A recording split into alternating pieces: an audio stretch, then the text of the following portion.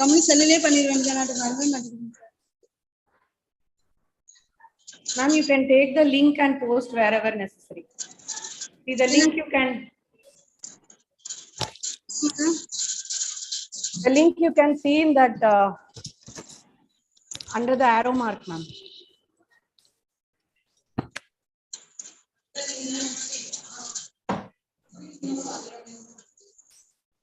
I can post it in the chat also if you want. I posted in the chat.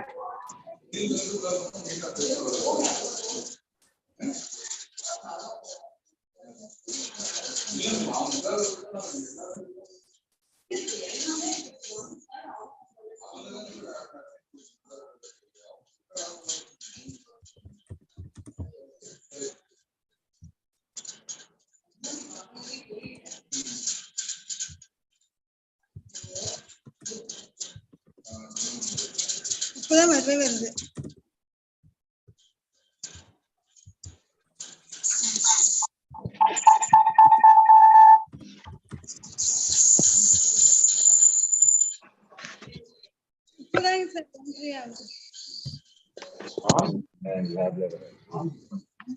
Good morning, Rajkumar.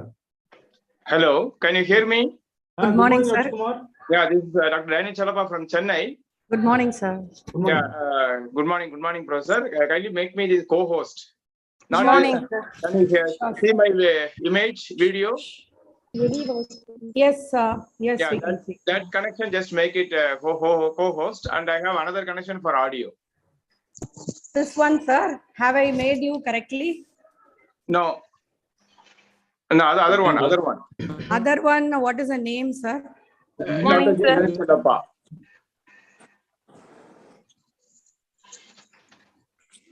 This is Dr. Kalam in the background. Okay. Good morning, sir. Good morning, sir. How are you? Fine, sir. Very fine. Thank you. Sir, I'm not able to locate that. Dr. Beach. No, you can see my video also. Good morning, sir. Dr. Dr. Kalam in the Sir, background. I'm able to see the two. I'm able to see only one Dr. J. Chellappa, sir. No, one more is there. I can see. You can wait there, ma. நானே இந்த கேட்டுட்டே இருக்கேன் பாரு. நீ பாரு யாரையாவது தெரிஞ்சுங்க. Or the current one, I will just disconnect, so you will be able to see the other one, but audio will not be there in that. Oh, okay. Yeah. I'm able. No, sir. I'm able to see only one, sir, here in the list of participants. Maybe you can change rename it with as DC or something, sir. Okay, fine. I'll do it. Yeah, I will go disconnect and then get back. Yes.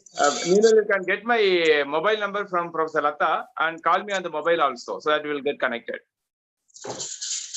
Okay, Professor? Yes, sir. Yeah. When So you are Dr. just... has my mobile number. Okay, sir. Yeah.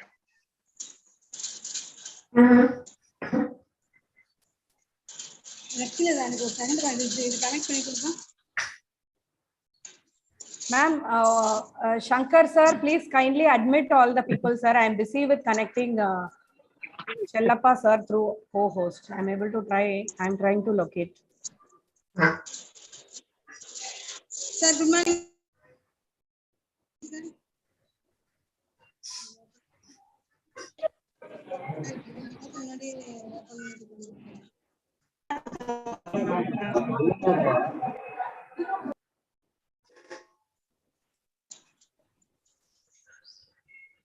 Sir Daniel sir, I have now made you as co-host.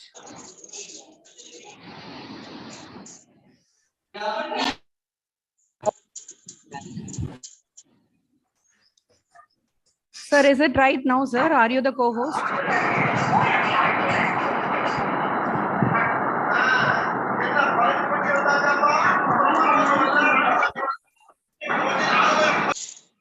Please, all of you, mute your mics. The noise is very intense.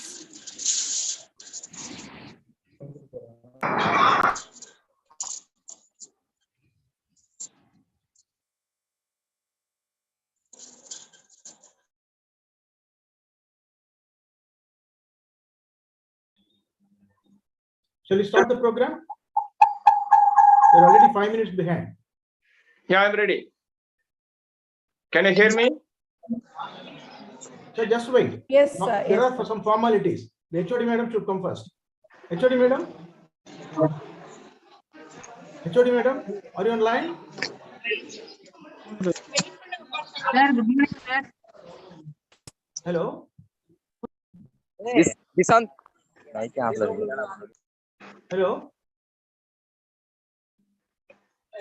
Who is the MC?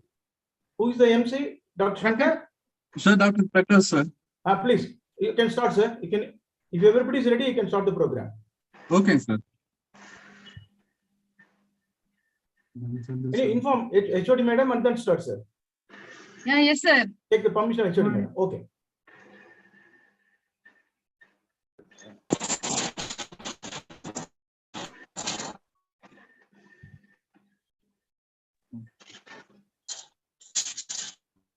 JP, am I audible? Yeah. JP? Yes, sir. Yes, sir. Audible, sir. Audible, audible.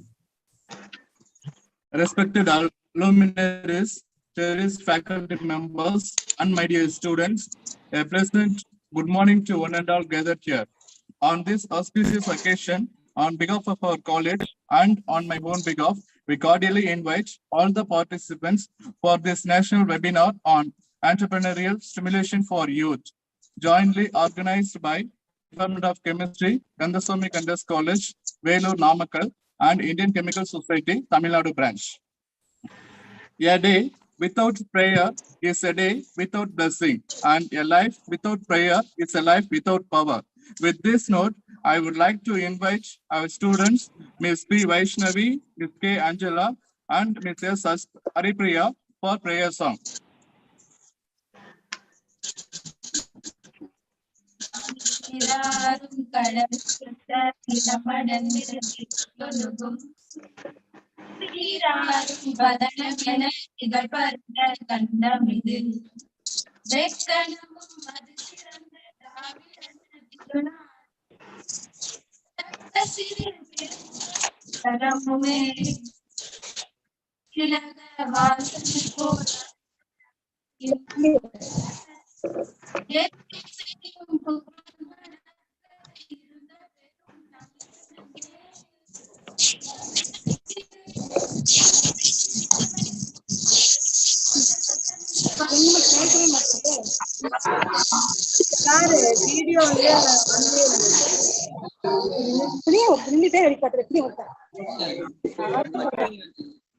A college is a lighthouse which emits radiations of wisdom and knowledge. I am very much delighted to invite Dr. M. Sandil, Assistant Professor, Department of Chemistry of our college, to introduce about our college to the participants. Thank you. Very good morning to one and all. Kandaswamy Kandas College was started by Kandaswamy Kandas Educational Trust in the year 1962 at Vellore, presently in Namakkal district, Tamil Nadu, on the banks of River Kaveri, to fulfill the ambitions of the notable philanthropist Nanjai Yedayaru Sri Sankara Kandaswamy Kandar to uplift the economically backward people of the region. With the efforts of the then president of the trust, Sri M. Parimala Kandar Ayya, and the then correspondent, Kavadi Tandai Sri M. Ratna Sabhabadi Ayya, the University of Madras granted affiliation for pre-university courses and later to degree courses. In the year 1967, the college was shifted to its own premises and the new campus was inaugurated by the Honorable Thiru C.N. Annadurai, the then Chief Minister of Tamil Nadu. In 1971, postgraduate courses were started and subsequently University of Madras granted the research programs. The college has obtained the recognition from the University Grant Commission under 2F category with NAC accreditation. It is a government-aided co-educational college and is presently affiliated with Periyar University, Salem since 1998. In the year 2030, the college celebrated its Golden Jubilee and honored by VIPs and its alumni members. Kandaswamy Kandas College proudly produced many academicians, state and central government officers, including High Court judges and vice chancellors of various universities. Now the institution is spread with 52 acres with more than 4,000 trees of green cover. More than 3,700 students from various places, mainly from rural areas, are pursuing their degrees in arts and science under the dedicated president of trust and secretary of our college, Dr. R. Somasundaram Ayya. Thank you, and over to MOC.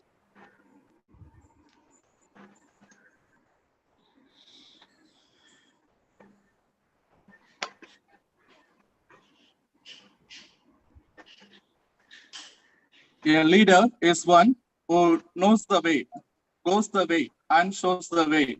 The essence of great leadership is influence and not authority. With this note, I wholeheartedly pleased to invite Dr. S. Vedanayagi, convener of this webinar, Associate Professor and Head, Department of Chemistry, Kandaswamy Kandas College, Vellore, Namakkal, to deliver the welcome address. Please, ma'am. Good morning, one and all present here. I am really privileged to have the pleasant task of welcoming the distinguished gathering for the national webinar on entrepreneurial stimulation for youth. On behalf of our college and on my own behalf, I extend a warm word of welcome to Dr. R. Somasundaram, President of Kandaswamy Kandas Trust, Secretary of our college, and Chief Patron of this webinar. I welcome you, sir. I warmly and respectfully welcome Dr. Loganathan, sir, Principal in charge of our college and patron of this event. I welcome you, sir. I extend my cheerful welcome to Dr. V. Seshadri, Chairman of Indian Chemical Society, Tamil Nadu branch. I welcome you, sir. With great pleasure and happiness, I welcome Dr. E. Kumar, Secretary of Indian Chemical Society, Tamil Nadu branch, and co-convener of this program. I welcome you, sir. A hearty welcome to the distinguished personality, Dr. J. Daniel Chellappa, eminent nuclear scientist, Chennai. I welcome you, sir. I am glad to welcome the distinguished speakers, Mr. N. S. Venkatraman, Director, Nandini Consultancy Center, Chennai, Scientific Officer, Department of Atomic Energy, Hyderabad, Dr. G. Nagappan, Professor and Head, Department of Computer Science and Engineering, Savida Engineering College, Chennai. Mr. K. Vijayan, Deputy General Manager, Tamil Nadu Mercantile Bank Limited, Thoothukudi branch. I welcome you all, sirs. I am happy to welcome our beloved Dr. L. Agilandeshwari, Executive Committee Member of Indian Chemical Society, Tamil Nadu branch, and Assistant Professor of Chemistry, Sri Sarada College for Women, Salem. And I welcome Dr. K. Rajkumar, Executive Committee Member, Indian Chemical Society, Tamil Nadu branch, and Assistant Professor of Chemistry, Madras Christian College, Chennai. Now, I am pleased to invite all the ICSC members, committed teaching staff and non-teaching staff of our college, and participants from various institutions and all over India to this national webinar. My hearty welcome goes to the most vibrant student community who are going to be the successful entrepreneurs. Thank you very much for giving me an opportunity to welcome you all. Thank you. Thank you, ma'am, for your nice and warm welcome to everyone. Leadership is not about a title or position. It's about impact, influence, and inspiration. Impact involves getting results. Influence the passion you have for your work, and you have to inspire teammates and customers. Now, I'm extremely enchanted to welcome Dr. P. Loganathan, sir, Principal in charge, Kandaswamy Kandas College, Vellore, Namakkal, to deliver the presidential address. Please, sir. Very good morning to all. I would like to begin the presidential address by worshipping the feet of the great Vallal, Ranjay Idayar Shankara Sri Kandaswamy Kandar, respected and honorable Dr. R. Somasundaram Ayya, Chief Patron of this webinar, President of Kandaswamy Kandar Trust and the Secretary of our college, respected Dr. V. Seshadri, Chairman of the Indian Chemical Society, Tamil Nadu branch, esteemed Dr. E. Shukumar, Secretary, Indian Chemical Society, Tamil Nadu branch, and co-convener of this program, respected Dr. J. Daniel Chellappa, eminent nuclear scientist, Chennai, beloved Dr. S. Vedanayagi, Associate Professor and Head Department of Chemistry and convener of this webinar. Distinguished speaker, Mr. N. S. Venkatraman, Director, Nandini Consultancy Center, Chennai, Mr. B. Gopalan, Scientific Officer, Department of Atomic Energy, Hyderabad, Dr. G. Nagappan, Professor and Head Department of Computer Science and Engineering, and Savita Engineering College, Chennai, Mr. K. Vijayan, Deputy General Manager, Tamil Nadu Mercantile Bank Limited, Thuthukudi Branch, Dr. K. Rajkumar, EC Member, Indian Chemical Society, Tamil Nadu Branch, and Assistant Professor of Chemistry, Madras Christian College, Chennai. Dr. L. Agilandeswari, EC Member, Indian Chemical Society, Tamil Nadu Branch, and Assistant Professor of Chemistry, Sri Sarada College for Women, Salem. Dr. N. Lada, Assistant Professor of Chemistry and Organizing Secretary of this webinar, organizing committee members of our college and other institutions, various participants from Tamil Nadu and across India. Good morning to one and all. Since the dawn of the 21st century, the world has attached with more importance to play an important role in sustainable development for removing poverty and unemployment. Entrepreneurship has become an important vehicle for promoting the economic growth of a country. As graduate demanding jobs increase continuously, job shortage has caused a severe supply-demand imbalance between the jobs and the people waiting for employment. This requires the society to create more employment to meet the increasing job demand of the college graduates. Entrepreneurs are innovators who work tirelessly to bring their business idea to life and reap the profits. Also, entrepreneurs see the risk involved in starting a new business, but understanding that without risk, there is no reward.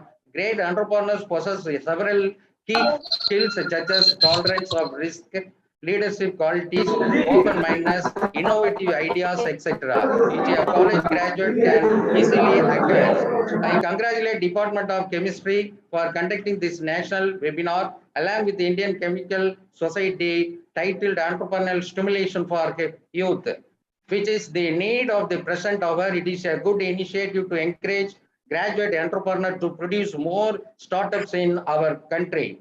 These kinds of webinars will motivate the college graduates and bring out their hidden talent to become successful entrepreneurs. We need to make a shift from talking about creating jobs for youth to talking about inventing jobs by youth. Entrepreneurs can be a part of solution by transforming unemployed young people into major employers. Once again, I wish the organizer for the successful conduct of the webinar. Thank you.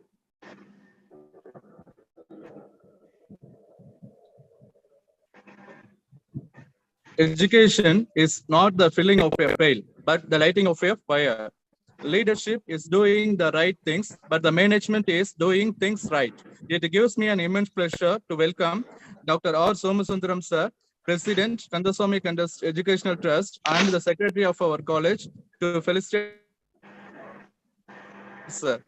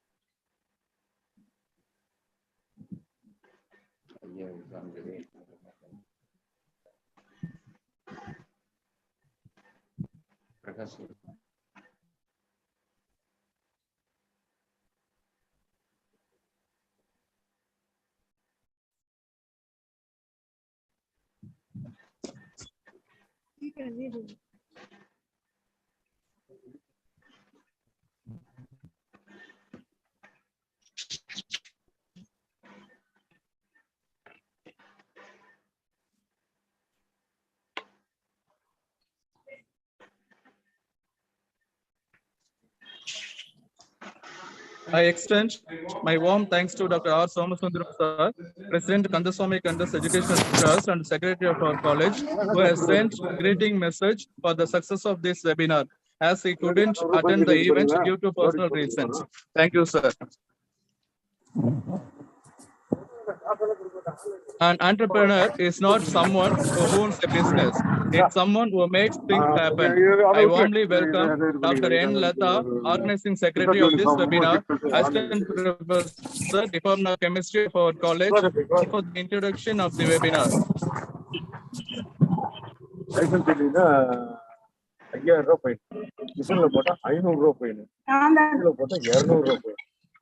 Present morning.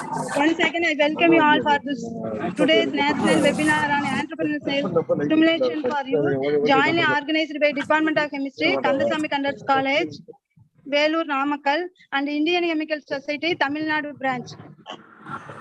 I would like to introduce today's program. An entrepreneur is an individual who creates a new business, bearing most of the risks and enjoying most of the rewards.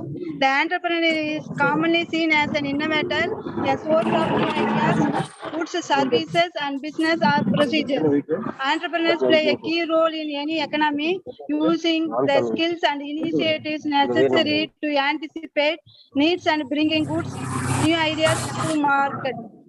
An entrepreneur must be keen and alert and must be aware of all the changes in the external environment so that he can identify opportunities and find strategies to capitalize on the opportunities at the earliest. Entrepreneurship refers to an individual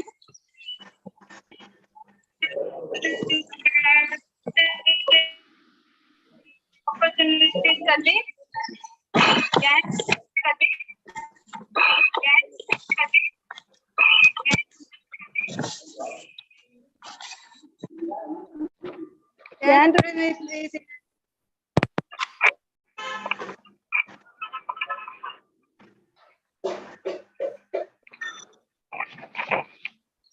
play a key role in any economy, using the skills and initiative necessary to anticipate needs and bringing good new ideas to market. And entrepreneur in the so that he can identify opportunities and find strategies to capitalize on the opportunities at the earliest. Entrepreneurship refers to an individual's ability to turn ideas into the action and is therefore a key competence to all, helping people to be more creative and self-confident in whatever they undertake. Entrepreneurship is highly risky, but also can be highly rewarding, as it serves to generate economic wealth, growth, and innovation. The major aim of entrepreneurship is to introduce a new product in the market. The vision is basically the dream, the goal, the target of an entrepreneur for his or her company. This webinar focused on an intention to increase awareness among youth about the policies and programs, various beneficial government policies for budding entrepreneurs such as Atal Incubation Center, MSME business loans in 59 minutes, National Small Industries Corporation subsidy, MSME market development program, Mudra loans, Surajadar credit card, Udami Yojana, and refinancing by NABARD. Overwhelming opportunities for entrepreneurs are invest in multiple business, angel investors, crowdfunding, startup incubators, quality content, the social power of the internet, and foreign markets. Concept of entrepreneurship action needs to analysis and identify different methods. The entrepreneurship simulation helps to understand difficult business concept. Students will perform a business opportunity analysis, experiment with business strategies, design and launch new products to the market, and manage the entire product lifestyle. Its main objective is the promotion of measures that encourage the integration of youth into the job market or encourage self-employment and entrepreneurship. More specifically, this webinar aims to improve the employability to increase the quality and stability of youth employment, to promote equal opportunities, and to stand in entrepreneurship. This webinar provided a basic understanding of youth entrepreneurship support and identify areas requiring further in-depth examination. This webinar enabled to supporting youth entrepreneurship, including the strength of current support offering, challenges, and opportunities for improvements. This webinar is planned with resourceful people who will touch upon different aspects of the entrepreneurial journey. Today's webinar will be motivation feast for our budding entrepreneurs. Thank you one and all for giving this opportunity.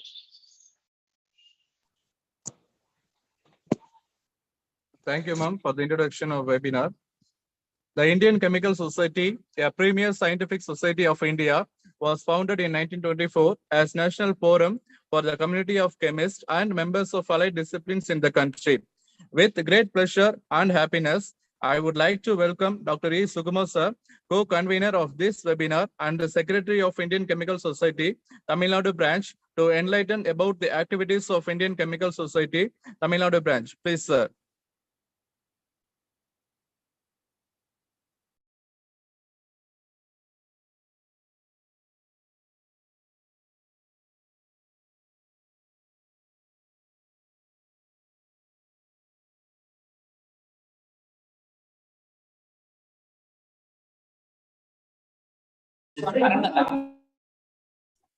Hello, can you project the slides? I'm unable to project from my end.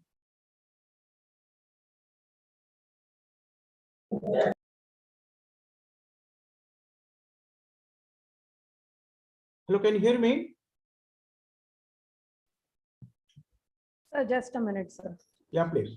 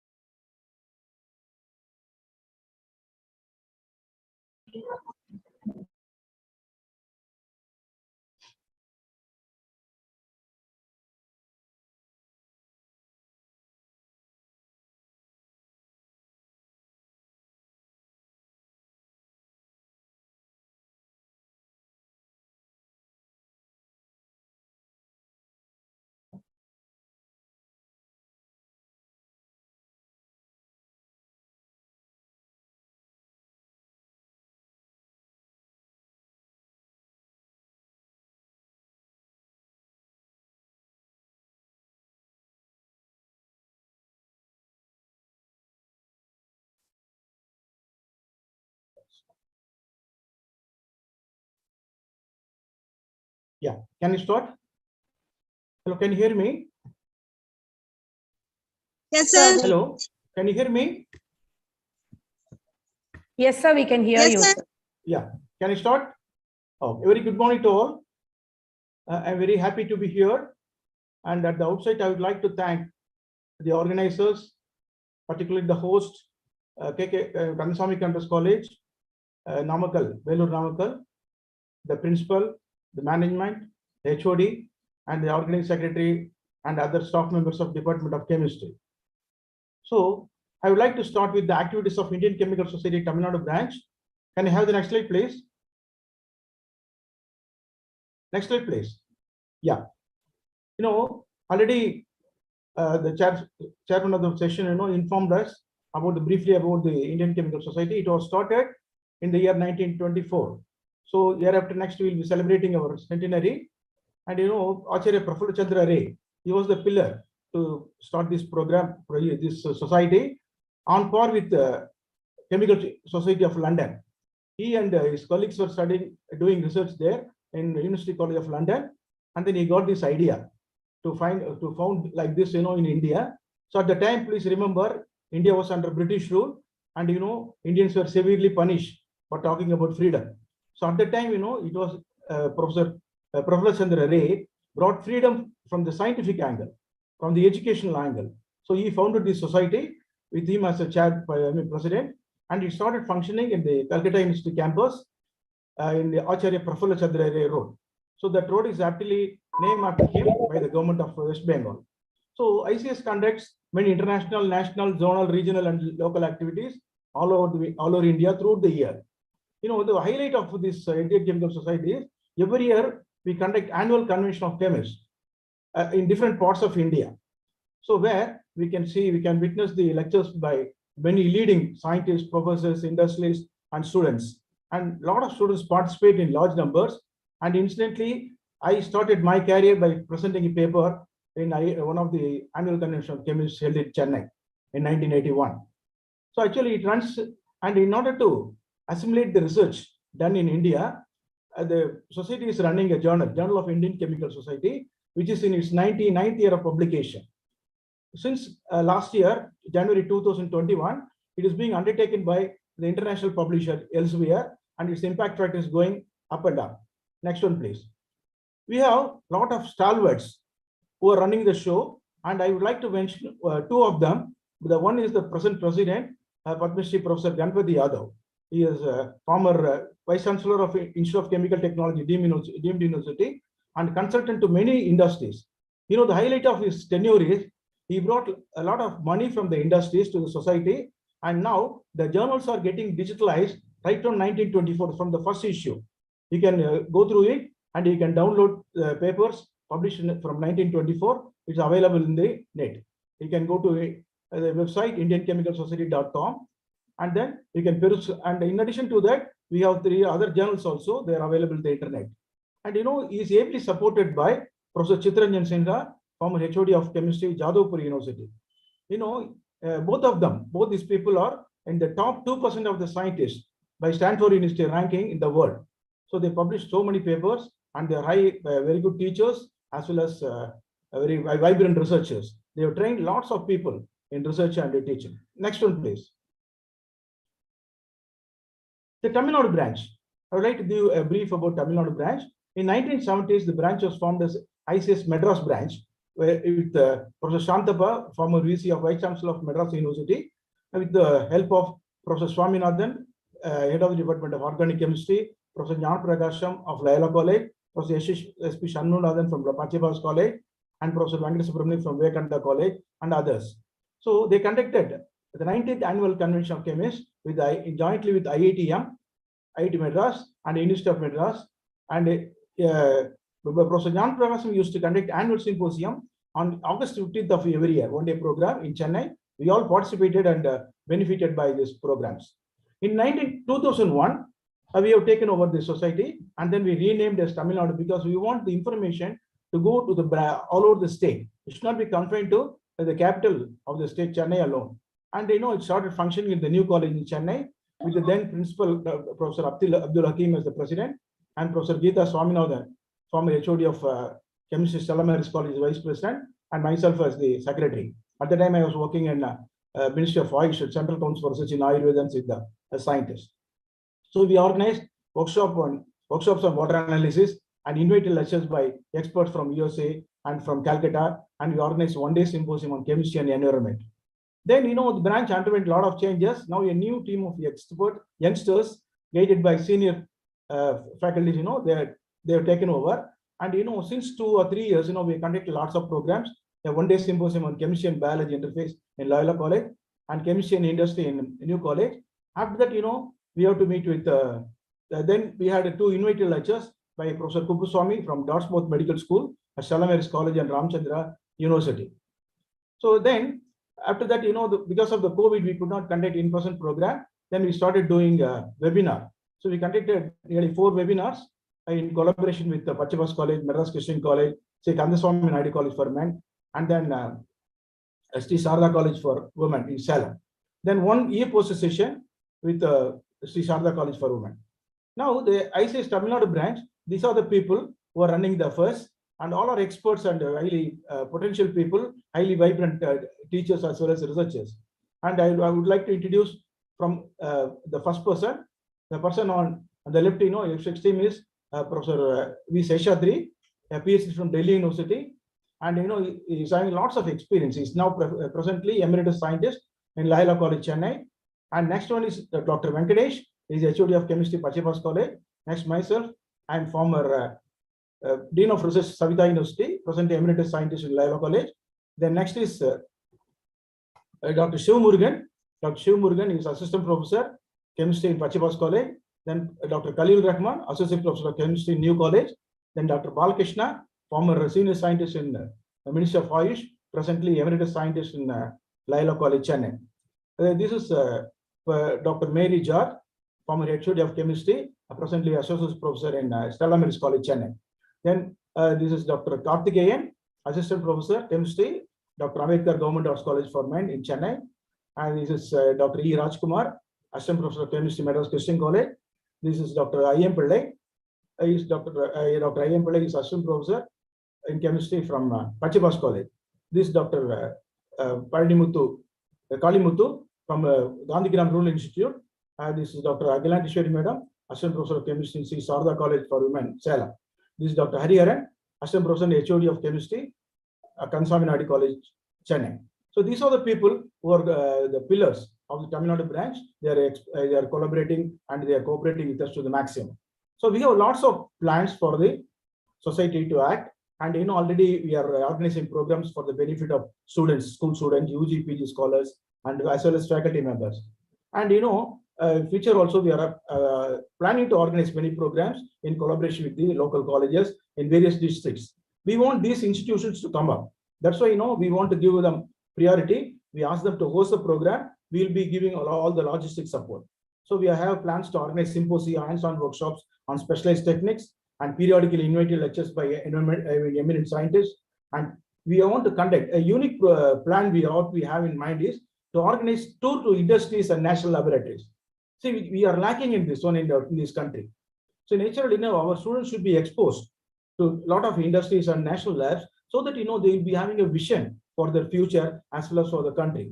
So we want to take up that issue immediately once the pandemic issue goes off. Then assistance in industrial program, assistant in internship program. See, many industries are asking us to send students for training. When we search for the thing, students are not interested to go. That's why we are starting now student sectors, and we want to train the students mentally to take up these internships so that it will beneficial to them for the future. And we want to conduct training programs for faculties in the emerging areas of research in chemical sciences. See, we have scientists, lots of senior professors who work with even Nobel laureates, many Nobel laureates who are visiting professors in foreign universities. They are available in Indian Chemical Society. So we want the colleges like Kannaswamy College make use of our potential. Then we are interested to organize programs in various parts of Tamil Nadu. So we want the host institutions in those areas to organize things so that we can go there and organize programs. We do not want to confine our activities only to Chennai. We want the activities to be spread over all over the state. We are planning to have the experts pool, because some companies, some organizations are asking us some solutions. So one person cannot give the solution. So we are interested to have experts pool with available talents in the institutions, in the universities, colleges, industries, so that we can offer services to the society. There are many issues facing the society, particularly because of chemicals in agriculture, in industry, in environment, in many things, even framing syllabus in the universities, colleges. So now governments, many leading institutions need advice from experts. So we're interested to offer after forming this experts pool.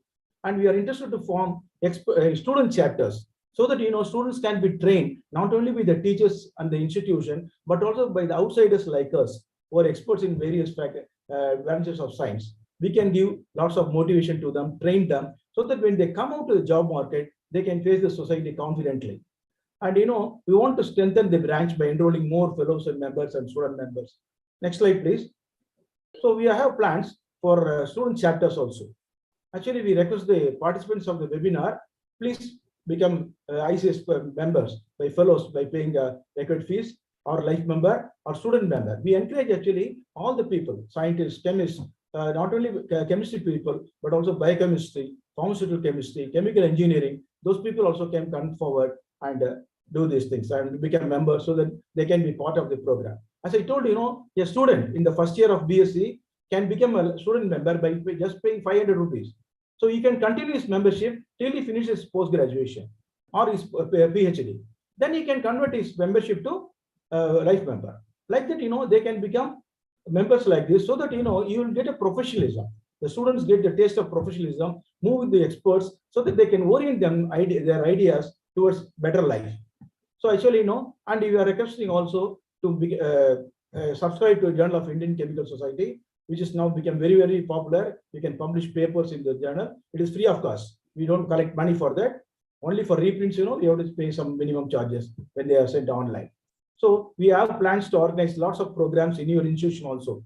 So in the Tamil Nadu branch will help you. So we want to be in touch with us. You can be in touch with our Joint Secretary, Dr. Shiv Murugan, who is designated for this. He's a assistant professor in Pachimas College, Chennai. So this is his email ID. Or if you are interested, you can contact Professor Lata Madam, who is a life member, and as well as the HOD of chemistry in the Kansami Country College. They can able to help you. We'll be in touch with them. They will guide you properly. Okay. With this, I would like to conclude my small presentation. Thank you very much for your patient listening. Over to the organizers, please. Thank you. Thank you, sir, for your precious address about the activities of Indian Chemical Society Tamil Nadu branch. Education is not the filling of a pail, but the lighting of a fire. Leadership is doing the right things, but the management is doing things right. It gives me an immense pleasure to welcome Dr. R. Somasundaram, sir, President, Kandaswamy Kandas Educational Trust, and Secretary of our college to felicitate the gathering. Please, sir. Good morning to all of you. Hello. Am I audible? Yes, sir. Audible, sir. Yes, sir. Yes, sir. Please go ahead. Yes. Thank you, sir. I'm extremely pleased for the seminar, the entrepreneurial for youth is being organized by our college chemistry department along with the Indian Chemical Society Tamil Nadu branch.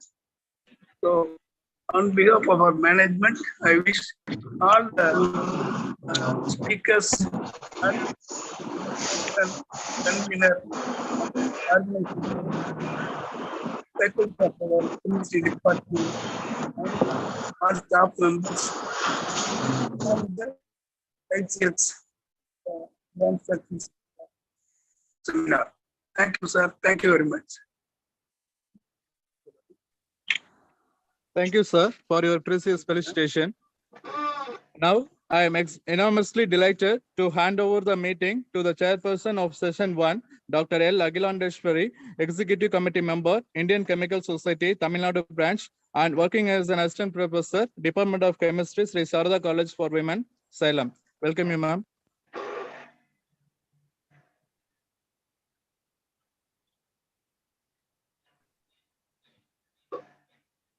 Is Akila Madam online? Has she joined?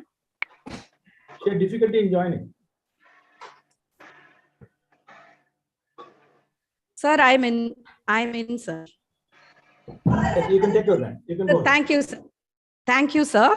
A very good morning to intellectuals and the aspiring students.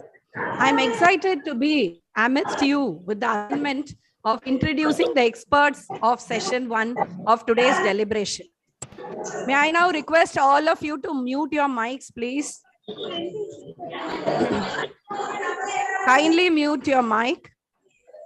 Now I am very much elated to introduce the inaugural speaker, Dr. Daniel Chellappa, who is fondly called as Crusader for People's Welfare, Progress, Development. And this reveals his extraordinary commitment he has towards the people and the youth community. Sir, am I audible, sir? Sir, am I audible? Yes, ma'am. Audible, ma'am. Okay. Sir. Yes, being an eminent nuclear scientist is very much involved in training and mentoring young scientists, aspiring engineers, and entrepreneurs. His achievement runs to pages, and if I present every matter, there will be less time we will have with him to hear his inspiring session. Hence, I just a brief outline of the achievements of this great scientist amidst us today. He is a rank holder of Madras University who joined the scientific community of Department of Atomic Energy immediately after his post-graduation.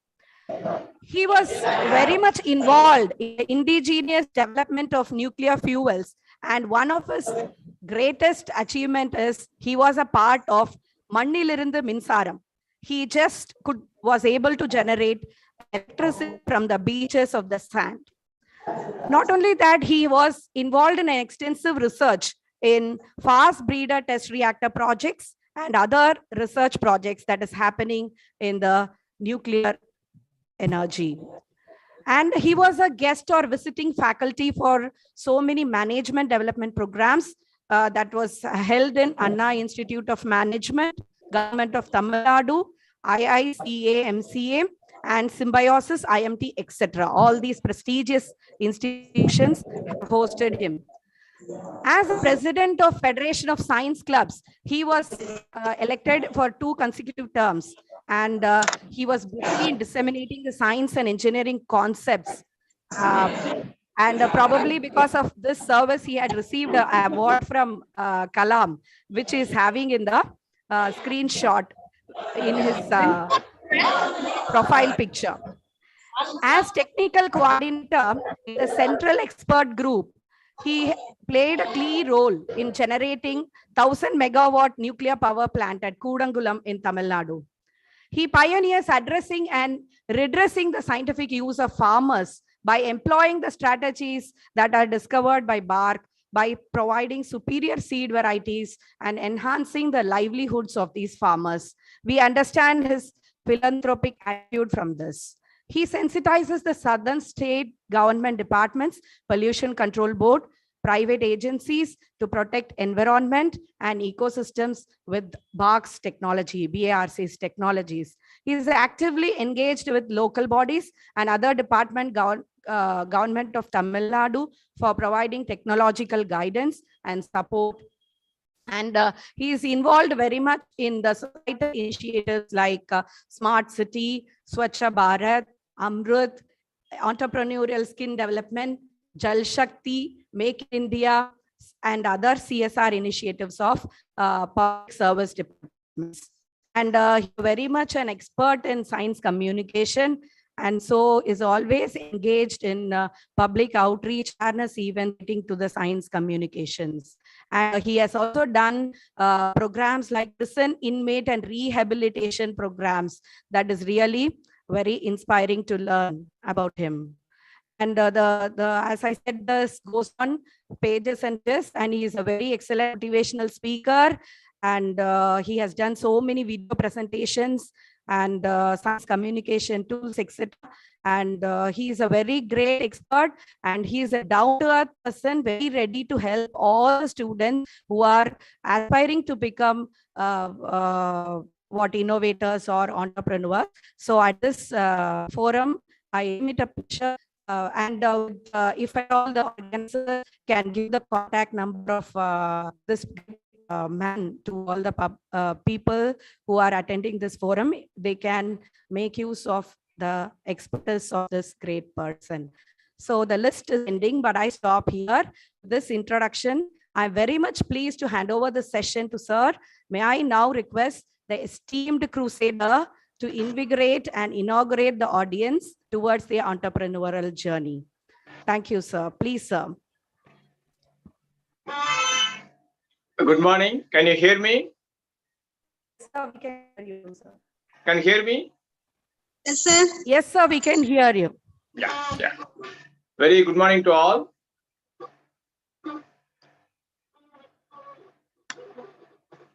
I'm very happy to be part of this national webinar on entrepreneurial stimulation for youth.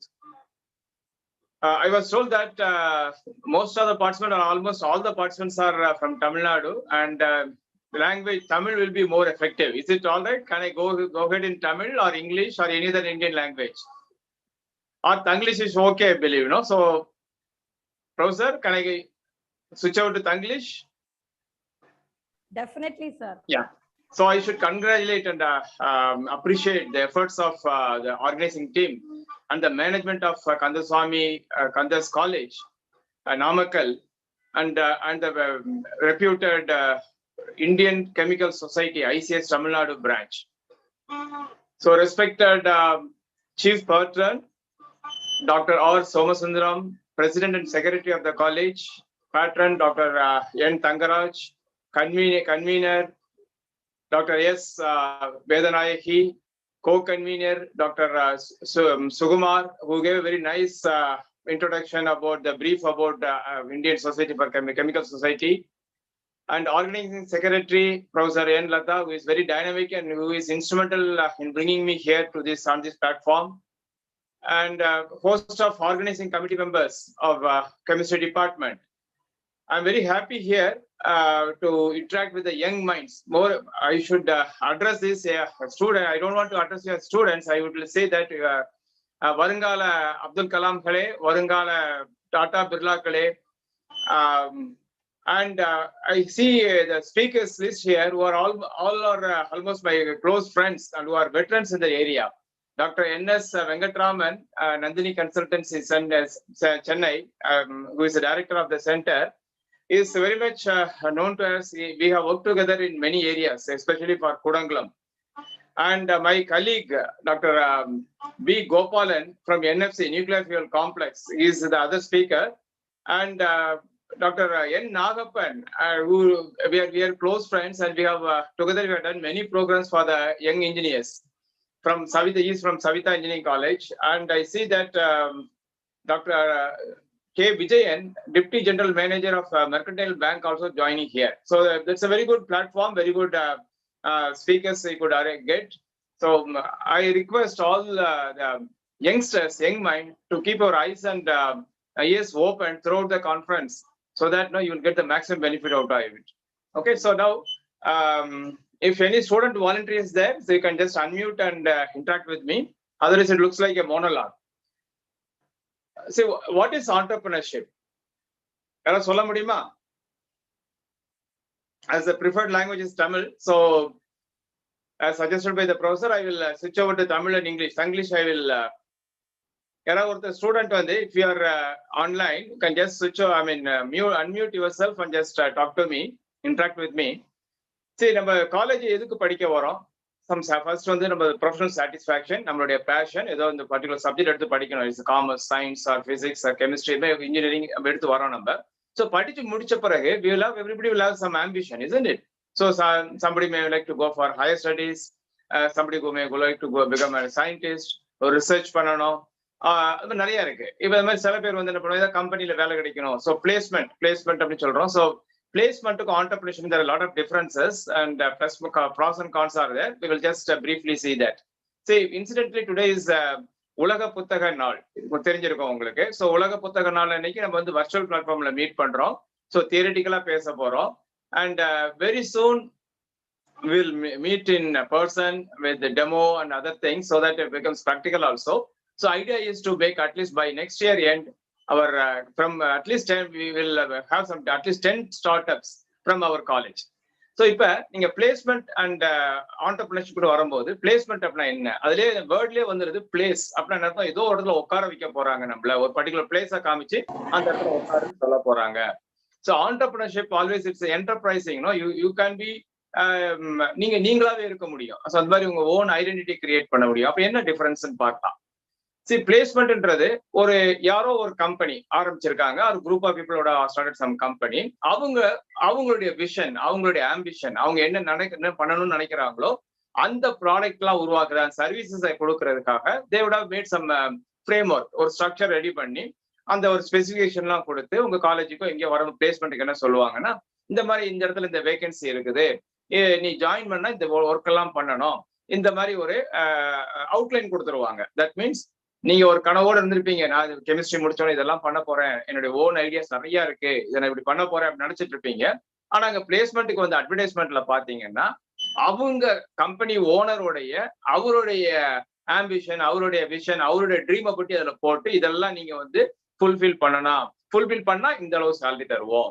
So first எடுத்த உடனே நம்மளுக்கு ஒரு restriction வந்துருது. என்ன அப்படின்னா, நம்மளுடைய கனவுகளை அதை வந்து ஒரு நம்ம வந்து ரியலைஸ் பண்ண முடியல, நம்ம இம்ப்ளிமெண்ட் பண்றதுக்கு அந்த கம்பெனி பாலிசி ஒரு டிஃப்ரெண்டா இருக்குது. அடுத்தது பார்த்தோம்னா, சப்போஸ் நம்ம அக்செப்ட் பண்ணிட்டு வேற வழி இல்லை அந்த மாதிரி நினைச்சோம்னா, அக்செப்ட் பண்றோம்னு வச்சுக்கோங்க, நம்ம ரொம்ப ஹார்ட் ஒர்க் பண்ண போறோம், ரொம்ப ஸ்மார்ட் ஒர்க் பண்ண போறோம். அது எங்க யூஸ் ஆகும், அந்த கம்பெனியோடைய ப்ரொடக்ஷன் இன்க்ரீஸ் பண்றதுக்கு, ஆர் நம்ம யாரோ இன்னொருத்தருடைய கனவு நினைவாக்குறதுக்கு அவரோட சேர்ந்து அவருக்கு நம்ம ஒர்க் பண்றோம். he will be earning lot of money, name and fame. And நம்மளுக்கு பாத்தீங்கன்னா அதுல ஒரு ஜஸ்ட் பீனட், ஒரு சின்ன அமௌண்ட் தான் நம்மளுக்கு சேலரின்னு சொல்லி கொடுக்க போறாங்க.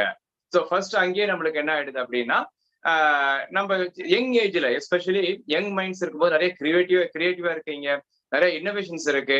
இதுதான் பேசிக். ஒரு ஆண்டர்பிரினர்ஷிப் போது இன்னோவேஷன் இருக்கணும். சின்ன சிம்பிள் இன்னோவேஷன்ஸை வச்சு நிறைய சாதனைகள் பண்ண முடியும்.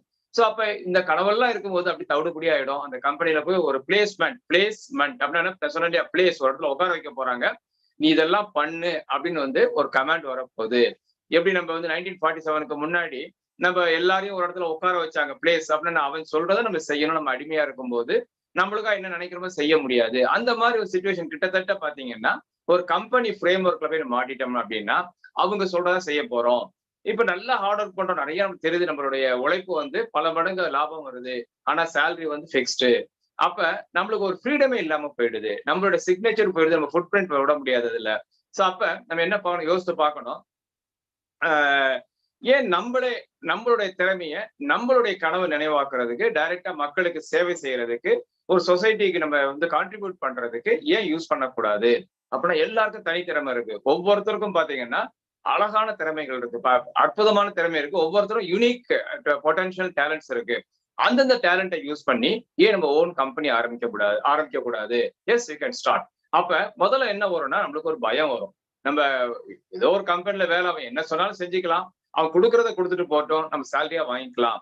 ஆனா இப்ப நம்ம ஓன் கம்பெனி ஆரம்பிக்கும் போது என்ன ஆகும் அப்படின்னா, வெதர் நம்மளால சஸ்டைன் பண்ண முடியுமா மார்க்கெட்ல, இந்த ப்ராடக்ட் நம்ம ஒரு சர்வீஸோ ப்ராடக்டோ கொண்டு வர்றது வந்து மக்கள் ரிசீவ் பண்ணுவாங்களா, கன்சியூமர்ஸ் ரிசீவ் பண்ணுவாங்களா, நம்மளுக்கு அதனால வந்து இடையில சப்போஸ் லாஸ் ஆன இந்த மாதிரி நிறைய வந்து நம்மளுக்கு சந்தேகங்கள் வரும். சோ இதெல்லாம் வராம இருக்கிறதுக்கு ecosystem, very good ecosystem, government of Tamil Nadu as well as government of India எல்லாம் என்ன பண்ணிருக்காங்கன்னா நிறைய ஸ்கீம்ஸ் வச்சிருக்காங்க. So probably other speakers will be speaking about all the other schemes and all. So first இந்த ego சிஸ்டத்துல வந்து உங்களை mentorship வேணும். எனி கம்பெனி நீங்க ஆரம்பிக்கும் போது, மேனுஃபேக்சரிங் ஆரம்பிக்கிறீங்கன்னா ஃபர்ஸ்ட் ஃபோர்மோஸ்ட் இம்பார்ட்டன்ட் என்னன்னு பாத்தீங்கன்னா நம்மளுடைய அந்த தொழில்நுட்பம் எதை டெக்னாலஜி யூஸ் பண்ண போறோம், அந்த ப்ராடக்ட் வந்து ஃபெயில் சேஃபா இருக்குமா? ஏன்னா நம்ம ஒரு கம்பெனி நேம்ல ரெஜிஸ்டர் பண்ணி உங்க கம்பெனி வெளியே வந்து ஒரு ப்ராடக்ட் வரும்போது சப்போஸ் அது ஃபெயிலியர் ஆயிடுச்சுன்னா வேர்ட் ஆஃப் மவுத் ரொம்ப பவர்ஃபுல்.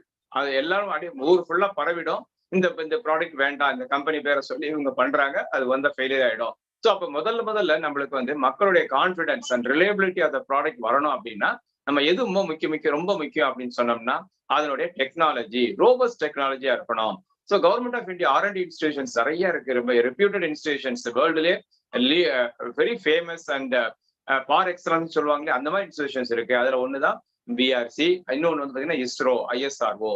ஸோ அந்த ரெண்டு டிபார்ட்மெண்ட்டும் நிறைய டெக்னாலஜிஸ் உருவாக்கியிருக்காங்க. ராக்கெட் லான்ச் பண்ண முடியுது, அணுகுலை கட்ட முடியுது, அணுசக்தியை பயன்படுத்தி ஏகப்பட்ட மக்களுடைய மேம்பாட்டுக்கு நிறைய யூஸ் பண்றாங்க. அக்ரிகல்ச்சர், ஹெல்த் கேர் நிறைய இதுல யூஸ் பண்றாங்க.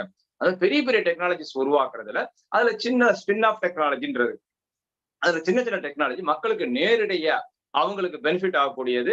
அதை வந்து சொசைட்டல் இனிஷியேட்டிவ்ஸ் அப்படின்னு கொண்டு வராங்க, மக்களுக்கு கொண்டு வராங்க. சோ நீங்க வெப்சைட்ல போய் பாத்தீங்கன்னா, ஃபார் எக்ஸாம்பிள் BRC வெப்சைட் பாத்தீங்கன்னா ஆண்டர்பிரினர்ஷிப்புக்கு ஒரு தனி கார்னரே இருக்கு, ஒரு தனி பேஜ் இருக்கு. அந்த ஆண்டர்பிரினர்ஷிப் கார்னர் நீங்க போய் கிளிக் பண்ணி பாத்தீங்கன்னா உள்ள hundreds of thousands of technology வந்துட்டே இருக்கும். அப்ப இது என்ன நடக்குது அப்படின்னா, டெக்னாலஜி நம்ம முன்னாடி சொன்னபடி ஒரு கம்பெனி ஆரம்பிக்க ரொம்ப முக்கியம் வந்து ஒரு டெக்னாலஜி வேணும், அந்த டெக்னாலஜி ரோபஸ்டா இருக்கணும். அப்ப என்ன அர்த்தம், ஃபெயில் சேஃபா இருக்கணும். அப்படின்னும் போது இவங்க அதுதான் அங்க பண்றாங்க, டெக்னாலஜி உருவாக்குறாங்க. நாட்டுடைய லீடிங் பிரெயின்ஸ் எல்லாம் சேர்த்து அங்க ISRO ஆர் BRC ஆர் DAEன்றோம் இல்லையா, அட்டாமிக் எனர்ஜி டிபார்ட்மெண்ட், அதுல ஜாயின் பண்ணி அவங்களுடைய படைப்புகளை அப்படியே ஒரு கிரியேட்டிவ் திங்கிங் எல்லாத்தையும் யூஸ் பண்ணி புதுசா டெக்னாலஜி உருவாக்குறாங்க, அதை இன்குபேட் பண்றாங்க. அதுல வரக்கூடிய ப்ராடக்டை வந்து ஃபீல்ட் டெஸ்ட் எல்லாம் பண்ணி அது நல்ல ஃபெயில் சேஃப்ன்ற சிச்சுவேஷன் வரும்போது அதை வந்து டெக்னாலஜி ரெடி ஃபார் டெக்னாலஜி டிரான்ஸ்ஃபர்னு கொண்டு தர்றாங்க. ஸோ அந்த technology transfer available off the shelf. நீங்க என்ன ஃபீல்டு நீங்க வெப்சைட்டுக்குள்ள போய் பாருங்க, ISRO BRC வெப்சைட்ல போய் பார்த்தீங்கன்னா ஹண்ட்ரட்ஸ் ஆஃப் டெக்னாலஜி இருக்கும். எந்த ஏரியாலும் சரி, எலக்ட்ரானிக்ஸ்னாலும் சரி, இல்ல கெமிஸ்ட்ரினாலும் சரி, பயோடெக்னாலஜினாலும் சரி, எல்லாமே இருக்கும். அங்க அக்ரிகல்ச்சர் நீங்க போனீங்கன்னா என் நம்பர் இருக்கு அதுல. அதை போயிட்டு உங்களுக்கு எந்த டெக்னாலஜி பிடிக்குதோ அந்த டெக்னாலஜி எவ்ரிதிங் டிரான்ஸ்பரண்ட். அதான் பெரிய அட்வான்டேஜ் என்னன்னா, இந்த R&D இன்ஸ்டிடியூஷன்ஸ்ல வந்து everything transparent, it is user friendly. நீங்களே உள்ள போகலாம், அந்த வெப்சைட்ல நீங்க உள்ள பார்த்துட்டு எந்த டெக்னாலஜி வேணுமோ நீங்க கிளிக் பண்ணீங்கன்னா அதுல நிறைய வந்துட்டே இருக்கும். அதனுடைய டெக்னிக்கல் டீடைல்ஸ் எல்லாம் கொடுத்துருவாங்க, யாரு ஸ்டார்ட் பண்ண முடியும், எப்படி ஸ்டார்ட் பண்றது, எல்லா டீட்டெயில் இருக்கும். ஸோ நீங்க ஃபர்ஸ்ட் வந்து உங்களுடைய திறமை என்ன, ஒவ்வொருத்தருக்கும் ஒரு சொன்ன மாதிரி நம்ம என்னன்னா ஒவ்வொருத்தருக்கும் ஸ்ட்ரென்த் இருக்கு, அந்த பொட்டன்ஷியல் ஸ்ட்ரென்த் நீங்க ஐடென்டிஃபை பண்ணணும், அது ரொம்ப முக்கியம். அதுக்கு நிறைய எக்ஸசைஸ் நம்ம ட்ரைனிங் ப்ரோக்ராம்லாம் இருக்கு. Probably when we meet in person we will have all the detailed sessions. எப்படி identify your own strength. சரி, ஒவ்வொருத்தருக்கும் ஸ்ட்ரென்த் இருக்கும். இப்ப நம்ம ஏஆர் ரஹ்மானுக்கு ஒரு ஸ்ட்ரென்த் இருக்கு. அவரை போய் கிரிக்கெட் விளையாடுன்னு சொன்னா நிச்சயமா வந்து அந்த அளவுக்கு ஷைன் பண்ணுவாரான்னு தெரியாது. சோ எந்த இதுல உங்களுக்கு பேஷன் இருக்கோ அந்த பேஷன் நீங்க பெர்சீவ் பண்ண போறீங்க. அதே வந்து நீங்க உங்களுடைய நாலேஜ், உங்களுடைய இன்னோவேஷன், உங்களுடைய கிரியேட்டிவிட்டிவை அப்படியே என்ன பண்ண போறீங்க, ஒரு பொருளா மாத்த போறீங்க using BRC or ISRO technology. அப்ப வரும்போது என்ன ஆகுதுன்னா, அந்த ப்ராடக்ட் வெளியே வருது பாத்தீங்களா, அது உங்களுடைய ப்ராடக்ட், உங்க பேர் சொல்லும். சோ நீங்க எத்தனை தலைமுறை ஆனாலும் சரி, பெரிய பெரிய குரூப்ஸ் இருக்கு இல்லையா, இப்ப Tata group or Godrej group, TVS group எல்லாம் பாத்தீங்கன்னா எப்பயோ ஆரம்பிச்சது, அவங்க பரம்பரை அப்படி இன்னும் மக்கள் சேவை பண்ணிட்டே இருக்க முடியுது. சோ அதே மாதிரி நீங்க உங்களுடைய ஃபுட் பிரிண்ட்டை நீங்க you can leave your food print. அப்ப அந்த அளவுக்கு வரணும்னா என்னன்னா, பேசிக்கா வந்து டெக்னாலஜி இஸ் வெரி இம்பார்ட்டன்ட். இந்த டெக்னாலஜி பார்ட் வந்து கவலையப்பட வேண்டியதில்லை, பிகாஸ் ரெடிலி அவைலபிள் டெக்னாலஜிஸா இருக்கு. ஸோ நீங்க வெப்சைட்ல போய் பார்த்து எடுத்து இது பண்ணிக்கலாம். இப்ப இன்னும் கொஞ்சம் ஈஸியா புரியணும் அப்படின்னா, பிளேஸ்மெண்ட்ன்றது ஏதோ ஒண்ணு கிடைச்சா போறோம் அந்த மாதிரி வரும். எப்படி பாக்குறீங்கன்னா, இப்ப நீங்க வந்து ரொம்ப பசியா இருக்கிறீங்க, ஹோட்டலுக்கு போறீங்க, கஷ்டப்பட்டு வேலை ஆபீஸ் எல்லாம் போயிட்டு ஏதோ வந்துட்டு ஹோட்டலுக்கு போலான்னு போறீங்க. போகும்போது பாத்தீங்கன்னா உங்களுக்கு பிடிக்காத ஒரு மெனு, ஃபார் எக்ஸாம்பிள் உப்புமா பிடிக்கலன்னு வச்சுக்கோங்க, அதுதான் இன்னைக்கு இருக்கு அப்படின்னா, நீங்க வேற எது கேட்டாலும் பூரி இருக்கா, எது கடை இல்லைன்ட்டு இதுதான் இருக்கு, வேணும்னா சாப்பிடுங்க அப்படின்னா அதுதான் சாப்பிட்டு ஆகணும், பசி நம்மளுக்கு இருக்கு. That is placement. சப்போஸ் நீங்க ஆண்டர்பிரனர் ஆறீங்கன்னு வச்சுக்கோங்க, ரொம்ப பியூட்டிஃபுல்லா என்ன பண்ணலாம்னா, ஆண்டர்பிரனர் அர்த்தம் நமக்கு நாம என்ன நினைக்கிறோமோ அதை நம்ம செய்ய போறோம். வீட்டுல வந்து இங்க என்ன இருக்கோ நீங்களே குக் பண்ணி சாப்பிடலாம். இல்ல நான் கொஞ்சம் பெரிய ஆண்டர்பிரனர் ஆயிட்டேன்னா, you can employ someone. So you become எம்ப்ளாயில இருந்து எம்ப்ளாயரா மாறுறீங்க. That is very important. ஆண்டர்பிரினர்ஷிப்னா பிகம் எம்ப்ளாயர். அடுத்தவங்களுக்கு வேலை கொடுக்க போறீங்க. நம்ம போய் 4 பேர் வேலை கொடுன்னு கேட்க போறது இல்ல. சோ வீட்டுல ஒருத்தரை வச்சுக்கிறீங்க, அவங்க வச்சு என்ன பண்றாங்க, சமையல் செஞ்சு கொடுக்குறாங்க. So you have full satisfaction. உங்களுக்கு என்ன வேணுமோ அதை அப்படியே அழகா நீங்க சமைக்கிறீங்க, சமைக்க வச்சுட்டு சாப்பிடுறீங்க. So this is entrepreneurship. ஹோட்டல்ல போய் சாப்பிடுறது பிளேஸ்மெண்ட். அதே மாதிரி ஒரு ரெடிமேட் கார்மெண்ட் ஷாப்புக்கு போறீங்கன்னு வச்சுக்கோங்க, நீங்க அவன் என்ன கொடுக்குறானோ, நீங்க என்னதான் ஷர்ட் எல்லாம் எடுத்தா கூட ஷோல்டர் செட் ஆகும், ஆனா ஹிப் செட் ஆகாது, இல்ல கை சரியா லூஸா இருக்கும், ஏதாவது ஒண்ணு இருக்கும். அது வந்து பிளேஸ்மெண்ட். ஒரு வழி இல்ல, என்னத்தையும் வாங்கி கொடுக்கறத போறோம், என்ன சம்பளம் கொடுத்தாலும் சரி, அவன் வாரத்துல 5 நாள் ஒர்க் பண்ணு, 7 நாள் ஒர்க் பண்ணாலும் ஒர்க் பண்ணுவோம். இல்ல அவன் டார்கெட் வந்து 8 மணி நேரத்துக்கு கொடுக்குற டார்கெட் பாத்தீங்கன்னா 20 மணி நேரம் செய்யக்கூடிய டார்கெட்டை 2 நாள் செய்யக்கூடிய வேலையை 1 நாள்ல வாங்குவான். அதுக்கும் நம்ம சேவிங்ஸ் சொல்லிப்போம். That is your placement. Suppose நீங்க ஒரு துணி வாங்கி டெய்லர்கிட்ட கூட தைக்கிறீங்கன்னு வச்சுக்கோங்க, you become an entrepreneur. You are employing somebody. So உங்களுக்கு என்ன மாதிரி வேணுமோ அதே மாதிரி பக்காவா ஸ்டிச் பண்ண முடியும். So then it complete satisfaction கிடைக்குது. So இப்போ உங்களுக்கு ஒரு அளவு புரிஞ்சிருக்கும்னு நினைக்கிறேன். ஸோ நாங்க யூஸ்வலா என்ன பண்ணுவோம் அப்படின்னா, hundreds of entrepreneurs are coming up here almost every year, especially college students. Okay, so அவங்களுக்கு வந்து ஃபர்ஸ்ட் வந்து ஆண்டர்பிரினர்ஷிப்னா என்ன இன்ட்ரோடக்ஷன் நிறைய இருக்கு. அதுல அது ரெகுலர் கிளாஸஸே இருக்கு. ஸோ ஒரு 4 சிட்டிங் உட்காந்தா போறோம். பை நெக்ஸ்ட் இயர் எண்டுக்குள்ளார நம்ம காலேஜ்ல இருந்து ஷுவரா வந்து ஒரு குறைஞ்சது 10 கம்பெனி வந்துடும்.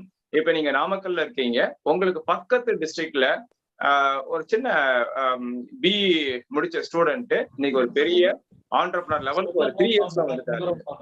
அவர் பண்ணக்கூடிய ப்ராடக்ட் பாத்தீங்கன்னா பிஆர்சி டெக்னாலஜி யூஸ் பண்ணி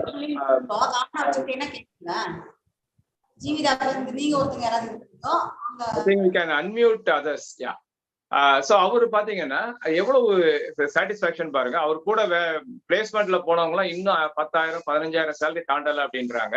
ஆனா இவர் வந்து ஒரு 3 வருஷத்துல அவர் பண்ண ப்ராடக்ட் வந்து நம்மளுடைய என்டையர் வில்லேஜ் இன் ஊட்டி பாத்தீங்கன்னா, உதகமண்டலம் டிஸ்ட்ரிக்ட்ல பாத்தீங்கன்னா ஃபுல்லா எல்லாருக்கும் clean drinking water. PRC technology just ஒரு லிட்டர் வந்து 1 பைசா கூட கிடையாது, 1/2 பைசா.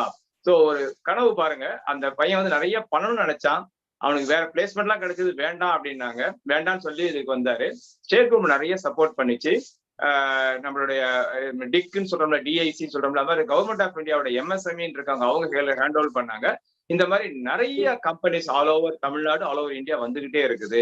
சோ இப்ப அடுத்து தாம்பரத்துக்கிட்ட ஒரு பெரிய வில்லேஜ் இருக்குது, உங்களுக்கு கேள்விப்பட்டிருப்பீங்க. டாக்டர் செய்யான் அப்படின்னு சொல்லி, செய்யான் வந்து பழைய முன்னாள் இயக்குனர், ஆல் இண்டியா ரேடியோ சென்னை. அவரு மூலமா ஒரு பெரிய ட்ரைனிங் ஸ்கில் டெவலப்மெண்ட் சென்டர் நம்ம வந்து தாம்பரத்துக்கிட்ட போட போறாங்க, சாய்ராம் காலேஜ் மூலமா. அந்த இதுல பாத்தீங்கன்னா ஒரு பக்கத்துல இருக்க வில்லேஜஸ் எல்லாத்துக்கும் இதே மாதிரி பல ஆண்டர்பிரினர்ஸை உருவாக்குறதுக்கு அது ஒரு ஃபீல்டு சென்டர். அதே மாதிரி ஆல்ரெடி இருக்கிற ஆண்டர்பிரினர்ஸ் அவங்க ப்ராடக்ட் எல்லாம் சப்ளை பண்ணி அவங்களுக்கு ட்ரைனிங் கொடுத்து சாயில் டெஸ்ட் கிட்ல இருந்து நிறைய ஏகப்பட்ட இது கொடுக்க போறாங்க. ஸோ ஆண்டர்பிரினர்ன்றது ஃபுல் சாட்டிஸ்பாக்சன். நீங்களே உங்க ஹாலிடே டிசைட் பண்ணிக்கலாம். உங்க சேலரி எவ்வளவு தூரம் நீங்க சம்பாதிக்கணும், எவ்வளவு போறோம், நீங்க எல்லாமே டிசைட் பண்ண முடியும். எப்ப டிசைட் பண்ண முடியும். இந்த மாதிரி ஃபுல் ஃப்ரீடம் இருக்கு இல்லையா? இது வந்து அந்த இருக்குது பாருங்க. அது வந்து it will be available. Only in through entrepreneurship. So I wish all. Excuse me, sir. Yeah. Yes, madam. Sorry to interrupt, sir. Some of the participants want the session to be in English, sir, because they are from West Bengal. Oh, I see. Sorry. Right. Yes. So, yes, they have messaged, sir. Thank you, sir. I will briefly brief you in English also. See, entrepreneurship has a rigid structure. Your employment, what you call employment, no placement. When you say placement, there is a rigid structure. When you say entrepreneurship, it is always enterprising and always it is flexible. So you can achieve whatever you want through entrepreneurship. You can realize your dream. You can realize whatever ambition you have in life. Everybody will have unique strength and potential. So everybody maybe, already would have made some decision to serve the country, to serve the society in a particular way through your talent, okay? With the support of government of Tamil Nadu, government of India schemes, Make in India, Made in India. There are many skill development. There are hundreds of technologies, schemes available through government of India also to support you. So make use of that and become an entrepreneur. So entrepreneur gives you full satisfaction and you can fully exploit your talent, okay? And you need not work for others' dream. So if you don't work for your dream, then you may have to work for others' dream later. So you can achieve whatever you want in life, okay? So and with this few words, I wish all success. I'm very happy to be associated with this great webinar. And I thank all the organizers, especially the college as well as the Indian Chemical Society, for giving me this opportunity to inaugurate this webinar. Thanks a lot. Wish you all the best. Thank you so much, sir. That was very stimulating, sir. You have really, you have inspired all the students to step into the entrepreneurial journey. So this is a very great beginning for today's program.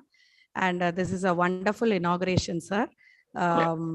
In fact, we people are stimulated, and hopefully all the students also will get stimulated by your very, very simple, nice lecture, sir. Thank you, sir.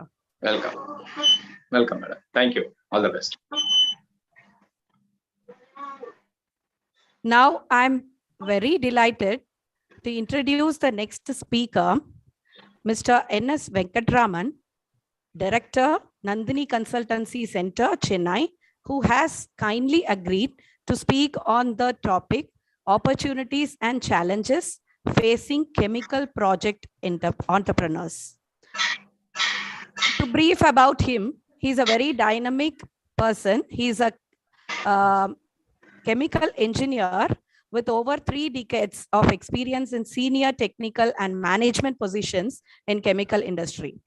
He is a founder director of Nandini Consultancy Center, a renowned firm of chemical engineers and chemical business consultants based at Chennai and Singapore.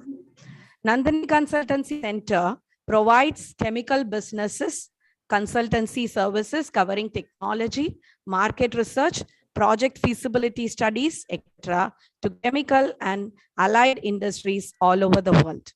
Nandini Consultancy Center has also brought out number of research and investigative publications on various related to chemical sector. It is exciting to note that Sir is also a chief editor of Nandini Chemical Journal, a monthly chemical journal published in soft copy, which is considered as one of the best journals of its kind in India and well subscribed. We are really excited to listen to your expert mentoring session, sir. Please take the session ahead. Sirs, the session will run to about 30 minutes, followed by question answer session for over 10 to 15 minutes. Now it's my turn. Sorry, sir, the session is yours. Please, sir. Thank you very much. Am I audible for everybody? Are you comfortable? Yes, sir. Perfectly audible, sir. Okay, right. Thank you. Now, good wishes to all of you. We are going to talk about the opportunities and challenges facing the chemical project entrepreneurs. When you use the term chemical project entrepreneurs, this could be large-scale entrepreneurs or medium-scale entrepreneurs or small-scale entrepreneurs or what we call as a first-generation entrepreneurs. Now, the problems faced by the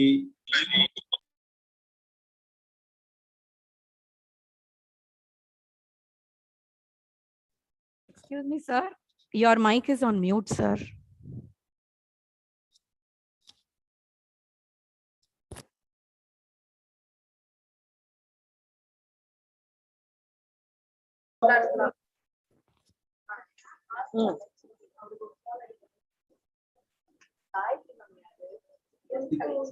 Hello.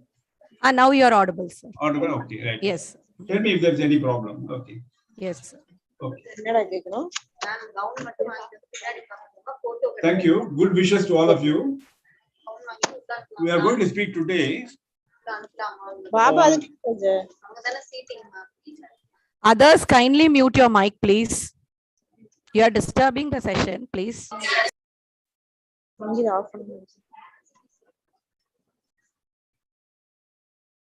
You tell me when I should start. Please start, sir. Okay. Today we are going to discuss about the opportunities and challenges facing the chemical project entrepreneurs. When we use the term chemical project entrepreneurs, this could refer to large-scale entrepreneurs or medium-scale entrepreneurs or small-scale entrepreneurs or what we call as first-generation entrepreneurs.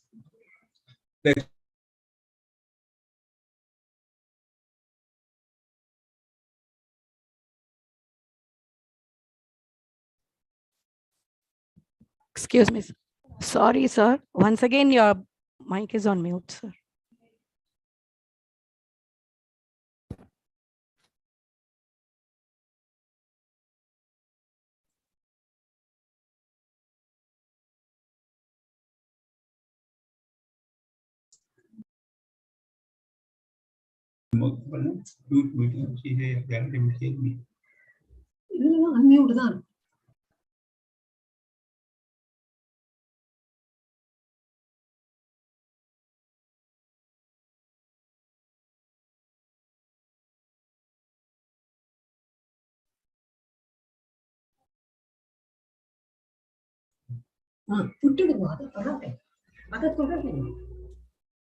Hello? Yes, sir. Now it's okay. Sir. Is it okay now? Yes, sir.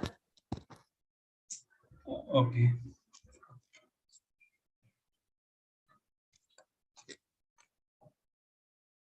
Okay. Now, friends, we are going to speak about the opportunities and challenges facing the chemical project entrepreneurs. The moment we use the term chemical project entrepreneurs, it will refer to large-scale entrepreneurs or medium-scale entrepreneurs or small-scale entrepreneurs or what we call as first-generation entrepreneurs. The problems and challenges faced by the large-scale entrepreneurs would be much different from that of the medium-scale entrepreneurs, and again, much different from that of small-scale entrepreneurs. However, in the case of first-generation entrepreneurs, the challenges and problems faced are unique, which has nothing to do with the challenges, problems faced by the large-scale, medium-scale, or small-scale entrepreneurs. This aspect we need to keep in mind. This today's program, while I'm aware, is being attended by some eminent experts as well as senior faculty members. I believe a large number of participants are student community. Given this fact, I will confine myself to the opportunities and challenges faced by the first generation entrepreneurs to which the students are aspiring to emerge. Now, before getting into these opportunities and challenges, it is necessary to get a complete understanding of the trends and happenings in the chemical industry. This is a fundamental requirement. Now, in the case of chemical industry, what is happening today is it is becoming global in character and it is becoming interdependent. That is, chemical industries cannot anymore operate in isolation. For example, your supply of raw material may come from one country or one company. Your finished product may go to some other client or some other country. So international repercussions, international development, international happenings have an impact on the chemical industry in India, even if it is a small scale or a first generation entrepreneur. This aspect also need to be kept in view. Anyone who need to get into this chemical industries as entrepreneurs have to necessarily develop what we call as a global understanding and global perspective. Now let us look into this global picture. Internationally, the market size for chemical industry is around 1.1 trillion US dollar. You know what is trillion? You got trillion, you got billion, you got million. International market size is as high as 1.1 trillion US dollar. As against this, the market size of chemical industry in India is around 178 million US dollar. It's 178 million US dollar. In other words, the share of the Indian market size in the global market sizes is just around 3%. It is only 3%. That means we are not still a big player as far as chemical industry is concerned in the international sphere. Now compare this share of India with share of few other countries. For example, the share of China in the global chemical industry is as high as 28%. The share of the Western Europe is now around 27%. The share of USA is around 20%, whereas share of India is only 3%. This means that India still has a very, very long way to go to catch up with the international scale, international developments, and international progress and international achievements in the case of the chemical industry. That again, you have to keep in mind. This is an opportunity as well as a challenge, because this is an opportunity because our market share is still very small and we have an opportunity to push it up to a very high level. That's one opportunity. Challenge is entry barrier, penetration, competing with the international companies to get a bigger market share. These are the two aspects. Now going further, let us analyze how these chemical industries operate in India. The pattern of chemical industry. See, the chemical industry can be divided into petrochemicals. Petrochemicals mean they are which are produced from crude oil or natural gas. The examples of products are like benzene, toluene, xylene, butadiene, etc. Other aspect is what we call the bulk chemicals. The bulk chemicals are those which are produced in large quantity. It's a commodity product. Technology parameters are fairly known. Market is fairly established. The examples of the bulk chemicals are sulfuric acid, caustic soda, called sodium hydroxide, soda ash, etc. Then the other category is agrochemicals. Agrochemicals mean refers to material chemicals that goes into agricultural field. They are pesticides or fertilizers. Fertilizers like urea, diammonium phosphate, muriate of potash. Pesticides like monoprotophos, acephate, chlorpyrifos. Apart from these three, there is another two categories. One is what is called as specialty chemicals. Specialty chemicals refer to those products which are produced in small quantity, whose price is quite high, and whose demand is not large, but which is technology intensive. That is how we normally divide the specialty chemicals, the fourth category. The examples of specialty chemicals are product like Veratrol, then our product like, there are so many other specialty chemicals like ethyl acetate, variety of products are there. These are all called specialty chemicals, which are produced in small quantity, which are high value, and which are technology intensive. Then there's one more category, what we call the miscellaneous or others, which refer to pigment like titanium dioxide, zinc oxide. In pigment, again, there are two divisions. One is inorganic pigment, other one is the organic pigment. Inorganic pigment refers to a product like titanium dioxide, iron oxide, and all that. Organic pigment refers to product like Prussian blue or copper phthalocyanine and all that. Then other one is the dyestuffs. Dyestuffs like sulfur black, there are so many dyestuff and dyestuff intermediates. These are all a broad pattern of the chemical industry. So whatever the product you are going to build, it will fall upon any one of these. Either it will be a specialty chemical or a bulk chemical, or agrochemical or petrochemical, or other category it comes into this. That's number one. Apart from this pattern of classifying it on the base of pattern of product, You also have to classify the chemical industry by the structure. Structure means where all these products are produced, they need to be consumed. Who are consuming it? It will be consumed like paper industry, or cement industry, or sugar industry, or mineral industry, or iron and steel industry, and so on. All these people need large number of chemicals which are catering to this. So these two aspects are there. Say, for example, when you are going to produce chemical in under any one of the category, you will be selling it to any one of the user industries. So awareness of the problems and prospects of user industry is also very important, even as you are aware of the problems and opportunities provided by the basic chemicals which I have explained. Now, given this broad understanding of the basics of the chemical industry, now let us get into what is the Indian scenario.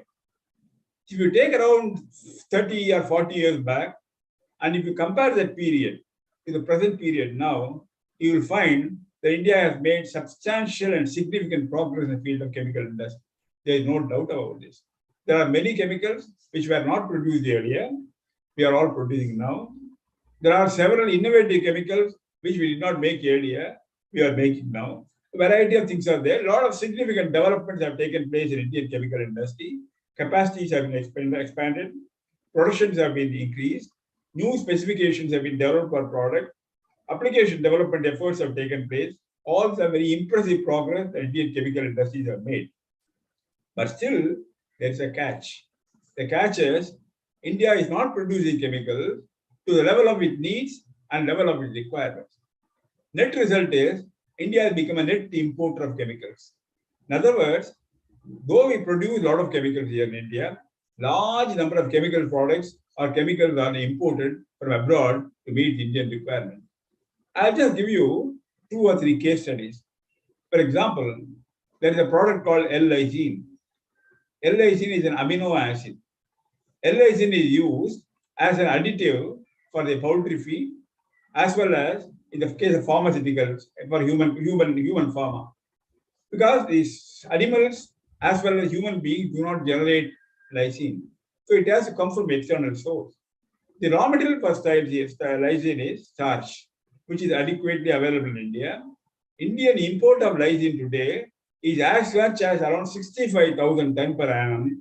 India is not producing 1 kilogram of lysine. The demand is increasing at 7 to 8% per year. This is a case study. How, in spite of producing several chemicals, there are many chemicals we are not producing. I just give you as a case study. We'll take one more case study, a product called titanium dioxide, which is a pigment which is extensively used in the paint industry, coating industry, plastic, paper, and all of them. The raw material for the production of titanium dioxide is known as ilmenite. It is a mineral. It is available in large deposits available in Tamil Nadu, Kerala, Odisha, Andhra Pradesh, and a few states. The Indian deposits of ilmenite, which is the raw material for the production of titanium dioxide, is around 15% of the total world reserves. That means we have a very large reserves of ilmenite in India. Finished product that is produced by ilmenite is titanium dioxide.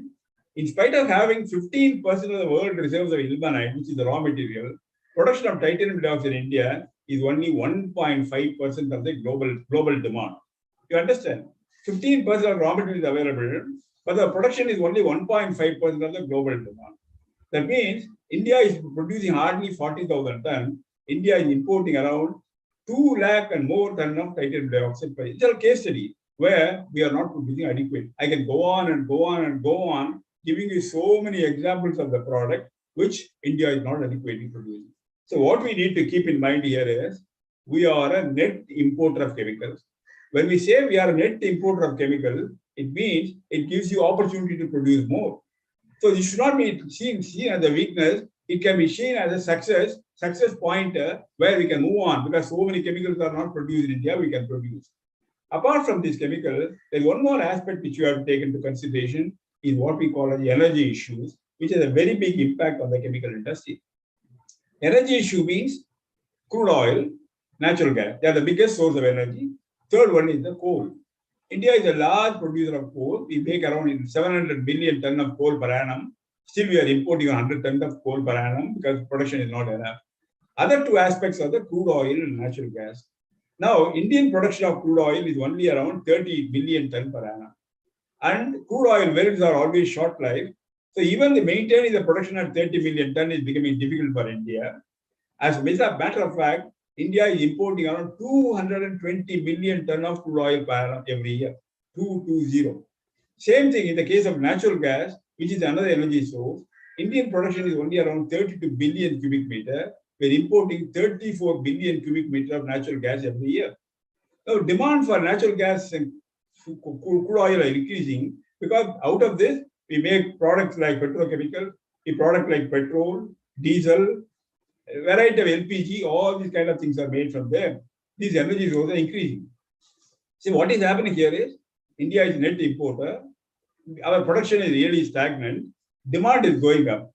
Given this factor, it is expected by the year 2030, India will be importing 300 million ton of crude oil. India will be importing 50 billion cubic meter of natural gas. And today, India's foreign exchange earnings, amount of money that we earn every year, 27% goes for the import of crude oil and natural gas.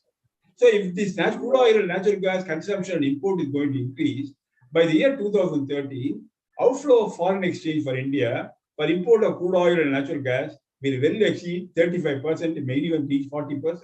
It will be extremely difficult conditions. So there is an impending energy crisis which will impact the chemical industry. Because when crude oil price goes up, natural gas price goes up, raw material prices goes up, fuel price goes up. Now government of India is well aware of this. So government of India is now taking steps to solve the problem. What is government of India doing? Now it is introducing blending of ethanol with petrol. It is asking for production of solar power, wind power, renewable energy source. Hello? Hello? Sir, some interruption because of unmuting of audio, sir. Kindly carry on. Yes, sir. Kindly carry on, sir. Okay, right. Thank you. Now, here, what is happening here is by 2030, our import of crude oil and natural gas is going to be such a high level. The outflow of foreign exchange due to that will reach more than 35%, which will be impossible condition. So, government of India is now taking some steps, urgent steps to overcome this. One is they are promoting ethanol blending with petrol. They are promoting renewable energy sources like solar power, wind power. They are introducing electric vehicles. They are going big on hydrogen economy, promote hydrogen. All these steps are being taken. Still, these steps are not enough.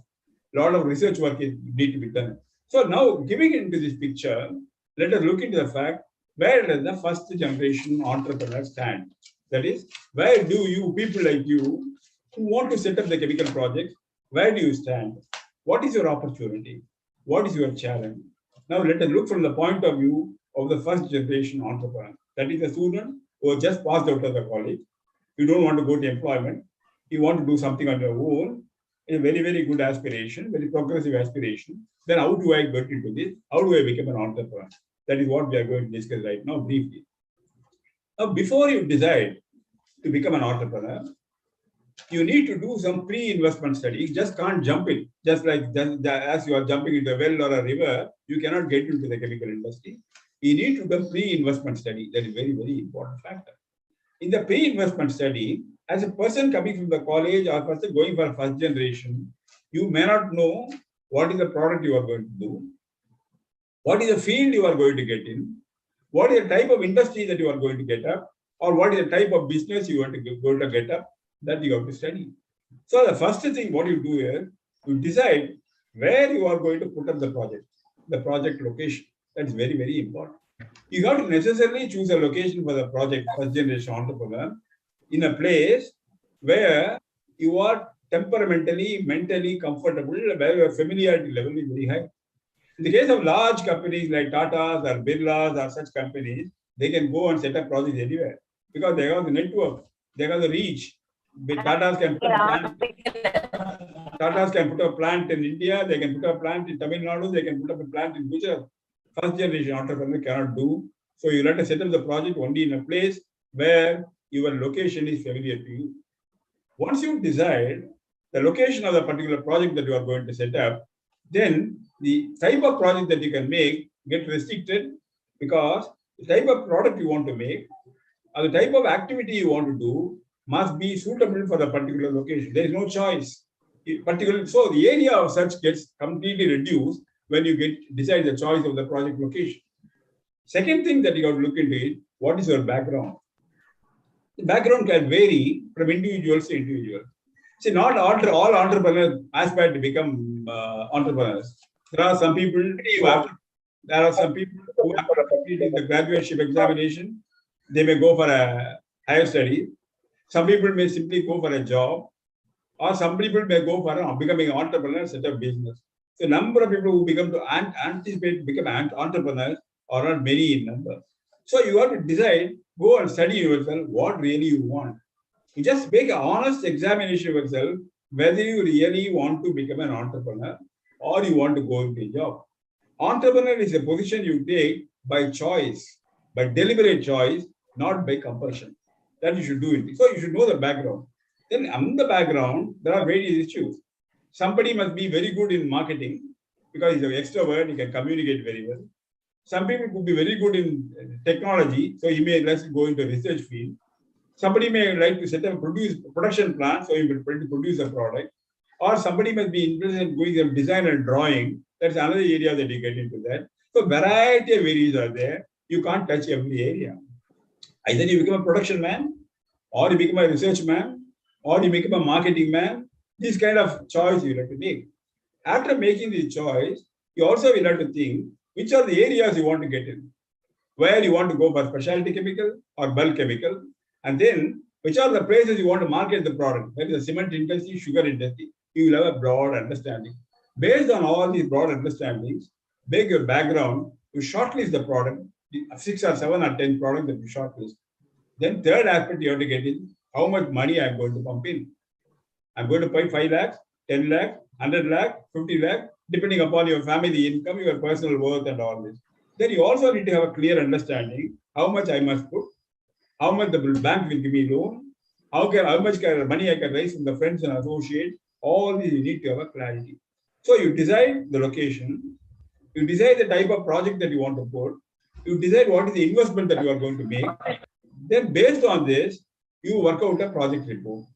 You work out a project report that we call as techno-economic feasibility report, where you discuss the market, you request the demand, you request the supply, you discuss the technology, we discuss the investment you are going to do, what is the cost of production, what is the profitability. Whichever the areas you have to get, you have to prepare a techno-economic feasibility report. That is the first stage. Suppose in the first stage, when you complete the whole thing, you may come to a conclusion, oh, this is beyond my reach, I cannot do it. Then forget it, don't worry. But before becoming an entrepreneur, before putting your money, these kind of detailed techno-economic feasibility study is absolutely a must. Now, in this techno-economic feasibility study, there are 2 or 3 aspects which you must keep in mind. One is the market research. You should know, suppose you want to make a particular chemical like caustic soda or ethyl acetate or copper sulfate or zinc sulfate, you should know what is the demand for zinc sulfate in India, what is the import level of the zinc sulfate, what is the export level of zinc sulfate, how many producers are making zinc sulfate in India, is there a surplus quantity in India or is there deficit quantity in India, what is the growth rate in demand for zinc sulfate, what is the growth rate in demand for derivative products of zinc sulfate. So in this area, what is the market share I can take? That is what you have to carefully examine, then decide, okay, I have done the market research. The market research consists of 2 parts. One is the primary research, other is the secondary research. Secondary research means you read the newspaper, you read the technical journal, arrive at the figure, then check the figures by going for a contact in the people primary survey. That's what is very, very important to do. Once you decide the market research, based on which you decide how much capacity I'm going to put. When you decide how much capacity you must put, then you decide what is the investment you need, then you work out the profitability. Then you work out the cost of production. Then you work out the rate of return, break-even percent and all this which you have to do it now. That means the entrepreneur who is going to do, he should know a bit of economics, he should know a bit of costing, he should know a bit of financial analysis. All this has to be done. If you do not know all this, I have no idea of financial analysis, sir. I have no idea of cost of production calculation, sir. I can't know how to investment, sir. If that is so, don't get into the field at all. So an entrepreneur has to be an integrated personality Because when you go for a first generation entrepreneur, when you set up an industry, you are the man who takes care of production, you are the man who takes care of marketing, because you won't have many people to assist you. So you must have a holistic mindset you require. All these things are required, then when we can proceed. The next aspect after this is what we call as the choice of promoter. Am I going to put up this project alone? Or am I going to take the support of some of my friends? Or am I going to take the support of financial institutions? All these things you will have to take into consideration. Now here, the choice of partner is very important because there are a number of cases where one man is very good in production, but I don't know about marketing. Then you take a partner who could do the marketing. The compatibility of the partners is a very, very, very important factor, which is very carefully done. In that case, they can share the efforts, they can share the investment, probably a larger capacity of the project can be put up. These are all the basic aspects which I covered. Now here coming to this, come to the final area. What is the opportunity? What is the challenge? And where do we go from here? Now here, if you take the opportunities, as I said, India is a net importer of chemicals.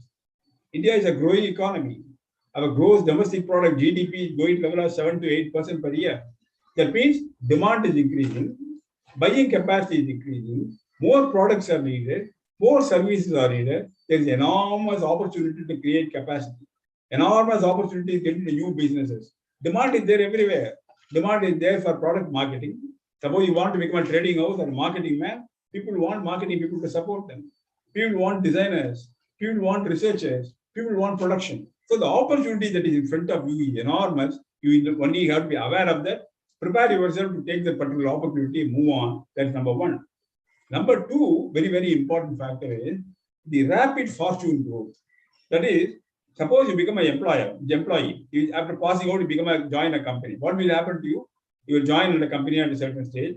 After 5 to 1 year, they will give you some increment. After 2 years, they will give you increment. After 5 years, they will give you promotion. After 10 years, you will get a promotion. You will keep on moving in the supply chain. Maybe you will jump from one company to another company, get a 500 rupees increment. This is the kind of thing that will happen. But in the case of entrepreneur, what is happening is your fortunes multiply several times. There are some entrepreneurs who have studied under the table, under the street lights because they don't have money. Their parents can't afford electricity. Those people have become millionaire today. If they have gone for employment, they would not have gone for millionaire. So when you set up a project, the opportunity to improve your income, your wealth, prosperity are enormous if you are successful. What happens really here is in this kind of thing, fortune growth not by arithmetic proportion, but geometric proportion. It goes in a very big way. Then another thing that you are getting is enormous personal satisfaction. Suppose somebody is working in a company, after 50 or 60 years when he retires, he turns back and see what I have achieved in my life. Nothing, except I have earned money every month. I have done some production. In the case of entrepreneurs, when he sits back after 60 years or 50 years, I have given job to 500 people. I have produced so much of goods and commodities. I have contributed to national growth. Enormous satisfaction you get is unmatchable.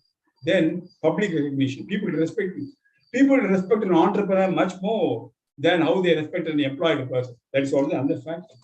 Now, what are the challenges? Challenges are few. One is you always have to operate in a competitive condition. Suppose you say, I'm going to put a zinc oxide. You are not the only fellow who is putting zinc oxide. There will be 100 other people. Then you have to compete with them. That means you should know their strength, you should know their weakness, you should know you are weak. You have to work out your action plan. That is competitive. That is a challenge. Second challenge is the prices are fluctuating. You know the petrol price today. What are the petrol price around 2 years back? What is the diesel price today? What are the diesel price 2 years back? Because price is fluctuating due to reasons beyond your control. Price fluctuation is a challenge. How you dynamically change your situation, adjust yourself. Then it is also possible product obsolescence. See, suppose you decide, I'm going to produce a product like epichlorohydrin. Epichlorohydrin is produced from propylene. Now, all over the world, a new process has been developed by epichlorohydrin. There they make from glycerin. So, if you are already making epichlorohydrin propylene, everybody is making from glycerin, which is organic material. Your propylene-based route becomes outdated. Nobody will buy from you. This is called product obsolescence. So, you have to be very, very alert. Same thing in the case of polycarbonate. Earlier, polycarbonate was made from phosgene. Now, nobody in the world makes from phosgene because phosgene is a toxic chemical. Those who make from polythene are being even banned by the government. You can't produce anymore. These are the kind of challenges that you get into there. Opportunities are plenty, challenges are plenty, and the question is how you meet the challenges. Now, finally, how do you look into this? Basically, the entrepreneurship is a mental shape. I told you beginning, everybody cannot be an entrepreneur. Some people good enough for being employees. Some people big enough to be entrepreneur. Some people become good enough for becoming a very big entrepreneur. Some people cannot go beyond level. This means entrepreneur is basically a mental shape, mental outlook, which you have to cultivate. Without that mental attitude, mental outlook, you cannot be a successful entrepreneur. Secondly, the entrepreneurship, everybody did not become an entrepreneur. It is not possible. Only a few can do. Why not you be one? That you should know. You do a SWOT analysis for you. SWOT means strength, weakness, opportunity, threat. You assess your strength, you assess your weakness, you assess your opportunity, you assess your threat, and then decide, I will become an entrepreneur or I will not become an entrepreneur. Evaluate your capability, and SWOT analysis is a very, very important aspect. So finally, coming to the picture, to sum it up, what you need to keep in view is, have a good understanding of the global trends and happenings in the chemical industry.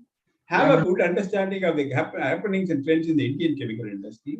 Then find out what is your present perspective, what is your strength, weakness, you find it out. Do pre-investment study. Don't go without pre-investment study. Take some time. Normally, Japanese take 3 or 4 years before taking a decision to invest in a project. Take some time. Nothing wrong in that. 2 or 3 years you take in a shape and then get into it. Once you get into this, don't look back. Move on. There will be challenges. There will be opportunities. Overcome the challenges. Seize the opportunity. Move on. Wish you all the best. Thank you. If you have any particular questions and if you have time, I will be pleased to answer.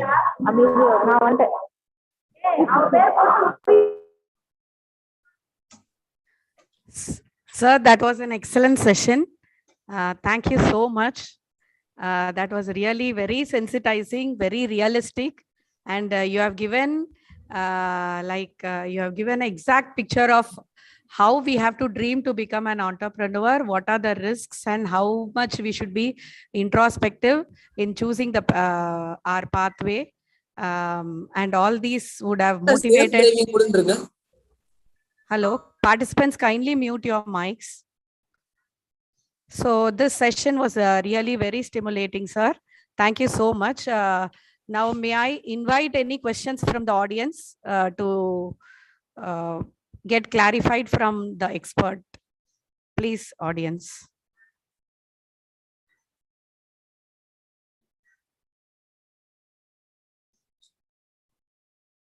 Hello, Akila madam. Can I ask one question? Sure, sir. Sure, sir. Yeah. Sir, I am Dr. Sukumar. I have some doubts regarding this chemical industries. In all the chemical industries, we have these environmental issues. So, particularly, this certain areas of Tamil Nadu, for example, say for example, it's a tannery, not Arcot district. Now it's a Vellore district, Vellore Ranipet, that district. If it's a dye industry, this Tirupur, Salem, Erode areas. So, how to address this issue right from the beginning, because most of the entrepreneurs are not aware of these things. So simply they start the industry and then go for, after some time, they struggle with the government and regulatory authorities. So that point, can you give some tips on those things? Because now environment issue is a big issue internationally. So can you throw some light on this, sir? Yeah, you are right. It's a very, very relevant question. Now, two things are happening. Number one, there are several cases, process technologies are being changed. So effluent doesn't arise at all. That's number one. The number of changes have taken place. That means the process, now the pollution control board gives you permission to set up pollution border only if you are going to have a zero effluent or adequately treated. Now, that depends on the type of products, the type of process you make. Second thing is, several places, particularly places like Gujarat and Maharashtra, to some extent in Tamil Nadu also, centralized effluent treatment plants are being created. That means in the case of Gujarat, for example, in a place like Ankleshwar, there are hundreds of industries are there. Industries do not treat the effluent. What they do, they all collect the effluent, take it to a centralized effluent treatment plant, where they treat the specialized agencies treat the effluent, and put it to either to a zero effluent or they convert it to a finished product and take it elsewhere. So dispose it off in a safe manner. Unfortunately, in the case of Tamil Nadu, the centralized effluent treatment plants have not been adequately developed. There was a proposal to pick up a big centralized effluent plant in Sipcot, which was not taken off. Now, in the case of dyestuff industries, there are centralized effluent plants are there. And in the case of leather industry, effluent also there is something there. But Tamil Nadu has to go a very, very far way. There is another aspect is also here, as far as this chemical improper issue is concerned. There are a lot of unnecessary fear being created in the media about the chemical, which is not true. And there are Western interests are getting into the picture, which I will not necessarily say because it's a fact and the ground reality. So what we need to do is, as an entrepreneur, is you can't fight against the Western interest. To ensure that the process you choose is such that it doesn't cause effluent. Suppose the process you choose causes effluent, have adequate treatment procedures to overcome that. Number two. Number three, if you can't have a treatment procedure, then set up the facility only in a place where centralized effluent treatment facilities are there, give it to there, where the specialized agencies can treat the effluent and get it. That is the only way out of this. Your question is very, very appropriate and very timely, sir. Thank you. Thank you very much, sir, because this is a very, very serious issue. I know some industries, chemical industries are facing this problem. When they started, such issues were not there. Now, all of a sudden, it's been created. So the Sterlite is a typical example of that one. See how it is affecting the economy of a particular district, particular state. Because you are one of the protagonists for that industry, and you also appeared in TV shows and talked good of the industry and how they are taking measures. See, something might have happened, no doubt. In everything, in everywhere, some mistakes happen. Immediately, the proprietors should go for addressing the issue. Of course, they were ready to do it, but it was politically motivated and everything spoiled. Now, recently I read in newspaper how the lives of common people are affected, how the business people are affected, how the export-import in two-degree ports or port is affected. So it's having a lot of cascading effect. That's why, we have to educate our entrepreneurs on these issues also right from the beginning. That's my interest, actually. So being a consultant, you have to include this point also whenever you give address, lecture to youngsters. This point also they have to bear in mind. This is my simple request. Thank you. The problem is that it's not always chemical disease problem. For example, I don't want to get into that. The issue with regard to Kudankulam nuclear power plant, and now it's operating very comfortably. All these complaints that have been given is proved wrong. The case of Sterlite, another issue, and basically I have visited Sterlite long time. I know what it is. There's no disposal problem at all in Sterlite. Just to go a little more to convince you that this, for example, one of the issues that is coming up in the Sterlite copper is the sulfur dioxide issue. What is happening is sulfur dioxide issue does not go from Sterlite. There are 4 power plants in Tuticorin. All the power plants use coal as the raw feedstock. Coal as sulfur. They don't have a desulfurization plant. So they are all letting it out, the sulfur dioxide. This Sterlite copper has a desulfurization plant. Nothing is born. On record, there's nothing they're going for CC. See, these are all the issues. So all the time, the problem is not with this chemical industries alone. It could be also with the other Western interests, about which I cannot do anything. You cannot do, only the government has to handle. Government is not handling. That's a different story. But you are right, it is true. But as far as the chemical industry is concerned, you have to be extremely careful as far as the effluent is concerned. Thank you, sir. Thank you. Welcome. That was a great question and a great answer, sir. We were very much benefited. Please, sir. Please, sir. Sir, first let me, thank you for an illuminating lecture. But I'd like to clarify one important point as a natural product chemist. I had an opportunity to work with AAA chemicals for isolation of plus tartaric acid from tamarind leaves. I could do it.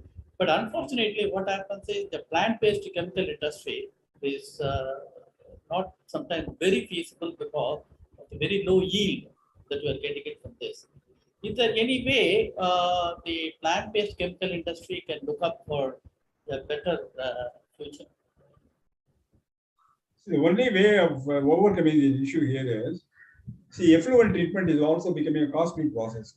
For example, in the case of first generation entrepreneur whom we are talking about, one is you set up the plant, then you have to treat the effluent. Treating the effluent as a cost. If you are a very small capacity plant, you will not be able to afford that particular cost. If it's a large capacity plant, they can afford to spend it as effluent treatment and pollution free. Only way of doing this is form chemical complexes, as we have done in the case of Sipcot complex, now we are doing in the case of Permity, where as a precondition for this, set up a centralized effluent treatment plant, allow them to get into this. That is the only way. They are doing it very elegantly everywhere. China, they are doing it very well. China, what they are doing right is, they got what we call the chemical park.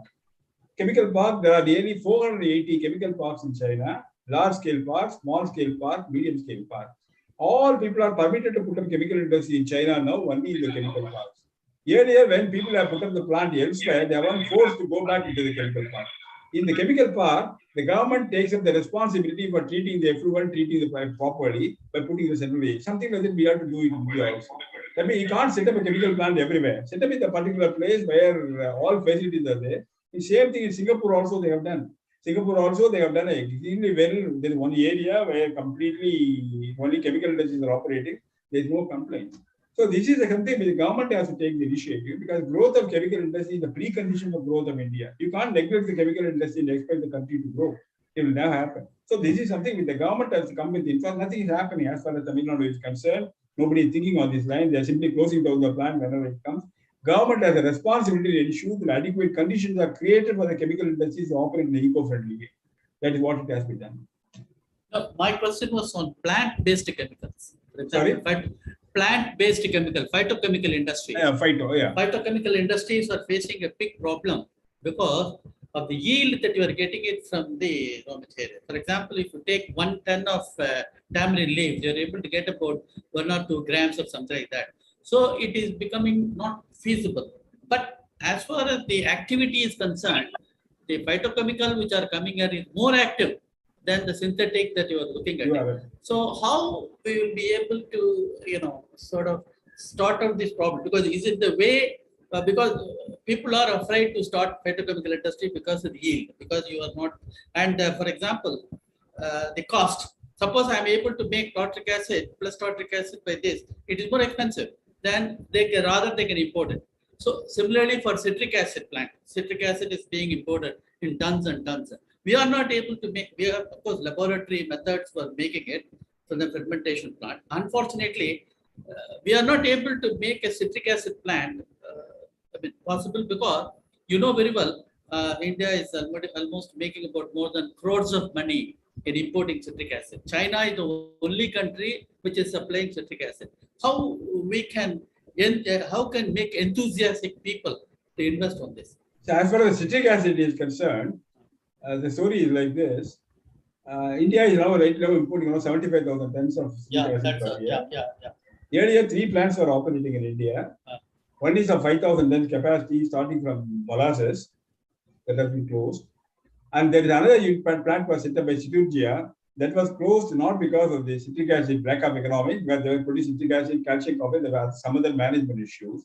The third project was set up a capacity of 15,000 tons per annum by the Tapal group in Gujarat. Here, the citric acid failed because of uneconomic capacity. See, basically, all over the world, citric acid plants are set up with the capacity of 1 lakh ton or 1.5 lakh ton per annum. That's the capacity which Chinese operate. They put a 15,000 ton per annum plant. Then they expand to 25,000 ton per annum plant. A lot of import dumping was there. They were not able to compete. So citric acid plant, even today, there is a huge opportunity if you are going to put up a plant of 50,000 or 60,000 ton. There is no doubt about it. Coming to your question of phytochemical, where you are right, where your yield is very low from the basic material, and so you become only on technology aspects and also based on your scaling up of the plant. What is the plant size you are going to do? So you must be in a position to have adequately large capacity so that you have enough money to constantly go for technology development, debottlenecking, R&D. I have studied some of these chemical companies which have failed. I found problems are inherent. They don't have money. Suppose they do 2 batches. They are not, then they close. They say we don't have more money to get. I'll give you an example. In case, for example, it's not, maybe you can call it phytochemical, otherwise you say algae crop. For algae crop, all that we needed for growing algae crop is the sun. We got plenty. Solar sun is plenty. All that we require is the carbon dioxide. We got in plenty because people want to get rid of carbon dioxide. Your wastewater is enough. And your shallow, this waste land is enough. You don't have a good land, so you don't not coming in with the competition with the food crop and all that. Not a kilogram of algae. What you do? Algae contain 20 to 25% oil. You take the algae, crush it. When you crush it, you get the oil out. You transfer it, you get what we call the biofuel. Then after crushing it, you get the biomass. You ferment it, you get methane. Methane but natural gas. For 1,000 ton per acre of algae crop, you get around 20,000 ton of oil. And using the methane, you can generate 4 megawatt of power. So integrated algae biofuel plant has been set up. At least 100 plants have been set up. I have turned to Prime Minister, and Prime Minister acknowledged this. And I think somebody will take some shape. Yeah, I heard about it. Yeah. So this is the kind of problem. Here, a lot of algae plants are operating abroad. They're all having 10,000, 15,000 acres are being cultivated. Scaling up of the plant, here is what is required. Another thing is, some of the places where phytochemicals are failed, the entrepreneurs have not technologically prepared themselves, and the consultants have given a very poor service. It's also found because the plant fails the pilot plant scale, plant fails the lab scale, plant fails the commercial scale. So there's nothing to blame the phytochemicals as such. It's a question of going deeper into this, studying the problem. The industry does not stand contempt. It has got a great opportunity. It has to be integrated something, probably from the point of view of the scaling up of the plant as well as the technology issues that have been followed out. Now, just one more question. In US, the approach is different. For example, a compound called Taxol, which has been isolated from an ornamental plant, some company worked it out. It took about 10 years for them to give FDA approval.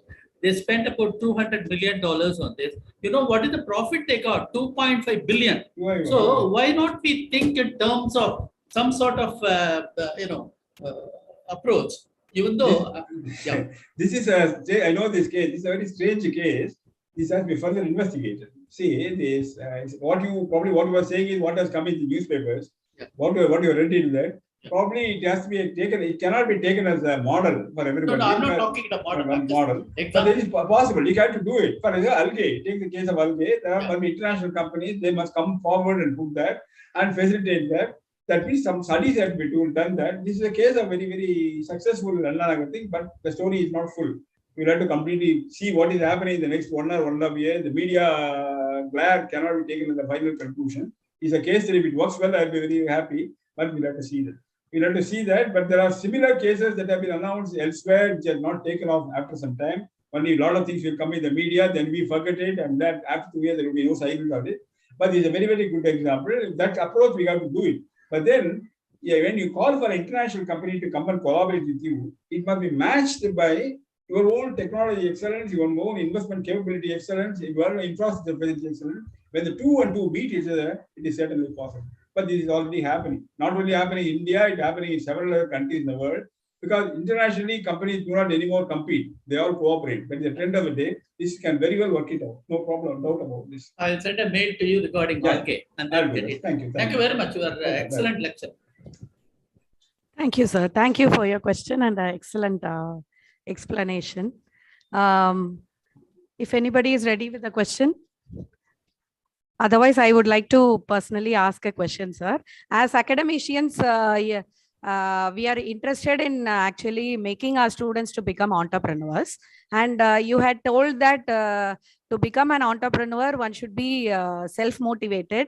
And not only that, he should know a little bit of economics, little bit of accountancy and other things. And apart from that, I also guess that he should be technologically sound. So how could, as an academic institution of arts and science, how can we make our chemistry students who are aspiring to become entrepreneurs be equipped with all these things? Please give your suggestions, sir. It's a very good question. When I was a student in Annamalai University, every year, some 2 or 3 external people will come, give lectures to students for 2 hours or 3 hours, keep them informed as what is happening.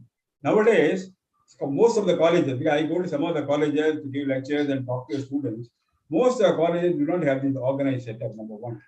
Secondly, the colleges, apart from this examination, marks, the grades and all that, colleges should start some entrepreneurship program as in us only those students who are interested in that and cultivate the student. It's possible, very much possible. You spend 1 hour, 2 hours every day. Because when you want to become an entrepreneur, you are a self-starter. Give the guidelines, then the student will study, come back. Some sort of a 1 hour lecture or 2 hour lecture every week for those people who are interested. Don't compel them, because entrepreneur is something, a state of mind, as I told you. Compel them, get that. So let them have a 50-hour class, maybe 1 hour or 2 hours every week. Not coming in clash with the academic thing kind of thing. It's extra kind of thing. Maybe some professor will be interested, or get some external people to constantly give lecture. Prepare the mindset amongst the people for the entrepreneurship, which colleges can eminently do it. In our time, they did it, but again, not completely. Probably we have to go a bit larger now. So organize, find out the people who are all going to be interested in the entrepreneurship. Ask them to attend the classes 1 hour, 1.5 hours every week, not coming in conflict with the academic lessons and academic classes.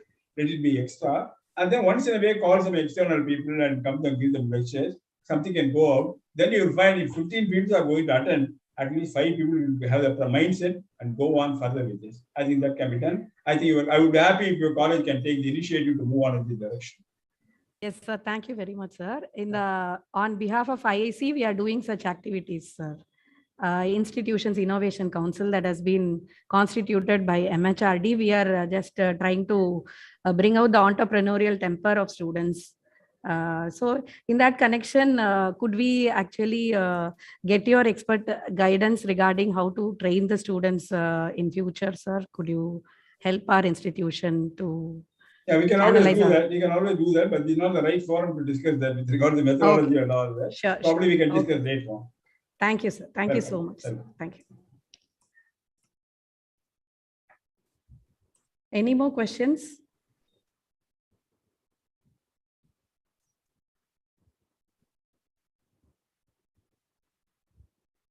If there are no more questions, Madam, one question is posted in the chat box.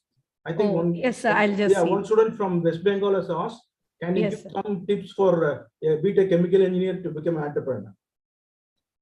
Yes, sir. So can you answer this question? One student from West Bengal has asked, can you give some tips for BTech chemical engineering student how to become an entrepreneur? Venkatram, sir? The world is wide open. See, these BTech chemical engineering students, they have to go through the particular procedure that we are doing and getting. I will suggest one thing. I will give my email ID, must be available with you. Who are the students that are participating in the question? It's quite possible they may not be able to react immediately, but I'm just flooding you with the information. They can send a mail to me. I will reply to them within 24 hours. There's no problem. If necessary, I will even talk to them. There's no problem. Let them put the question, say what they want. I'll be happy. There is no obligation, nothing. It will be a mode of service. And anybody can kindly distribute my email ID to all these people, nsvenkatchennai@gmail.com. You distribute it, let them write to me. I will reply to them back. If necessary, I will even call them for a telephone call or a Zoom call, explain in person to them. They don't have to do anything. It's only a matter of service. I will do that. There's no problem. If one entrepreneur becomes a real entrepreneur, country goes away by one foot. There's no issue on that. Thank you, Mr. Thank you. Welcome. Mr. Preetham Chakrabarti, is it okay for you? Sorry? Mr. Preetham Yes, sir. Yes, sir. Question. Yes, sir. Yes, sir. Okay. So you'll be in touch with Yes, us. sir. We'll get Yes, sir. Yes, sir. Yes, sir. Okay. All the best. All the best. Okay, sir. Aglan Sherry, madam. Yes, sir. Thank you, sir. Thank you, sir. Okay. Now, once again, with the mood filled with gratitude, we will move on to our next learning session.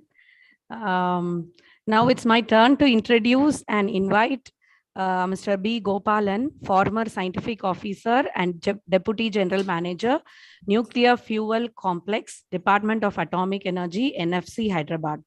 I am very much delighted to bring forth his achievements before you. Sir joined the Department of Atomic Energy, Baba Atomic Research Center, Mumbai, as an officer trainee in 1966. Then he further shifted to Metallurgy Division in 1967 and was posted then for the upcoming project on Nuclear Fuel Complex, Hyderabad. Working in the core group established NFC subunits in quality assurance and quality control, inspection lab, engineering and utility services, workshop, health physics, and extensively in medical and information divisions. He has worked in a wide range of divisions, and after getting transferred to Hyderabad, he took over control laboratory in 1971, and he was responsible for the installation of sophisticated analytical equipments and evolved the facility and established the quality control procedures required for various production plants in NFC.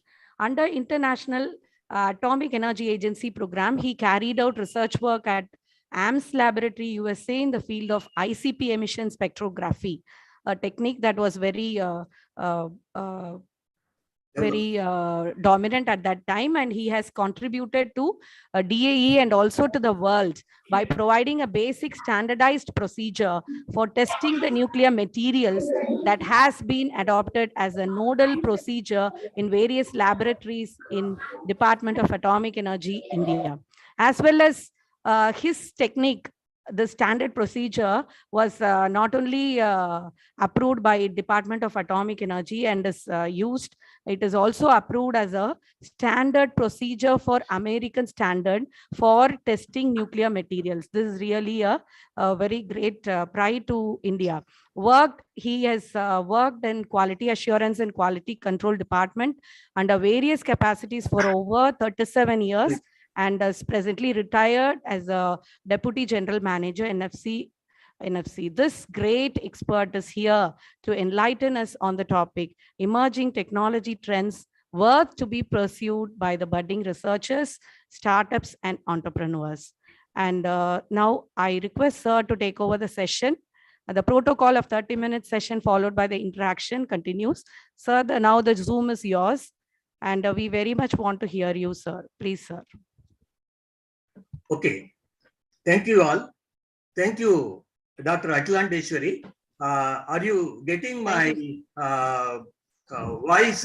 Yes, sir. Perfectly, sir. Perfectly. No problem.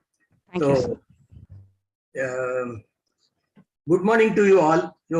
Yeah, it's good that I'm able to tell good morning. I thought the way in which discussions and all went, Dr.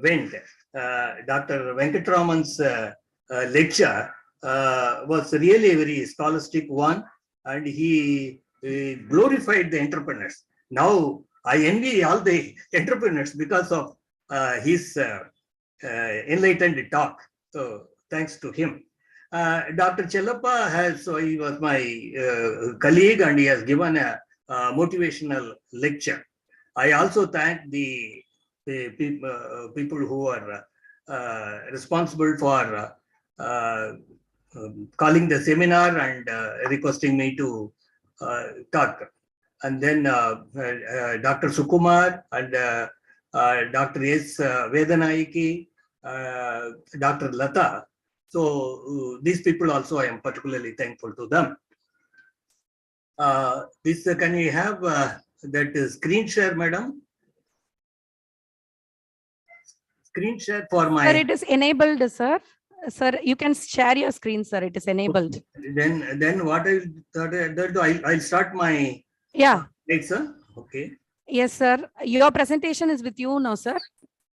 Yeah. Now, are you able to getting? Are you getting? No, sir. You can just click that share screen button, sir, which you find it green color one.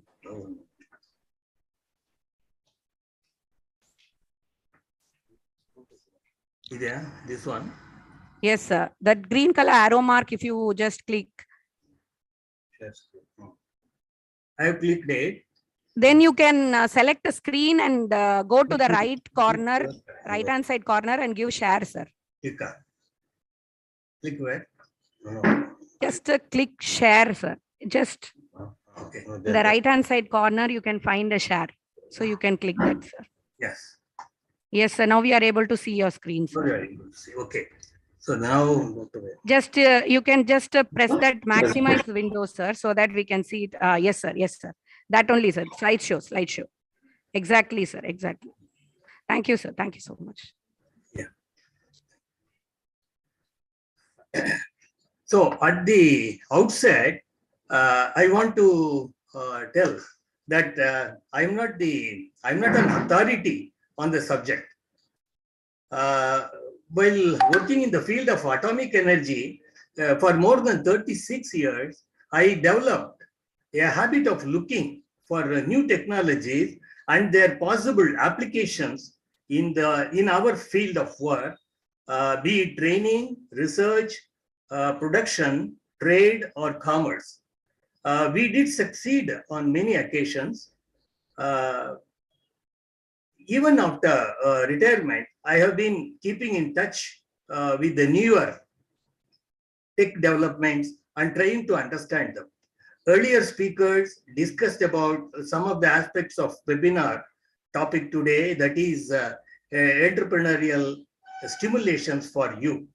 I wish to share my perception and useful upcoming areas with the students so that they may peruse the topic of interest further. Some of these emerging technologies are likely to open up career opportunities and startup possibilities in the near future. We'll go to next slide. Yeah. Starting with the first industrial revolution around the beginning of the year 1800, mankind has been advancing with further and further. Starting with the discovery of steam power, the industry has gone through electricity and then automation and then this is now communication. We are in the midst of industrial revolution 4.0, which is in which we stand for smartphones, fast exceeding human intelligence. That is the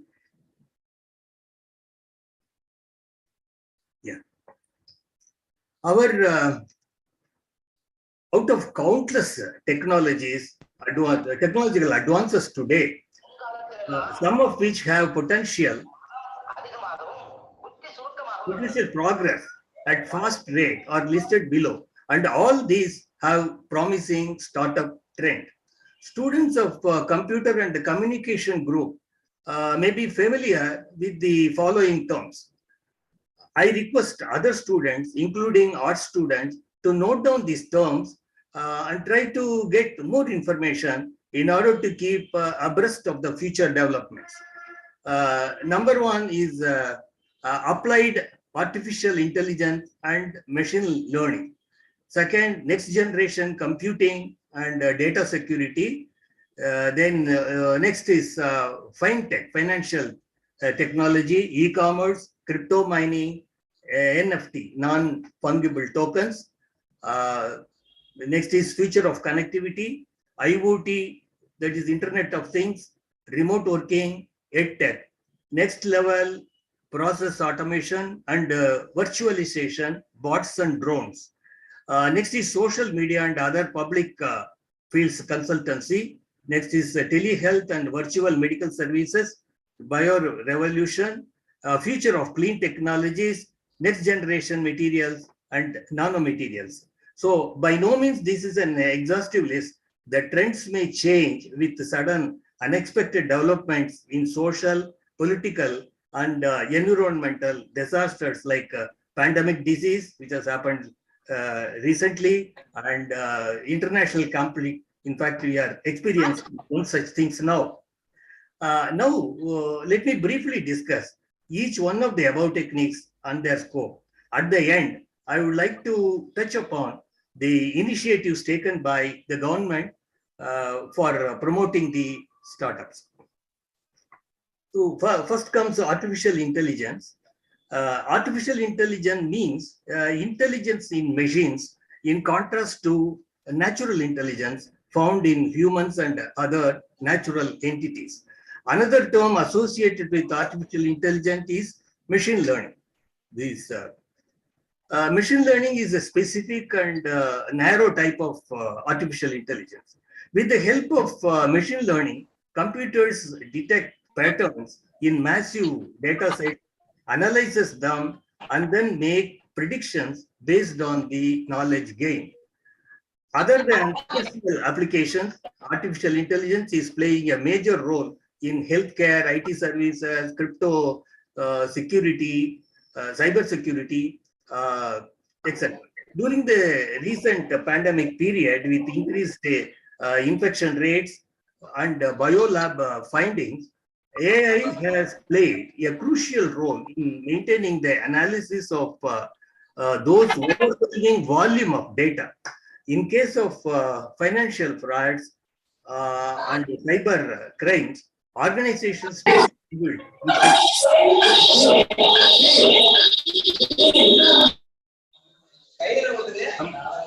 somebody has to wait. Appo AA1 has to move. Yeah. 10 Indian standard startups that are leading the AI race. That is at least in the year 2021 is Mylan Foundry, Next Billion AI, Vaishya, Emotex, Zippo, ZipTrack, Cleantech, LOI, some of them. These are all. See, now this I want to bring to a notice. Just a newspaper item appeared a few days back. That is on April 13th now. Indian factories are rapidly adopting robots, AI, and IoT. So such news start appearing every day, almost every day. And I think students, if they know something about it, they will be able to appreciate much better and then follow. So my lecture is centered upon just informing the various terms and what they stand for. So now we come to the next generation computing.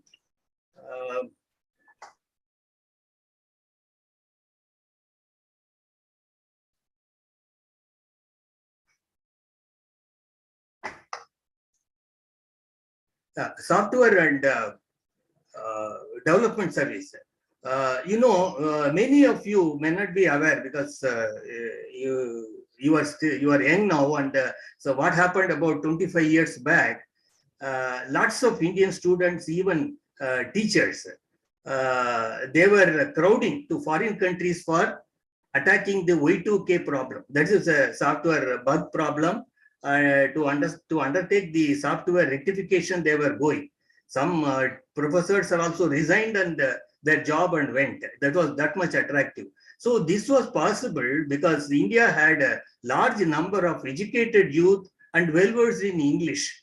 The importance of software development cannot be overemphasized. So since they know every time.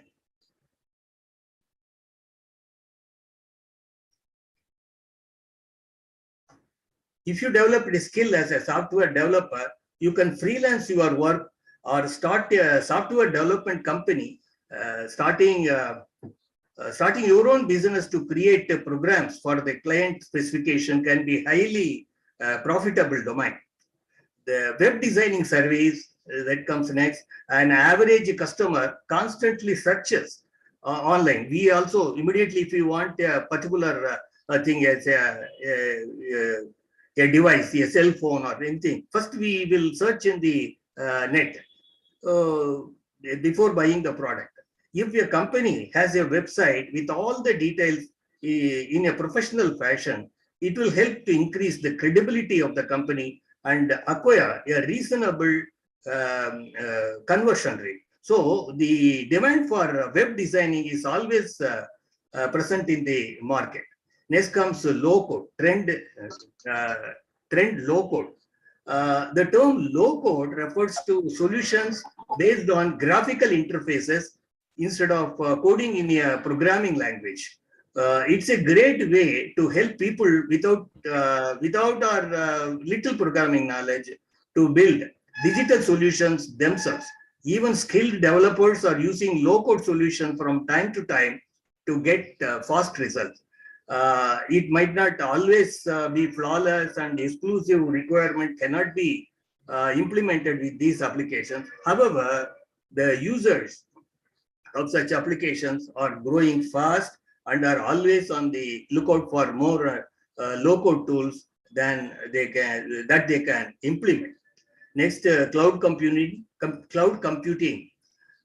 the last few years, cloud computing has exploded as organizations went virtual and focused on delivering the digital services. There was no other option but to do or die. The new data-centric world is flooding online platform with customers' data. Companies need to be careful with the data they collect, and businesses need to be a safe backup system to gather and store data. This is where the cloud-based services come into play. If we can offer cloud technology to businesses and charge them based on the space, that becomes a very good startup idea. Cyber security, unlike traditional security threats, the growing interconnectivity between people, devices, and organizations has opened a whole new set of vulnerability, resulting in data theft and worse. With so much of interconnectivity, a single vulnerable device could lead to a large-scale data breach, and therefore the need for data hostage specialist. So cybersecurity is a very upcoming area, promising area to work with. Then financial technology, fintech. A primary purpose of fintech or financial technology is to shift the traditional financial services to an online service. For example, PayPal is a fintech company that deals with the transfer of funds. Anything that deals with finances online is a part of fintech, as in the case of digital lending, credit, cryptocurrency, transfer, trading, insurance, and so on. Though some of these are high risk and expertise required in the field, it has a future to develop an aptitude. E-commerce, also known as electronic commerce or internet commerce, refers to buying and selling of goods or services using the internet and the transfer of money and data execute these transactions. Developing a simple and easy website along with a mobile app is all you need to grow your e-commerce business. The purchase behavior of people have changed a lot ever since COVID-19 has hit the world. People enjoy the ease of online shopping as well as the websites providing deals and discounts. Now is the best time to start one. Digital marketing. To attract the new crowd, they go wherever they go. They stay that time. It was in front of television a few years back, and now it is their phones. In this digital era, marketing has found a new ways to attract potential customers. The introduction of artificial intelligence in the digital marketing world has improved the chances of getting personalized pictures to the customers. Uber, Airbnb, and all are the examples of companies that use AI to create marketing campaigns. Crypto mining and non-fungible tokens, NFT. You must have read about people investing in cryptocurrencies like Bitcoin, Ethereum, and carrying out to trading. If you have the resources at your disposal and a keen eye on the crypto market, you can mint a fortune. I think each Bitcoin costs about 32 lakhs or something like that, no? Similarly, non-fungible tokens or cryptographic assets in the blockchain with unique identification codes. NFT. NFTs are profitable investments you can make. They are like unique pictures like Mona Lisa, which you will have sole possession of. Even though NFTs are rewarding, they are subjected to different market fluctuations. You can either build NFTs or invest in them based on your skills and resources. Now we'll come to future connectivity. The present trend combine the 5th generation, that is 5G broadband cellular network and the Internet of Things, IoT, to enable faster connectivity across the long distances with exponentially faster downloads and latency. That is the time it takes to retrieve the data. The latency is reduced to nearly nothing. So we expect that way. In this technology-driven world, Internet connects everyone from every part of the world.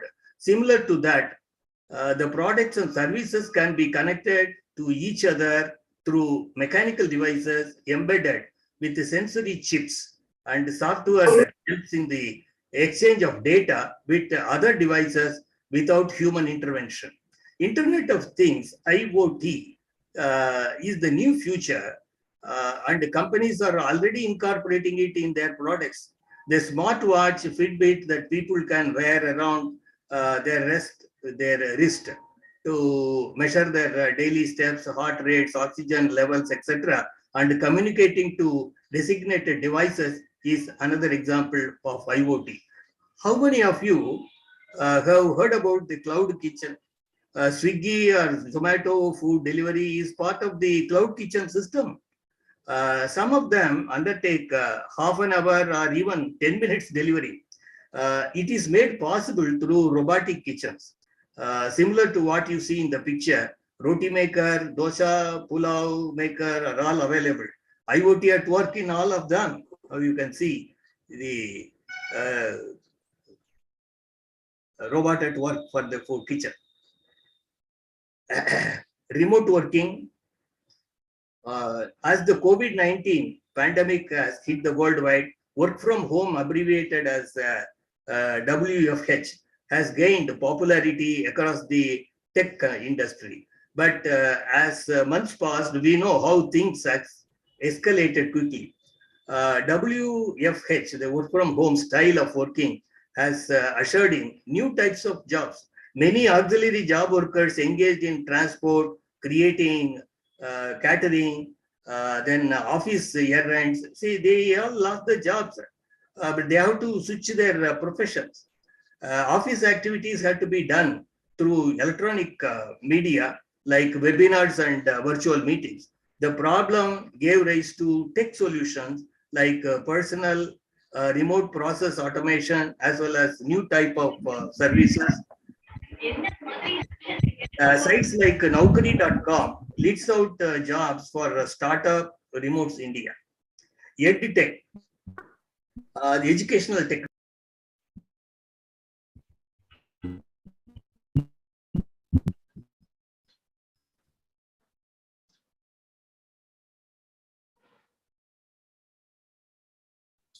Sir, excuse me, sir. We can't hear you. Your mic is muted, sir.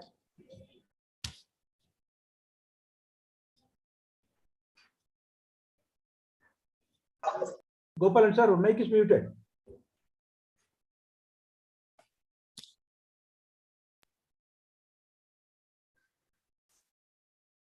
Hello, are you able to hear?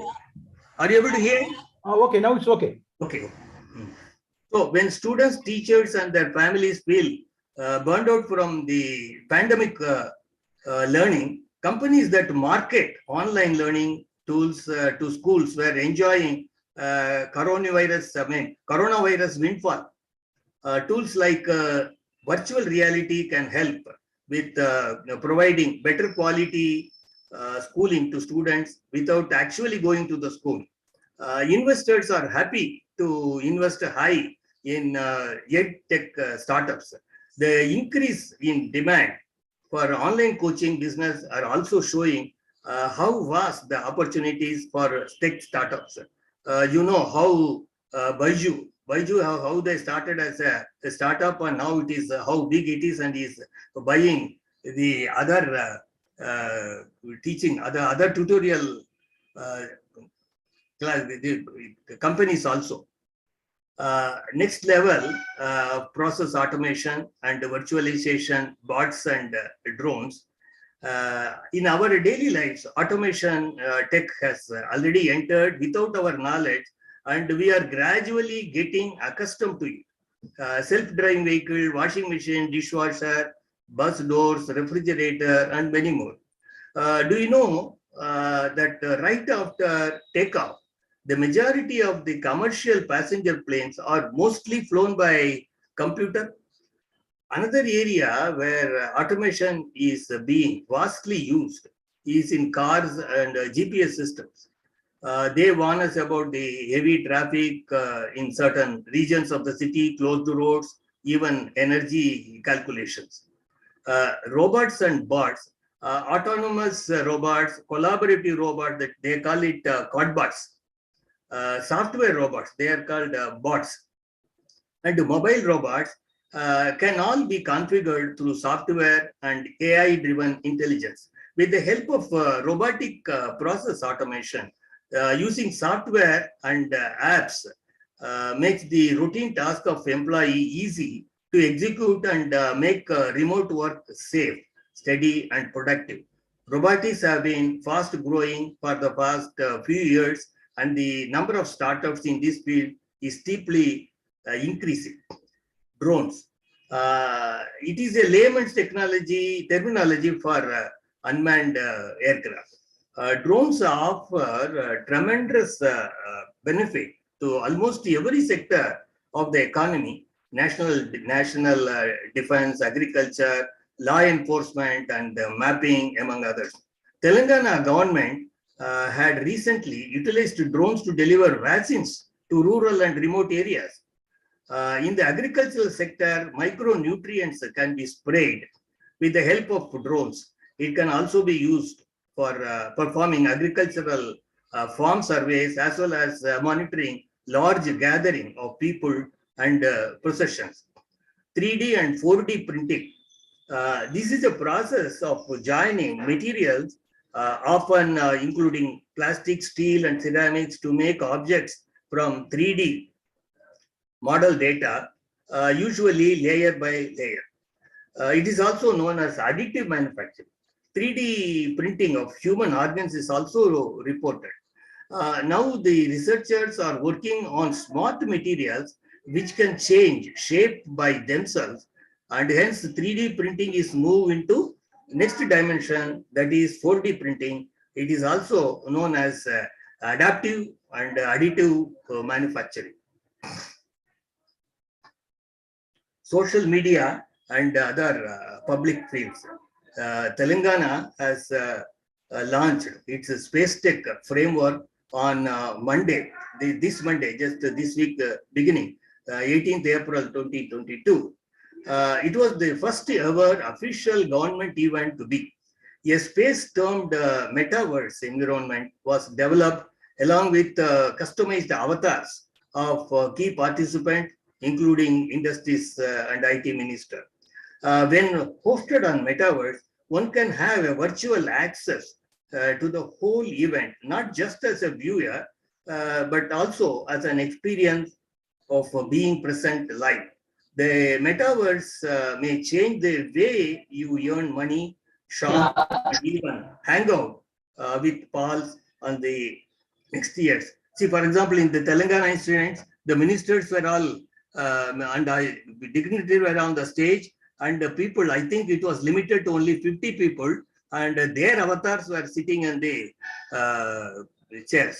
It itself, it looks very peculiar. I think we wish to, I myself wish to experience such one. Social media, if you continue, you know very well that the social media like internet, email, YouTube, WhatsApp, Facebook, upcoming metaverse have all invaded our lives, and we have evolved a new lifestyle which is very much different from that existed 25 years back. Suppose you are willing to work on your social media presence and give the netizens the information as credible source. In that case, your followers will increase. The freelance work. Many companies require professionals to do work at a fast pace with quality. With your skills, you can grab opportunities like those to create a way income for yourself without the pressure of 9-to-5 jobs where we all suffered. Mobile applications development. Mobile applications are a great tech startup idea in this era, tech-driven era. There are thousands of apps in the app stores. Developing your own apps or apps for clients is a great way to start a profitable business. With a development team with a specific skill set, you can develop mobile apps using different technologies. across platforms like Android, Apples, etc. Live chat service, customers engaged in an is an integral customer engagement. We have to engage the customer. It's an integral part of every business, as it will help clear all the doubts of customers and get them to make a purchase. Live chat service is also utilized by social service organizations for rendering counseling and guidance activities. In fact, some people with suicidal tendency or so many people got benefited by the live chat services. Travel and tourism agency. Tourism is another attractive area for startups. Tourists choose to travel in routes, accommodation, and food. They prefer to choose them. The itineraries offered by governmental organizations like ERCTC and state tourism may not suit all. So you will have to a decent startup if you in your hands if their reasonable preferences are accommodated. Further, it is worth developing new tourist spots. See, now the majority attendance is from KKC Namakkal. I want to take that example. Your town Namakkal is famous for its rock fort, temples, large poultry industry, egg production, and lorry bodybuilding industry, etc. Nearby landmarks are also Tiruchangod, Kolimalai Hill, then Jadarpalayam Dam, and then your Vellur, Kaveri River. See, a small auditorium with a short audiovisual show displaying exhibits of local handicraft, portraits of famous personalities like poet Ramalingam Pillai, the Namakkal Ramalingam Pillai, media personages like R.K. Narayan and Lakshman, their birthplace is Namakkal. Statesmen like Subbarayan, industry like Palani, Perisami, executives like now present Tata Sons head, N. Chandrasekharan, and so many other people, because I can remember only some of them. And these can be highlighted, their life and this one. They are all started from the government school. So this can be highlighted. Guided tour with the proper catering and transport arrangement will make the town as one of the preferred tourist spots in South India. Telehealth and virtual medical services. During the past year, we have seen how fast the technology has invaded medical services. It is reported that telecalling the patients could resolve 80% of primary medical attention required. We also see during the pandemic period, we never went to a doctor and we could easily contact them and get some advice. Furthermore, hospitals and doctors have started improving their online healthcare system with the aid of virtual medical services. Telemedicine and developing the healthcare apps are the new emerging areas. Leading telemedicine startups are Practo, 1mg, MFine. If you open search for medicine, all of them will come. And they all witnessed about 4 to 9 times surge in doctor consultation between March and June of 2020. Biorevolution. Biotech are essential to improving the human life quality.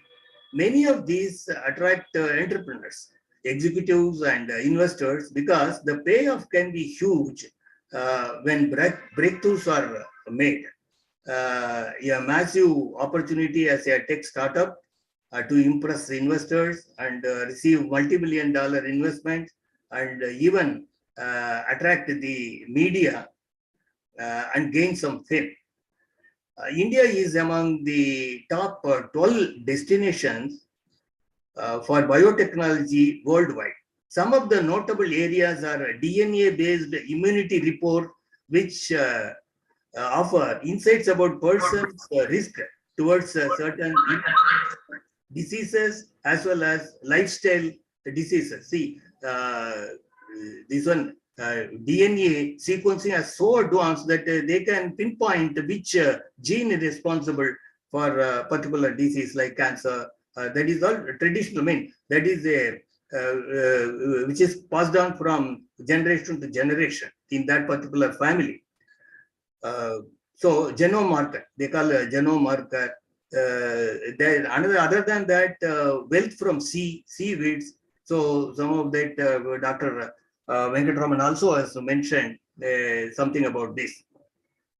Agriculture. In our country, we find that issues such as outdated equipment, poor infrastructure and technology. The number of agriculture startups are not only making technology more accessible, but also helping those farmers to improve their lives. One such agri-tech company's mobile application uses AI and image analytics to give a total update on whether a fruit or vegetable is under ripe, ready to consume or waste. He does this by taking a picture of the produce and then which can actually help forecast the quality of the data. Now you can see the person taking and then he can send it to an expert for consultation. Next is bioremediation. This is another important field. Is a branch of biotechnology that employs the use of living organisms like microbes and bacteria in the removal of contaminants, pollutants and toxins from soil, water and other environments. Several companies are functioning in India for attending to oil spills, soil replenishment, wastewater recycling, etc. Making compost from home organic waste, cultivating herbs and millets, organic farm products have all become profitable business now. It was not that profitable earlier. Future clean technology is very important field. That is, it has need an immediate attention. Every day we are reading, they were in our newspapers that increase in global warming causing disasters like melting of glaciers, flood, tsunamis, earthquake, landfalls, forest fires, water scarcity, famine. These are caused by unabated increase in carbon footprint caused by greenhouse gases like carbon dioxide, methane, and others in the atmosphere. Added to these are natural man-made pandemic spread and fatal diseases. Therefore, the immediate need of the hour is to take all measures to limit the global warming. As per 2015 Paris Agreement among nations, long-term temperature goal was to keep the rise in the mean global temperature to well below 2 degrees from that of pre-industrial levels, and preferably the limit to increase 1.5 degrees. Recognizing that this would substantially reduce the effects of climate change. That's all the present calculation. So if you don't control it, these calculations will go waste. Carbon emissions should be reduced as soon as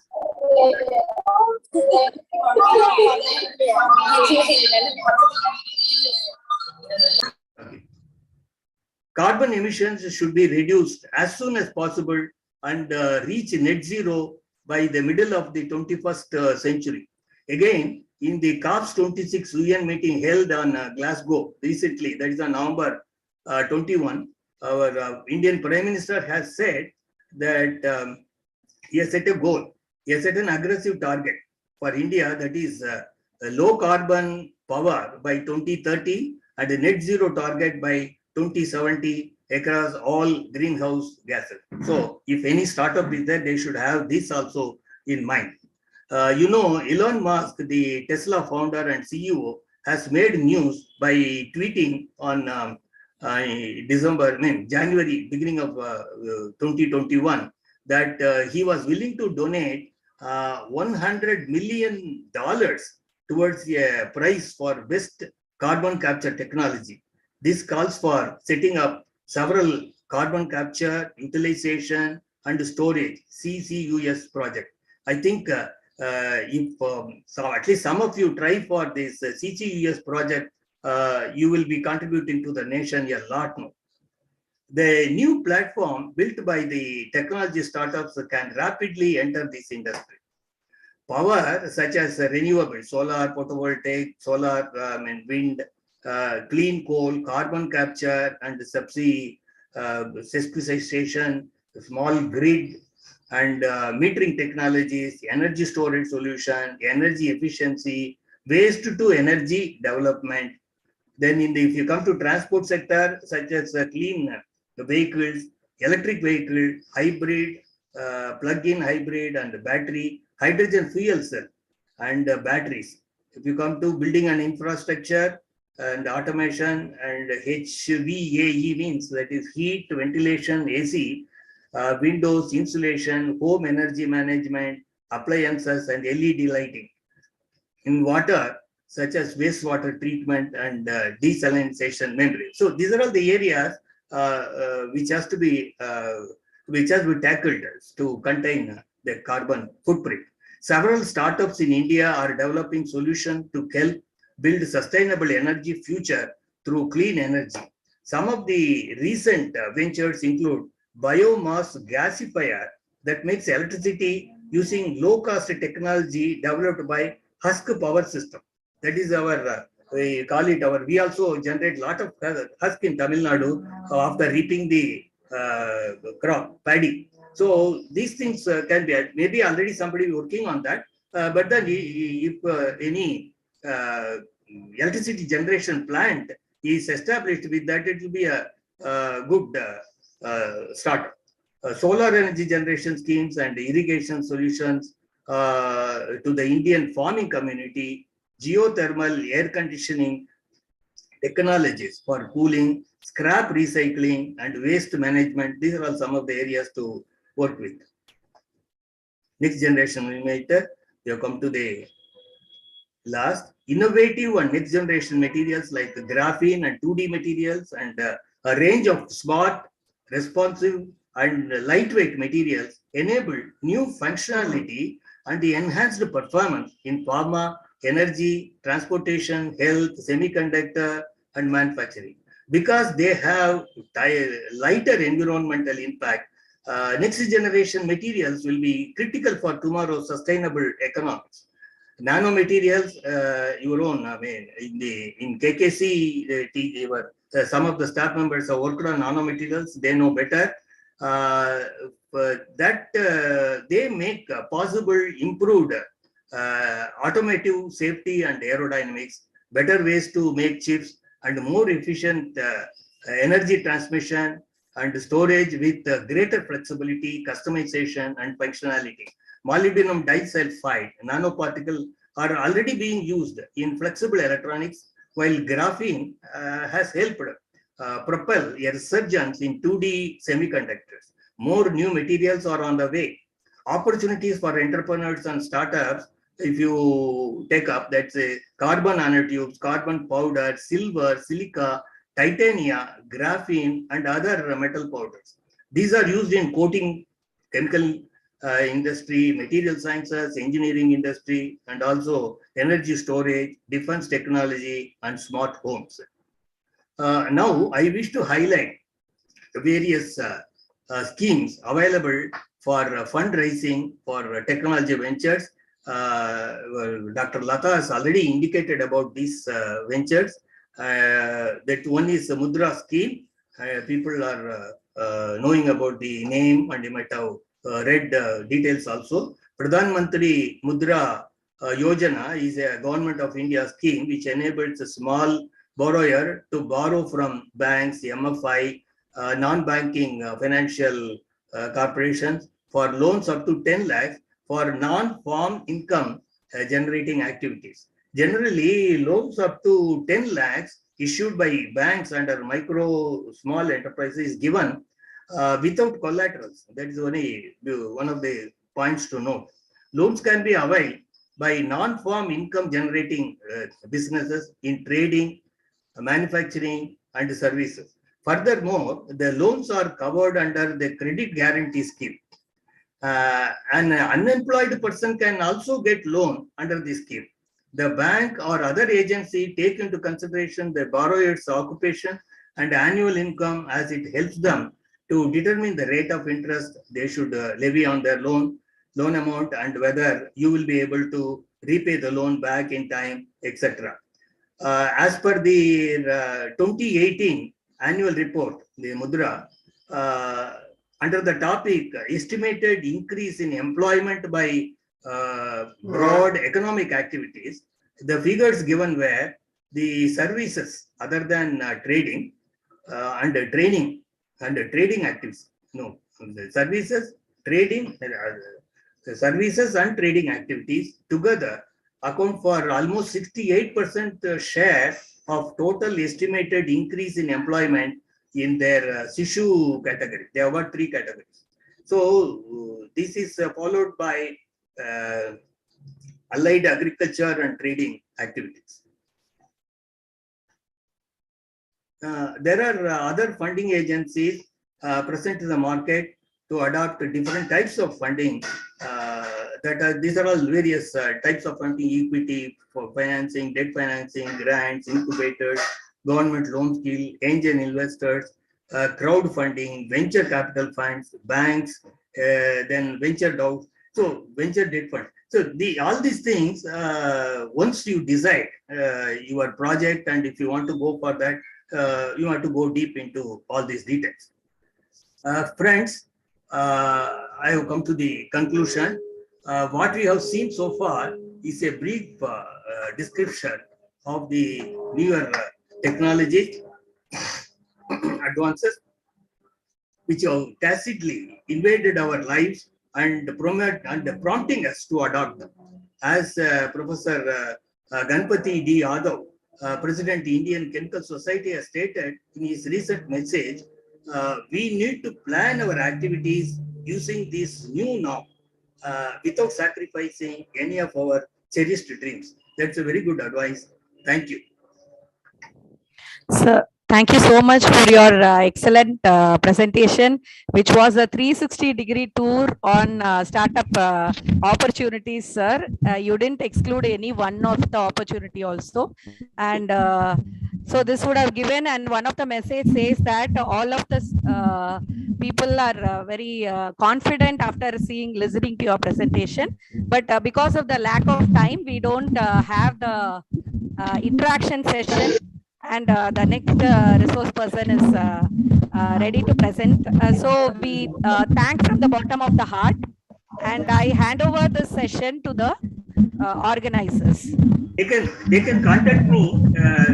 Dr. Lata can give the number. They can contact me. Yes, sir, surely. Lata ma'am, please give the sir's number in the chat box so that every one of us will get connected with him and get benefited from the expertise. Thank you so much, sir. Thank you so much. Organizers, I just hand it over to you. Excuse me, Thank ma'am. you. Akila, ma'am. Chalunga, ma'am. I would like to share a few things with sir, ma'am. Oh, is it, ma'am? Because of the next session, it is. Just a minute, only yes, a minute, ma'am. Okay, sure, ma'am. I Sure. want to share my feelings. Yeah. Sure, ma'am. Sir, Sure. good afternoon, sir. Tell me. Sir, good afternoon, sir. I am Dr. Vedana, sir. Okay. Sir, is it audible, sir?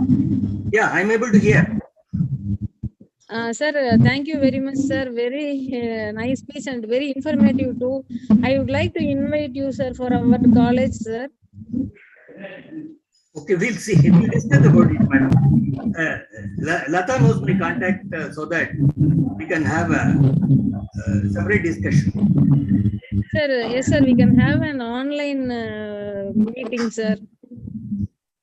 Okay, you have to give me the topic. I will prepare. Say no, I'm not. Yeah, definitely, sir. Yeah, definitely, sir. Definitely, sir. Thank you very much, sir. Yeah. Main idea is to motivate persons. Yeah, thank you, sir. Dr. Prakash, please mute your mic. Hello? Yes, sir.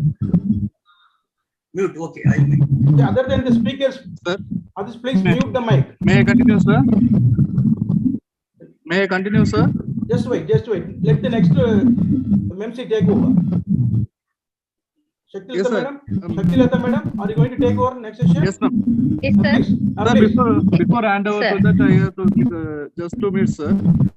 Please. Thank you, ma'am, Dr. Akila Trishuri, ma'am, for your vital role and acted as a chairperson for the successful completion of session 1 of this webinar. Thank you, sir. Now I request Dr. D. Satyalada, Assistant Professor, Department of Chemistry, Kandaswamy Kandas College, to take over the session for the subsequent program. Good afternoon, everyone. I welcome you all for the second session. Then call upon our chairperson of this session, Dr. K. Shankar, Assistant Professor from the History and some knowledge to invite our speakers.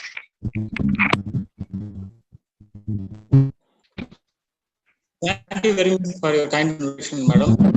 Very good afternoon to one and all here. So I hope my voice is audible. Yes, yes, please go ahead. Progress. Hello, sir. Hello, sir. Sir, am I audible?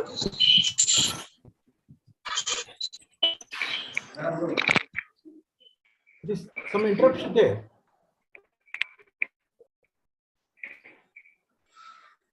Gopalan sir, please stop sharing, sir. As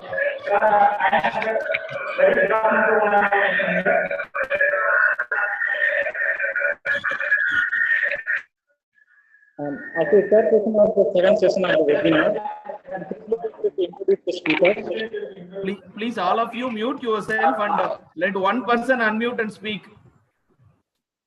Please, all of you mute yourself.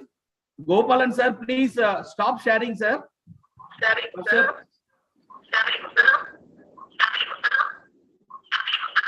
Sir.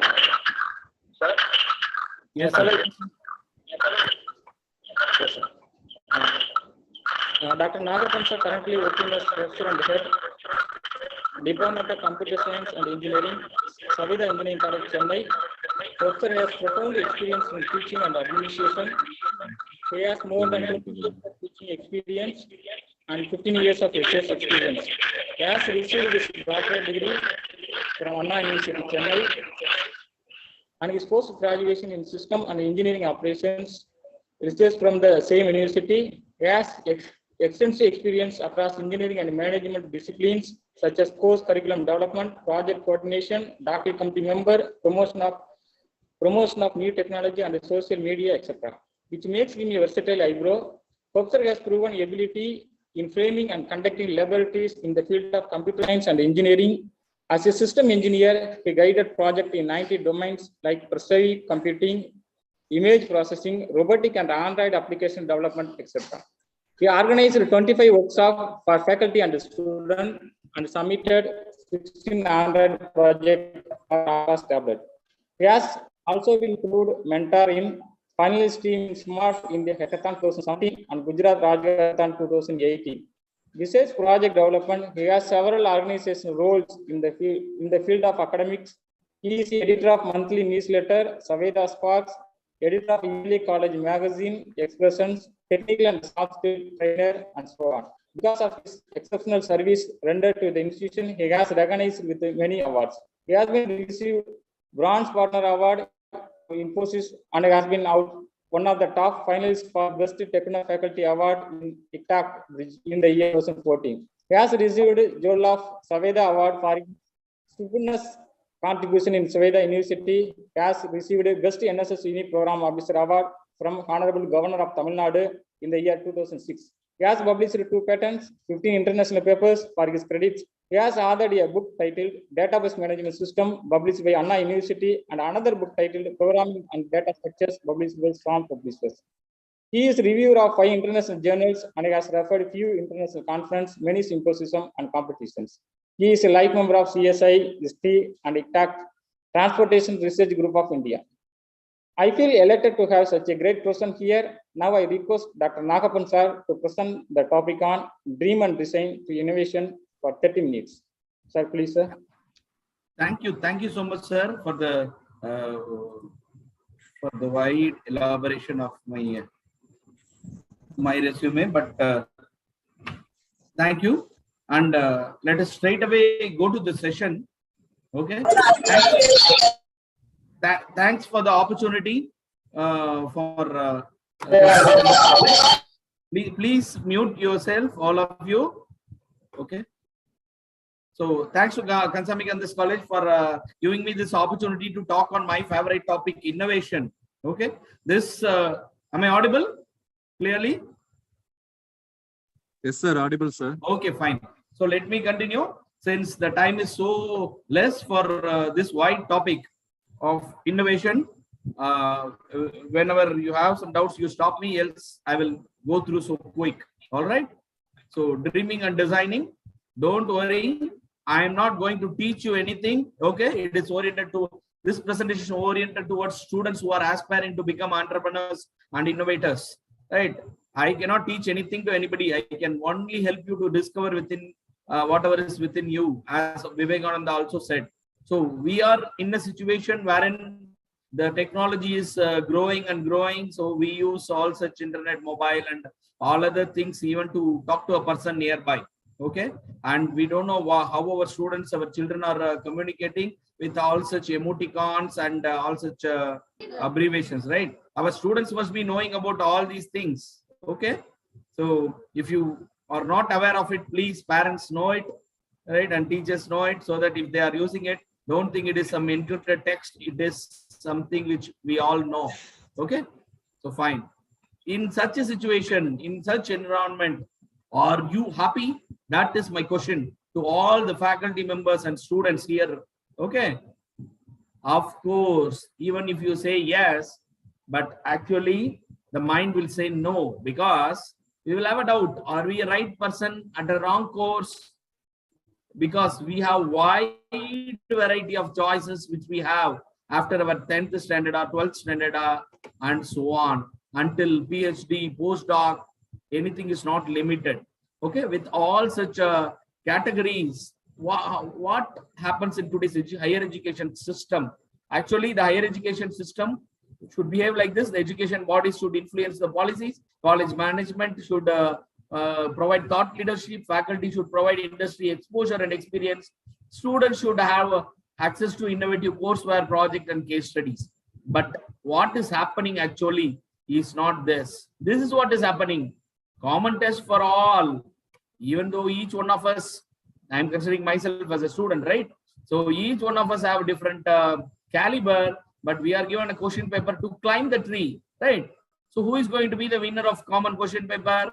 Obviously, your answer will be monkey, right? Monkey or crow? There's a crow here. Right. So if somebody says crow, right, that was my right answer till now. But in my earlier presentation, somebody said crow will fly and sit. But question is climbing the tree. So climbing means only monkey will be climbing quick. So crow will fly and sit on the tree. That is wrong. Okay. So it's so funny, and the questions can be misinterpreted. So all such things happen. So in such environment, what should we really do? We should change our mindset. Okay. So take up whatever is our passion, whatever is our hard work, right? Sir, Anandam sir, contact பண்ணுங்க. நான் session எடுத்துக்கிட்டேன். Number அனுப்பியிருக்கேன். Okay sir. Please please. Number கொடுத்துருக்கேன். Number உங்களுக்கு அனுப்பியிருக்கேன். கொஞ்சம் பாருங்க sir please. நீங்க நீங்க பண்ண எதுவும் ரூட் கேக்குன்னா பண்ணிக்கோங்க sir please. Yes sir, sure sir, அவர் கூப்பிடுவாங்க சார். Thank you thank you. ஒரு நிமிஷம் sir.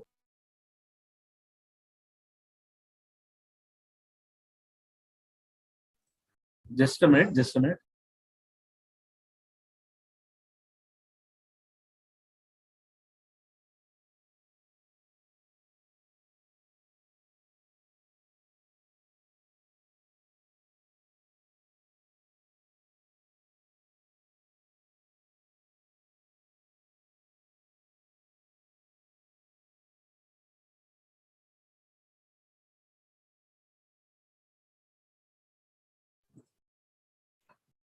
Yes, sorry. So we should change our mindset to towards our passion, our hard work, and push us towards the improvement, right? So don't worry that whatever you got is going to be waste, right? So we require to do anything with happiness, and if you require to achieve something, you require to do it with happiness, and obviously it will become success. But the question here is, what's your passion? All right. So, see, this was my passion, which was like I wanted to become a computer engineer as well as I wanted to be an artist. So when you have your passion towards it, you will always do that one. For example, if somebody is interested in cricket, they will always walk like a cricketer, run like a cricketer, or like a bowler, and so on. Okay. So here, this was my wedding invitation actually, right? Since I was interested in computer science, right? So find out what is your real passion. Don't worry that I may not be successful. It may be a failure, like that. Okay. So you will surely be successful in your passion, and you require you have lot of formula for being a successful person in life, but I'm not going to talk about those things. We all know that. But what is the mantra is that do what you love. Okay. And do what you love, so that you will never work a single day in your life. Okay. And are we helpful to the society? Okay. So why this engineering education has to be given, or let it be any education? Is it for good food, good job, more bank balance, house, family, car, and so on? No, obviously not. It should be to help the disabilities. It should be to face the difficulties, solve the problems, obviously, concern about the society, innovative inventions, and care for the environment. And education should make us to live for others. Okay, that's what we are going to concentrate and innovate. In that case, so it should not be an education wherein you just collect the knowledge and without processing, without any research, nothing is going to happen. Okay. So just testing for memory is not enough. Memorizing a dictionary will not be useful. You should know to use the words. Okay. So how do we do it? So we should try to follow Bloom's taxonomy, wherein we should be able to remember. We should be able to understand what we learn, apply, analyze, evaluating, and creating even. Okay. So that new projects, new innovations can be created. All right. So now, what does the industry expect from an engineer? So the knowledge, not only the knowledge, the application of the knowledge, curious, to be curious and updated, to perform a creative thinking and analytical abilities, the passion for learning, and to adapt to the industry standards, acquaintance with the computers and IT icons, and the experience which they get from even the teachers or from their seniors. And what the industry really needs is also about the 4 C's about the 21st century: communication, collaboration, critical thinking, and creativity, right? So what is the innovation? So imagine the world without engineers. So if there was no aeronautical engineers or mechanical engineers and so on, we would be flying like this. And this is the lack of civil engineers. Our bridges would be only like this. And if there are no communication engineers, excuse me, sir, Anandan sir call பண்ணுவார் sir, கொஞ்சம் wait பண்ணுங்க, நான் important செஷன்ல இருக்கேன் sir, அவர் கால் பண்ணுவார் sir. அந்த Anandan sir call பண்றாரு sir, சாருக்கு ஒரு செகண்ட் இருங்க, அவர் கால் பண்றாரு சார், ஒரு நிமிஷம். Okay sir, sure sure sure sir, sure sir, sure sir, ஒரே ஒரு நிமிஷம்.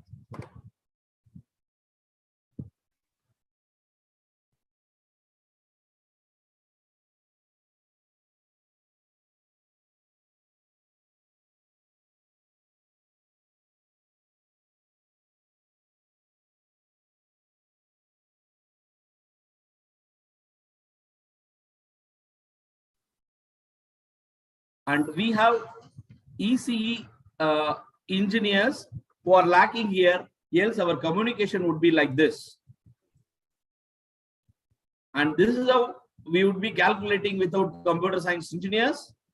And this is how we would be without what audio engineers, electronic engineers, and so on. This would be without the innovation in automobile and mechanical engineering. Okay, so here we have the communication engineers who are not working over here. So this is what is about innovation and engineering, right?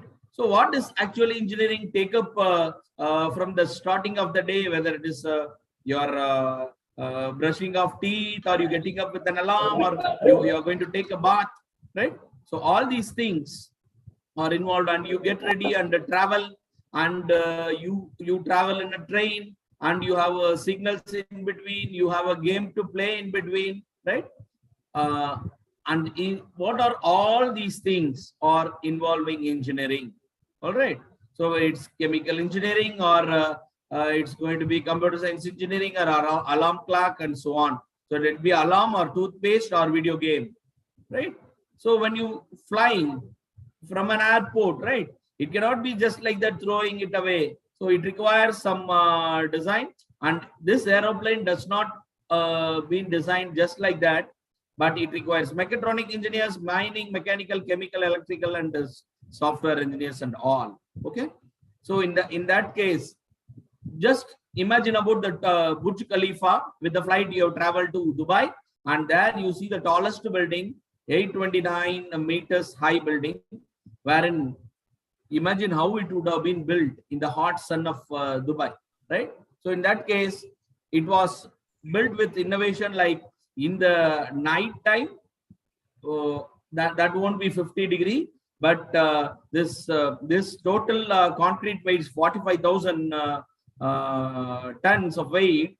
So the concrete was made as ice cooled liquid, and that was poured through a straw-like pipe from the top, so that was in the night time. Ice cooled concrete was poured in night, so that it became Burj Khalifa, the tallest building, right? So otherwise it would have been collapsed.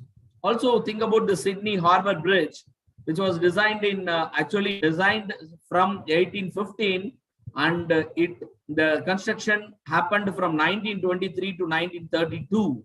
Okay, so that is the longest bridge which is being designed, and it was opened in 1932 March. So think about nothing in between. So the design was first constructed like this, and that collapsed. So they thought of constructing it as an arched bridge, with the concept that it will not be collapsing, right?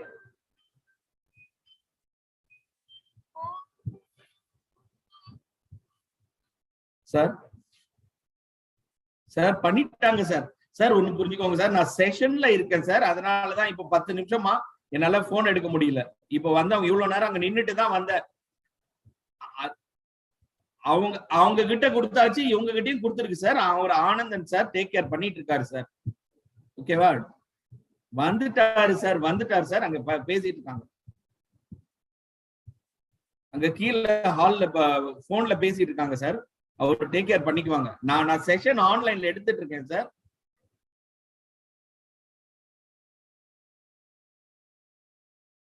சரி, நான் online செஷன்ல இருக்கேன் sir, நான் கால் பண்றேன், ஒரு நிமிஷம் வைங்க please.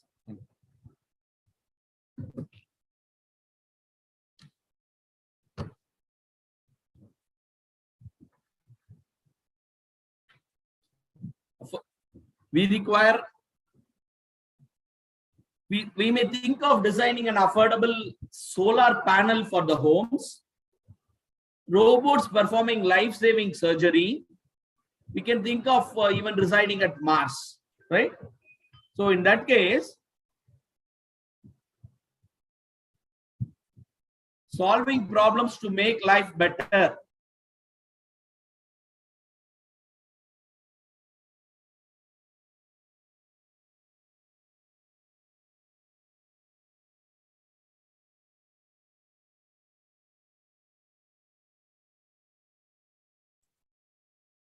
So engineering is to make our lives better. Okay, so what is it all about? What kind of innovation can be did? We know engineering is to solve the problems. We know that we can invent, we can innovate, right? Design, orchestrate, and do everything else. Fine. But what do you think are the key elements of innovation? Process. Is it going to be intentional for the process to be carried out for the purpose? And what kind of change we are going to make in the existing system? And what is the value we are going to add it to the to be useful for the economy, society, and lives? And what is the opportunity which we are creating for tomorrow? And what is the advantage of handling it, right? So if these key elements are there, the creativity is going to be the major factor which is being added in discovery, invention, and innovation. So it may be a discovery, which is a new idea, okay, involving knowledge and concepts, and it becomes invention, wherein it involves technologies and business models, and it becomes innovation when changes are made or it is being modified to be utilized for becoming commodities, goods, services, and experiences. Okay, that's what is innovation. Mostly we will confuse with all these things, and we may solve several problems like GPS, being chemical engineer, computer problem, robotics, and so on, even global warming. But how do we make changes in what is still existing?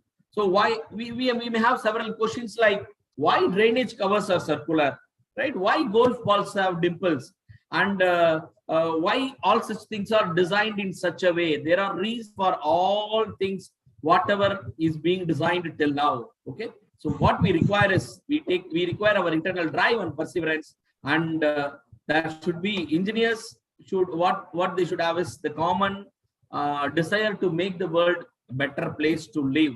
Okay, so the engineering involves, the innovation is involved in all the places today, involving food, aeronautical, okay, and what else? So you have entertainment industry, computer systems, marine engineering, construction, chemical, and everywhere, right? To provide water, to solve the problems of carbon, to create cars, fashion and beauty, gadget galore, food, health and medicine, sports, to build new environments, and so on. Okay, so don't think that it is only engineering. So we learn maths, physics, design, and technology, computing, chemistry. Everything is involved in design of all these things, and that is why we learn all such technologies. Even still more, if you go STEM, science, technology, engineering, and mathematics. So scientists, mathematicians, technologists, and engineers combine to form this STEM. And how do we apply it? See, when we take up a pencil, science is the discovery of graphite. The fact that rubber will remove graphite, okay, that is science, which our chemical department is doing, right? Technology is like creating a writing device that does not use ink, and engineering is like designing a device with graphite inside and exterior holder and attaching the eraser. And math involved is what should be the optimal length of the pencil, what should be the diameter and shape of the device, and so on. Okay, so all these things, when they merge, they become product, and that is what is our idea. So identify all the problems, research the problem, find possible solutions, select one solution, construct the initial design, test and modify the design, present your design, and if there are any changes required, redesign again. Okay, so this is what is engineering process loop. And when we innovate, we should be part of a creative process and design solutions to meet the customer needs, testing and improving technology, having a range of roles and responsibilities, working in team with others, and earning good salary. Obviously, that will also happen, and doing something different every day, not doing getting up, eating, sleeping, repeat it. No, it's not like that. Okay, so having great prospects for being innovator at all levels in India. So that should be our drive. And see, when we think about needs and wants, there are physical needs, biological needs, and psychological needs of all human. So basic shelter is enough, clothing is enough, biologically water and food is enough, and psychologically family, friends are enough. But what about wants of the human? So physical wants, nice house, nice car, nice clothes, fresh water, aquafina, right? Fancy food, healthy living, and psychologically, we want to talk with the family who is in America, see the friends, entertainment, everything. Okay, so these are the wants. So we should try to satisfy the needs first, like UN-based the needs, right? There are several sustainable goals of UN. So we should try to achieve that. All those goals are achieved by all people in the world. Okay. So there are sustaining innovations which are available and disruptive innovations which are replacing. Camera is being replaced by phones, headset, and everything else, right? And you have maps, Google Maps, Britannica Encyclopedia replaced with Wikipedia, Blockbuster tickets, Netflix, sitting in your house, and booking a car and other things, Uber, Lyft, everything is coming, right? So changes. So there are several innovations like radical, incremental, sustaining, and disruptive technology. That's the new model, okay, towards moving. And there are several types of innovation dealing with all domains like service, channel, brand, customer engagement, profit model, network, structure, process, and product performance and product system. So you can improve upon all these things by experience, configuration, and offering. So anything you do, it's going to be innovation. Okay. So that's where you can implement, you can visualize, identify, engage, and create, right? So all these things go like a cycle, and there are several innovations which are happening every day. So it may be in data, geolocation, cloud, or identity, dealing with real-time, mobile, and social, right? And disruptive technologies are emerging every day. And the idea will come like this, but when it finally reaches, it may be going on like this, and the final product will be Apple SaaS, and it is marketed as the Apple. Okay. So entrepreneurs plus innovation plus creativity becomes the product. So if I had asked people what they wanted, they would have said a faster horse. Henry Ford said, okay. So he didn't ask people. He had his own idea, invented the car. Okay. There are several innovation flow charts and stages which we can always refer. Okay. So what problems do we solve? In curriculum itself, we have to take up the problem. What are the problems which we are going to solve? What can you find out about the problem? What are the ideas you have already to solve that problem? And what are the new ideas, new solutions you think about? How would you design it? You test it. It should not cause any problem. And then does your design work? Show it to others and make it better and get it patented and get paid for it. Okay. So that is how we are going to go. And how can we do that? Innovation should be there. Sir, can I do that, sir? Can you show me some examples of such innovations? Yes, people are achieving. See, this chemical engineer at the University of Pittsburgh invented plastic coated cotton material that can clean the Gulf. Okay, Daigua, and designing better cars. So Marcus Ashford, mechanical engineer, University of Alabama, has invented a car engine with 80% less exhaust emissions. So this environmental engineer works on ways to clean up the oceans near where people live. Okay, and we have this person to design space colonies, civil engineer working on purifying water so that we can one day go to Mars. And we have this person controlling computers with thoughts, Daniel Moran, right? Biomedical engineer at Washington University. So he is controlling computers with mind alone, right? He's playing games with mind, not with keyboard, mouse, or joystick. And he is listening to cancer. John Whiter, biological engineer, invented a way to hear cancer cells. So this is how we have to move from poor to attractive quality, right? To making it excellent, right? It should not be sustaining invention. With time, it should grow towards the satisfaction. Okay. So this is what we require to be good leaders. We should ask ourselves questions like, am I a good problem solver? Am I thinking for others? Am I taking up my responsibility? And so on. and helpful for camp. I should be a good leader also. And now with your passion, you think what product or system am I going to make other life better? Is this invention or innovation? What type of engineers might work on this project? Think about it. Dream, design your dream, that's develop and produce your own products, sell it at good price, and make the earth livable. Okay, that is what is there. And there you have several roles in all such things involving the STEM process. And this is what is the thing which I wanted to talk to you about innovation. Okay. Thank you so much for the opportunity. I will.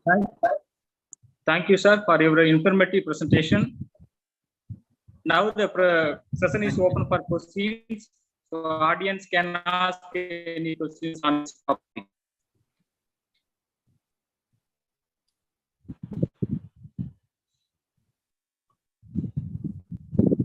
Okay, sir. Thank you, sir. Any questions from the audience? If there are any questions from participants, we welcome the questions. One question. Okay. Yes, sir. Dr. Sheshadri, you went through an excellent, excellent lecture, innovation and other things. Now, tomorrow I come out of my engineering or undergraduate course or medical. What is your best in entrepreneurship I can think of? Entrepreneurship. Yeah, I mean, I'm talking about starting a small industry with your innovation. When you are going to decide on the decision of your area or domain, it is not going to be the single best in the world. The decision is going to be dependent upon the person. That's what I started with passion. Yeah. So what is your passion? It may be I want to become a best sweeper in the world. Then that is going to be my best profession.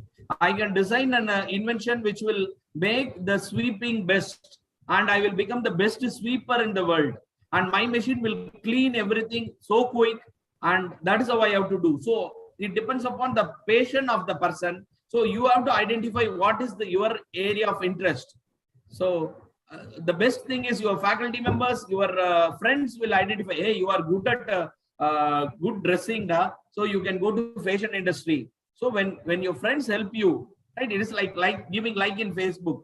So you like somebody and you will be liked like that. When you identify good things, perform SWOT analysis and identify what you are good at, and there are multiple intelligences involved, which intelligence you are good at, and when your friends identify and say that, try to improve it, reduce your weaknesses, and obviously you will find your passion and improve your passion, get ideas from the experts, and you will get all your support.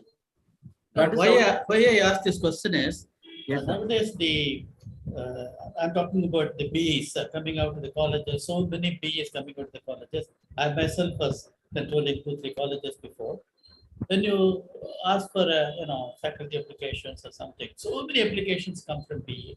Yes. And there are people who passed out 4 years before also jobless, and people who have excellent ideas, innovative ideas, are not able to go through that. I'm talking about the practical difficulty.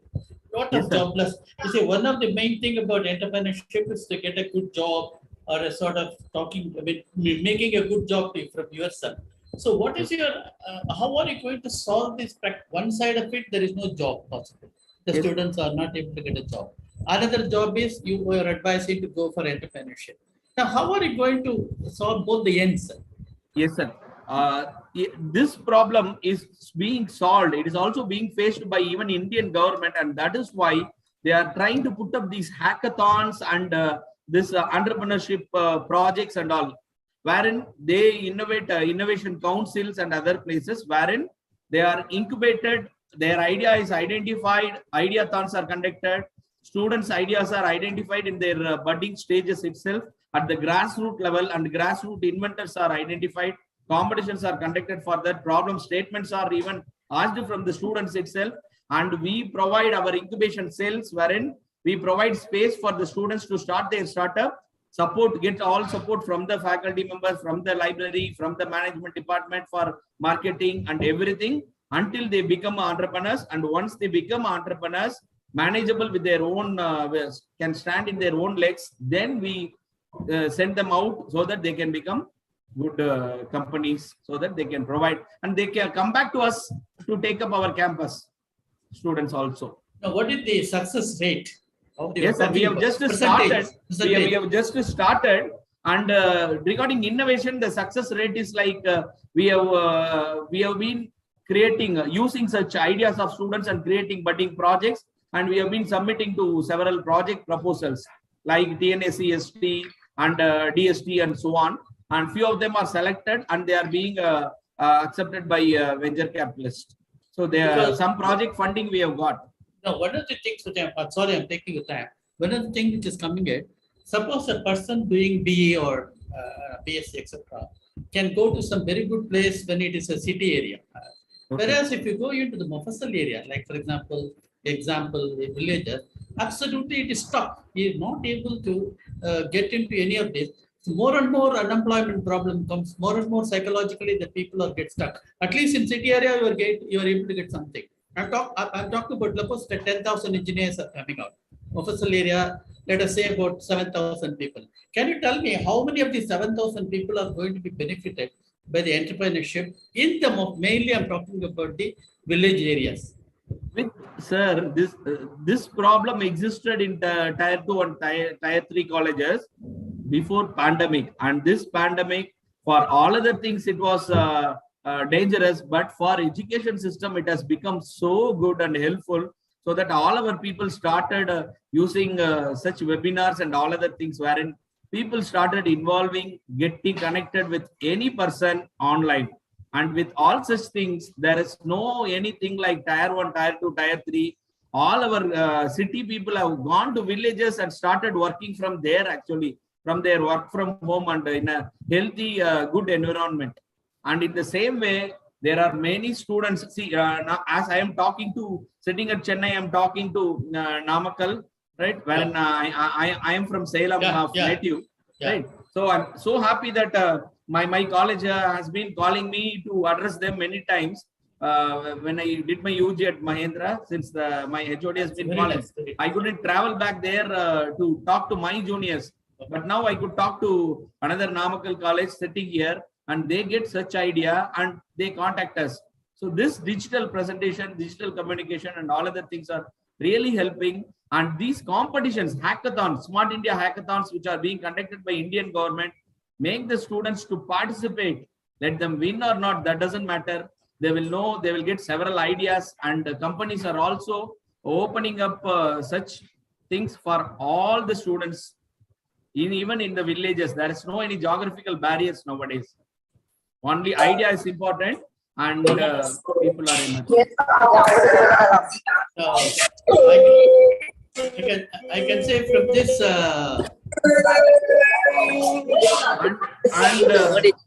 If anybody is willing to get any suggestion from me anytime.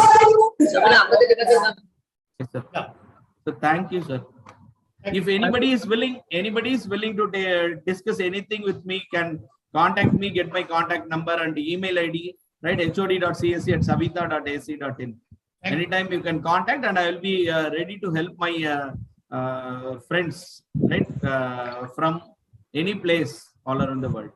Incidentally, Dr. Sukumar is also from the same college, same. Sure. So we are very much, thankful to him for all the things. I'm sure the second one has come up from you. Thank you.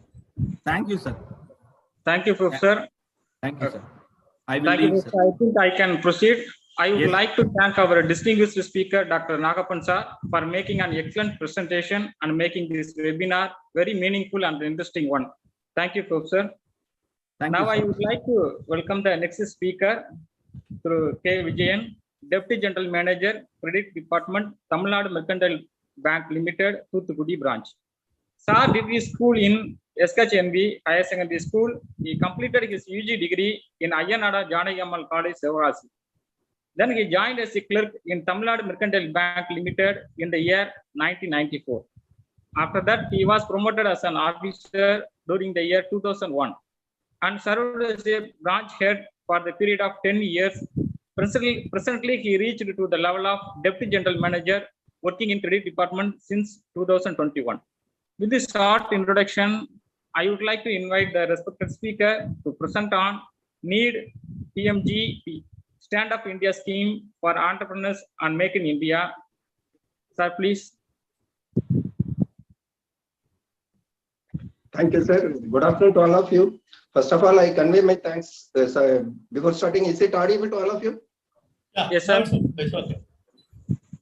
Okay, thank you, sir. Thank you. First of all, I convey my thanks to the organizer for inviting me to deliver my speech on NEEDS PMGB Stand Up India Scheme for Entrepreneurs on Make in India. Before me, a lot of three speakers has delivered how to do innovation, creativity, and a lot of things they have to. To my part, I want to say something to the budding entrepreneurs.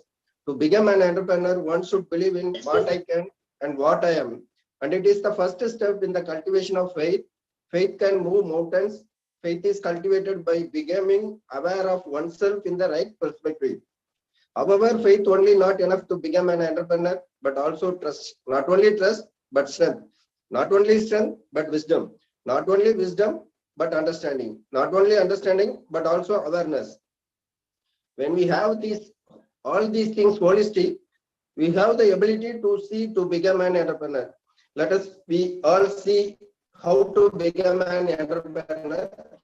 Being a banker, I want to focus on what are the avenues available to all the young entrepreneurs as far as finance is. Because to start any business, finance is a foremost thing.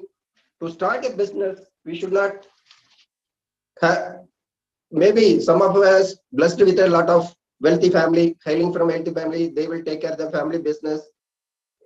As far as India is concerned, most of them are from budding entrepreneurs who are struggling a lot, put a lot of hard work.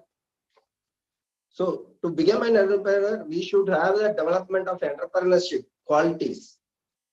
To have that quality, lot of programs are going on in Tamil Nadu as well as the whole India. First, let us see what is first phase 1, entrepreneurs awareness program. Whatever we are conducting today, it's just like an entrepreneurship awareness program. And the phase 2 is business model and business plan preparation. Here also, some of the speakers have given a lot of information how to build a business model, how to plan preparation of doing a business. Thereafter, only that third phase will come, launch of business. So once we decided to launch the business, how to get through the business, because doing business is not an easy one. Lot of effort has to put in. Various factors are taken into consideration to start a business, whether it is a small starting a petty shop or doing a factory or corporate. This is the ecosystem we have to do the business. First, we have to start a business, we have to identify who are the laborers available in the market, how to get the location, apt location, whether in that location all the infrastructures are available, whether we have got all the license to start the period. Even for putting a petty shop, we have to get the shopping license. So that formalities, what are the formalities, we have to check it that, then we have to proceed. To proceed a business without finance, it's not a good one. To have a business, to have a smooth running of business, always we have to go for an adequate finance. We should not go for a over finance or short finance. Both of them will land you in a trouble.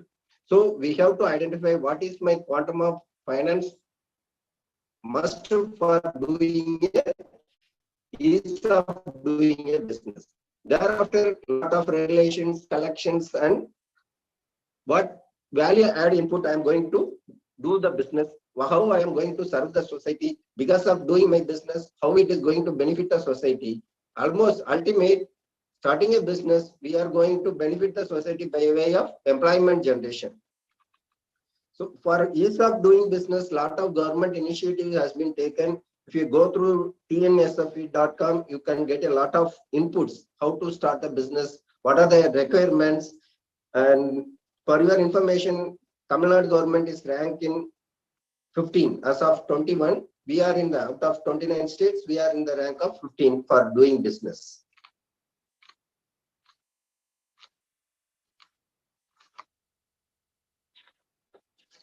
See, why Tamil Nadu? In Tamil Nadu, there is a lot of opportunity. If you go back 2 days back in Tamil Nadu, latest industrial policy has been tabled. In that, lot of vital inputs are there. As far as their vision, 2030, in Tamil Nadu, they have a plan 23 lakh. They want to make this economy 1 trillion economy. If you go through our Prime Minister Modi ji has announced by a 5 billion lakh economy, trillion economy, he want to give. In that, Tamil Nadu as a contributor, major contributor, 1/5. That is 1 trillion economy they want to build the Tamil Nadu. If it's so, it will give a lot of entrepreneurs, lot of employment opportunity. So for what is the strength and strategies of being in Tamil Nadu? It is one of the second largest economy in India, giving an output of 8.8% national GDP and 6% share in Indian population. Like that, lot of advantages we are having being in Tamil Nadu. Apart from that, infrastructure and power generations, if you go, such a facility we cannot see in other states. So being in Tamil Nadu, it's a wonderful thing. Lot of opportunity is there. Next thing, how to start a business. Launching an enterprise is a personally challenging career option. Whether we are having that capability, capacity, competency, that we have to take care. Starting our own business always be a challenging. Ultimately, it will be a rewarding experience. Some of the benefits would be freedom, what you enjoy in setting your goals. If you see a salary class people, he has to answerable to someone. Whereas in being an entrepreneur, he is having his success or failure in his own business will determine his how to go ahead. So to start a business, it's a wonderful thing, but not an easy thing.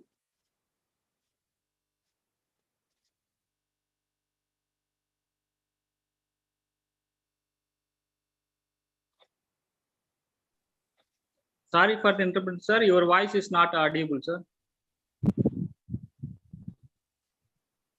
Whether right now audible, sir? Yes, sir. Is it audible? Okay, thank you. So to become an entrepreneur, how to start a business? These are the steps to be followed in launching a business. Get business assistance and training in case of need. Otherwise, depending upon the volume of the business, what volume of business I'm going to start, you have to get wherever the professional assistance, like earlier speaker has told what are how the benefits of engineering. Wherever, even if for building a house, we are engaging an engineer so that it will be structured properly.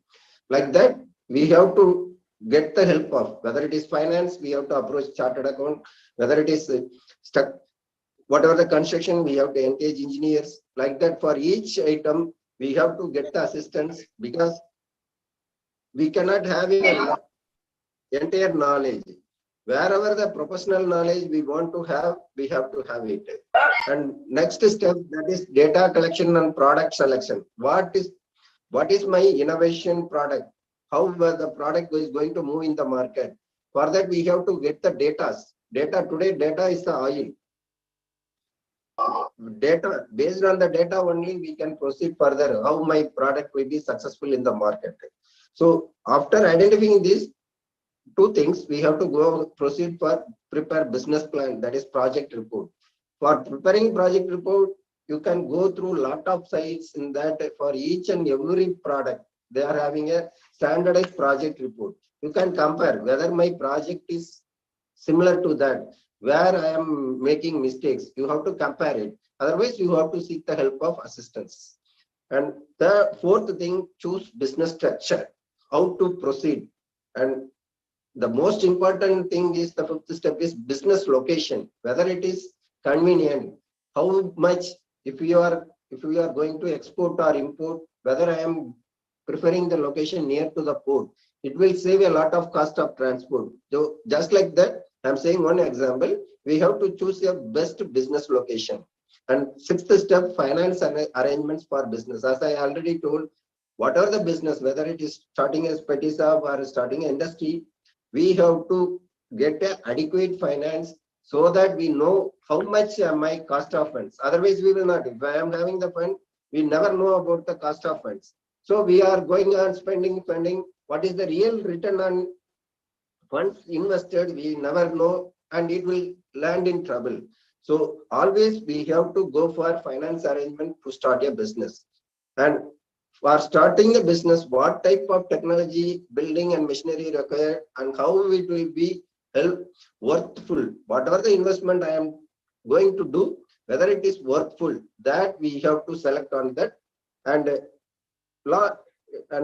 last step, whether I am having proper license and permits and available labor market, what are the rules and regulations, that we have to have it.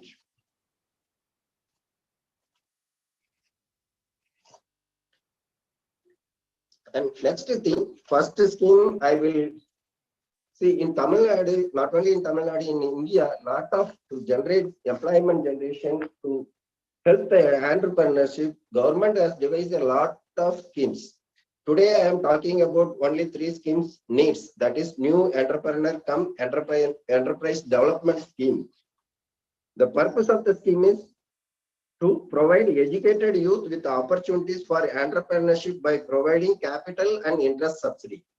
To start a business, we must have some capital, that is stakeholder, as well as whether my business will be success or failure, it will depend upon our hard work and how we well professionally invest in the business. So to eliminate a fear, government is supporting the entrepreneurs, especially youth entrepreneurs, by giving subsidy. Yes, you start the business. Whatever the assistance by way of finance assistance, government is giving subsidy, lot of subsidy.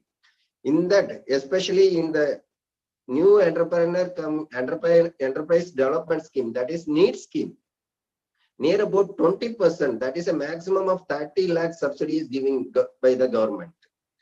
So let us go through what are the eligibility for the NEET scheme.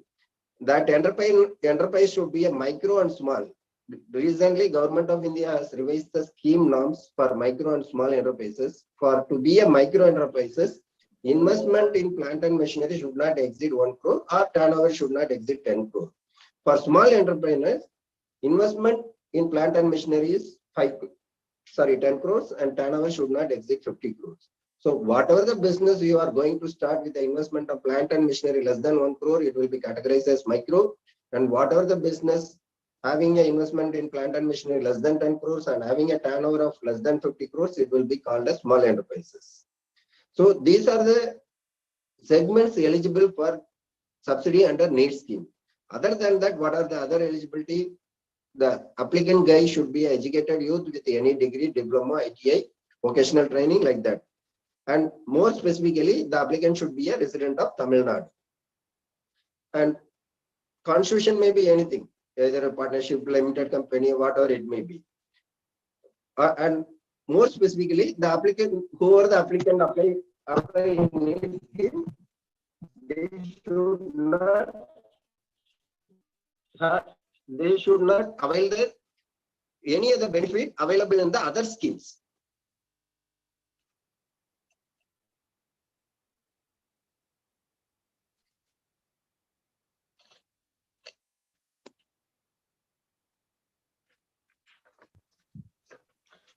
Under NEET scheme, the maximum project cost is. Yes, sir. Sir, no problem, sir. Please proceed, sir. Please proceed. Okay, fine, sir. The maximum project cost may be up to 5 crore. For project costing more than 1.2 crore, maximum subsidy component will be restricted to 30 lakh. In that project cost of land will not be included. With respect to plant and machinery, only new machinery is eligible. For second hand machinery, it should be an imported machinery. Otherwise, it will not be eligible. To start the enterprise, training also given by government. In Tamil Nadu, we are having a EDI, that is Entrepreneurship Development Institute at Gindi, Chennai, will give the training according to the project. Depending upon the project, they are giving training also. And what is that capital? That is promoter contribution. How much promoter contribution is to be given by Promoter contribution 10% for general category entrepreneurs and 5% for special category entrepreneurs. And for in general, for under NEET scheme, any loan component should be repaid in a period of maximum period of 9 years. And with regard to collateral security, minimum 50% for proportional loan amount. It will vary depend upon the banks to bank. But as far as general scheme, in under NEET scheme, 50% collateral is mandate. But there are other schemes. If you go through the earlier speakers, in that one of the speakers brought the notice of Mudra loan. See, Mudra, under Mudra, there is a 3 schemes is there. Tarun, Kishore. In that collateral free, apart from that, CGTMC scheme is there. In that no collateral up to 2 crores, there is no need for collateral security. So don't worry about the collateral security. As far as any banks and financial institution, they will see whether normally we will see 4 C's. That is capital, capacity, character. So today banking finance purely depend upon character and capacity and competency. Whether the entrepreneur is having the character means today, wherever you are going for applying for any loan, immediately banker will ask for CIBIL report. CIBIL, that is credit information report, we will call it as. Lot of agencies are there. Whoever have the PAN card and avail finance, it will reveal. So how the repayment history is that particular guy who is applying for loan, that will speak whether this guy is eligible for loan or not. Even though a lot of schemes are there, the deciding factor is your character, how you are having the track record of having the repayment. So whoever want to start an entrepreneur or enterprise, first check your CIBIL report, whether it is, am I eligible? You can self-check the score also. If your score is more than 700, you are definitely eligible for any amount, any quantum of loan. In fact, when the economy is going for a 5 trillion economy, everybody wants to lend. Today, if you go, in general, every guy will get a phone call. So this is the finance facility we are offering. But everybody will offer. Before sanctioning, everybody will see your character, whether you have the capacity or capability to repay the loan. It will decide on the credit information report. Okay, fine. Next thing, what are the checklist for getting loan application eligible under NEET scheme? You have the proof of identity, that is voter card, whatever the ID card prescribed by the government, that is passport, driving license, it's a must. Proof of residence, proof of business address. Applicant should not be a defaulter in any bank financial. That is the credit information report. You should not be a defaulter. Even it is a education loan also, it will have an impact. So have the record in credit information report, have the record in a satisfactory manner. And if it is a partnership or a limited company, you should have the memorandum articles and all these things. And every micro and small enterprises, it should be registered under Udayam. And if you apply under a special category, you should have the SC/ST category certificate. And certificate, if it is a company, limited company, you have to have the ROC copy.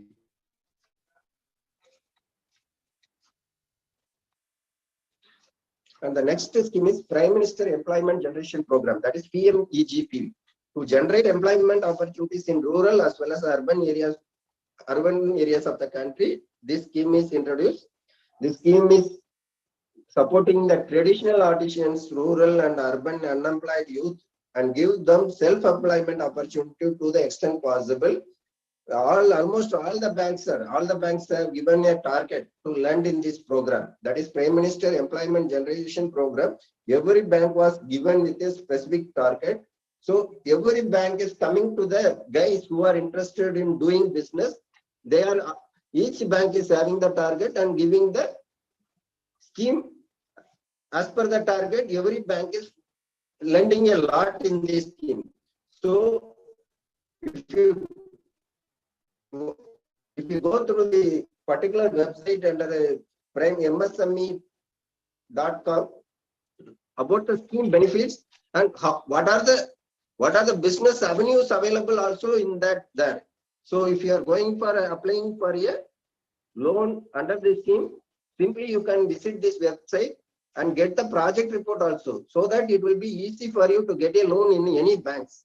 What are the eligible conditions eligible under PMEGPY? Any individual about 18 years of age, and there will be no income ceiling for assistance for setting up projects under PMEGPY. For setting up a project of costing about 10 lakhs in manufacturing sector and above 5 lakh in business service, the beneficiary should possess at least past 8th standard. Here, a lot of self-group, you may aware about the self-help groups. By self-help group, by jointly, they will form a group and get a lot of benefit.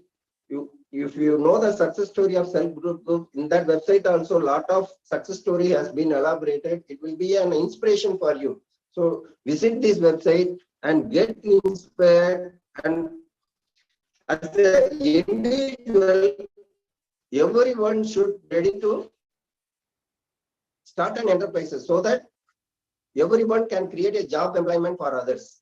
How the bank finance model in the PMEGP program, the bank will sanction 90% of the project in case of general category and 95% in case of special category.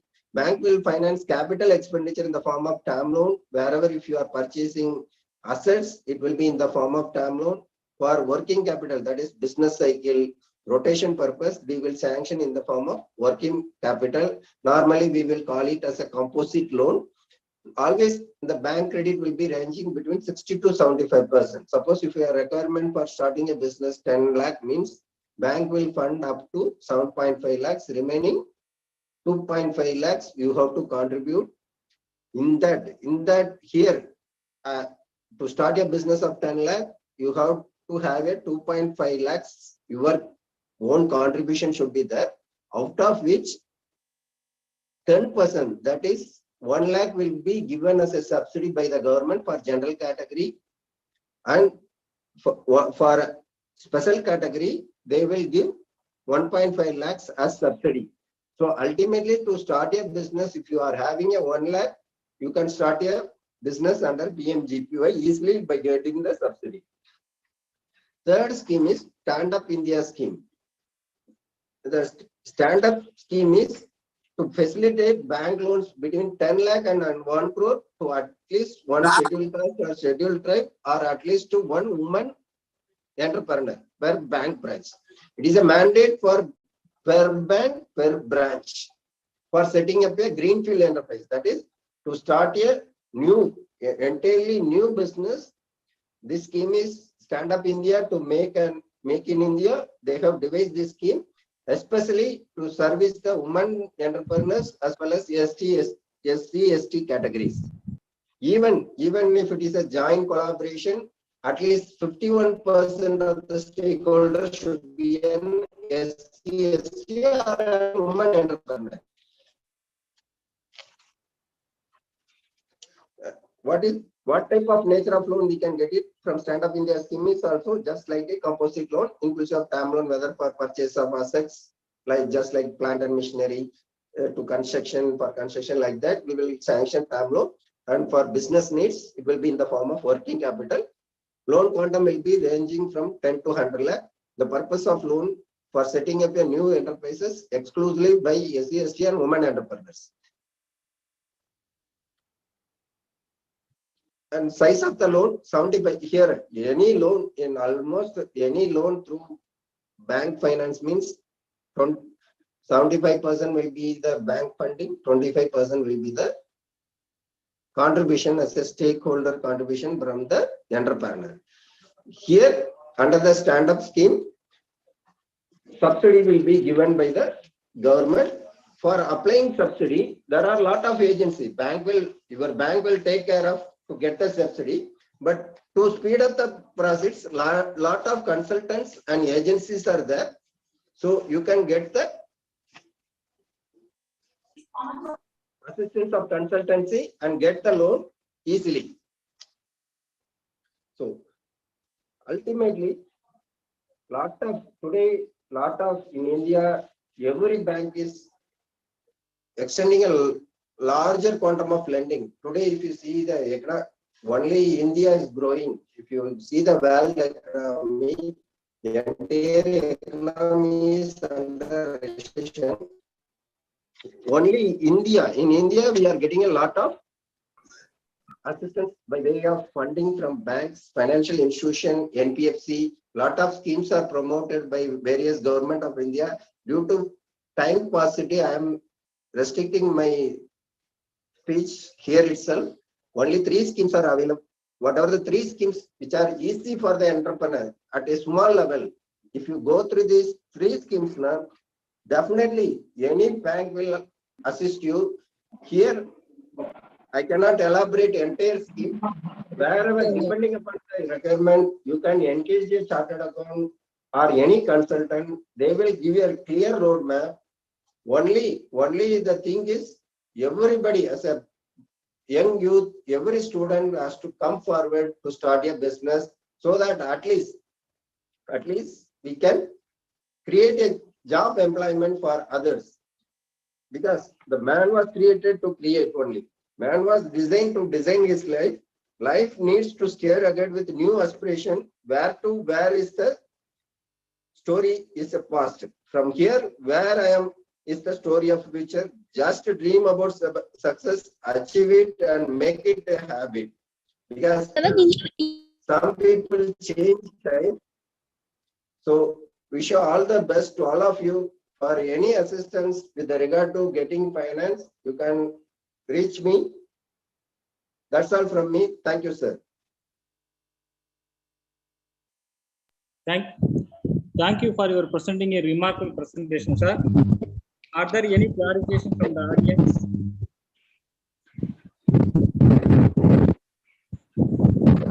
Okay. As we have running out of time, I can share speakers contact number in the box. Participants are requested to make use of it for further clarification. I thank for this question, Mr. Vijay, sir. We are really enlightened with your knowledge and presence. Thank you, sir. Now I hand over the question to Dr. Satilada for MOC. Thank you. Thank you, sir. Now we move to validity session. I invite Dr. E. Kumar, Secretary, Indian Chemical Society, Tamil Nadu branch, to give the summary of the webinar. Can you hear me?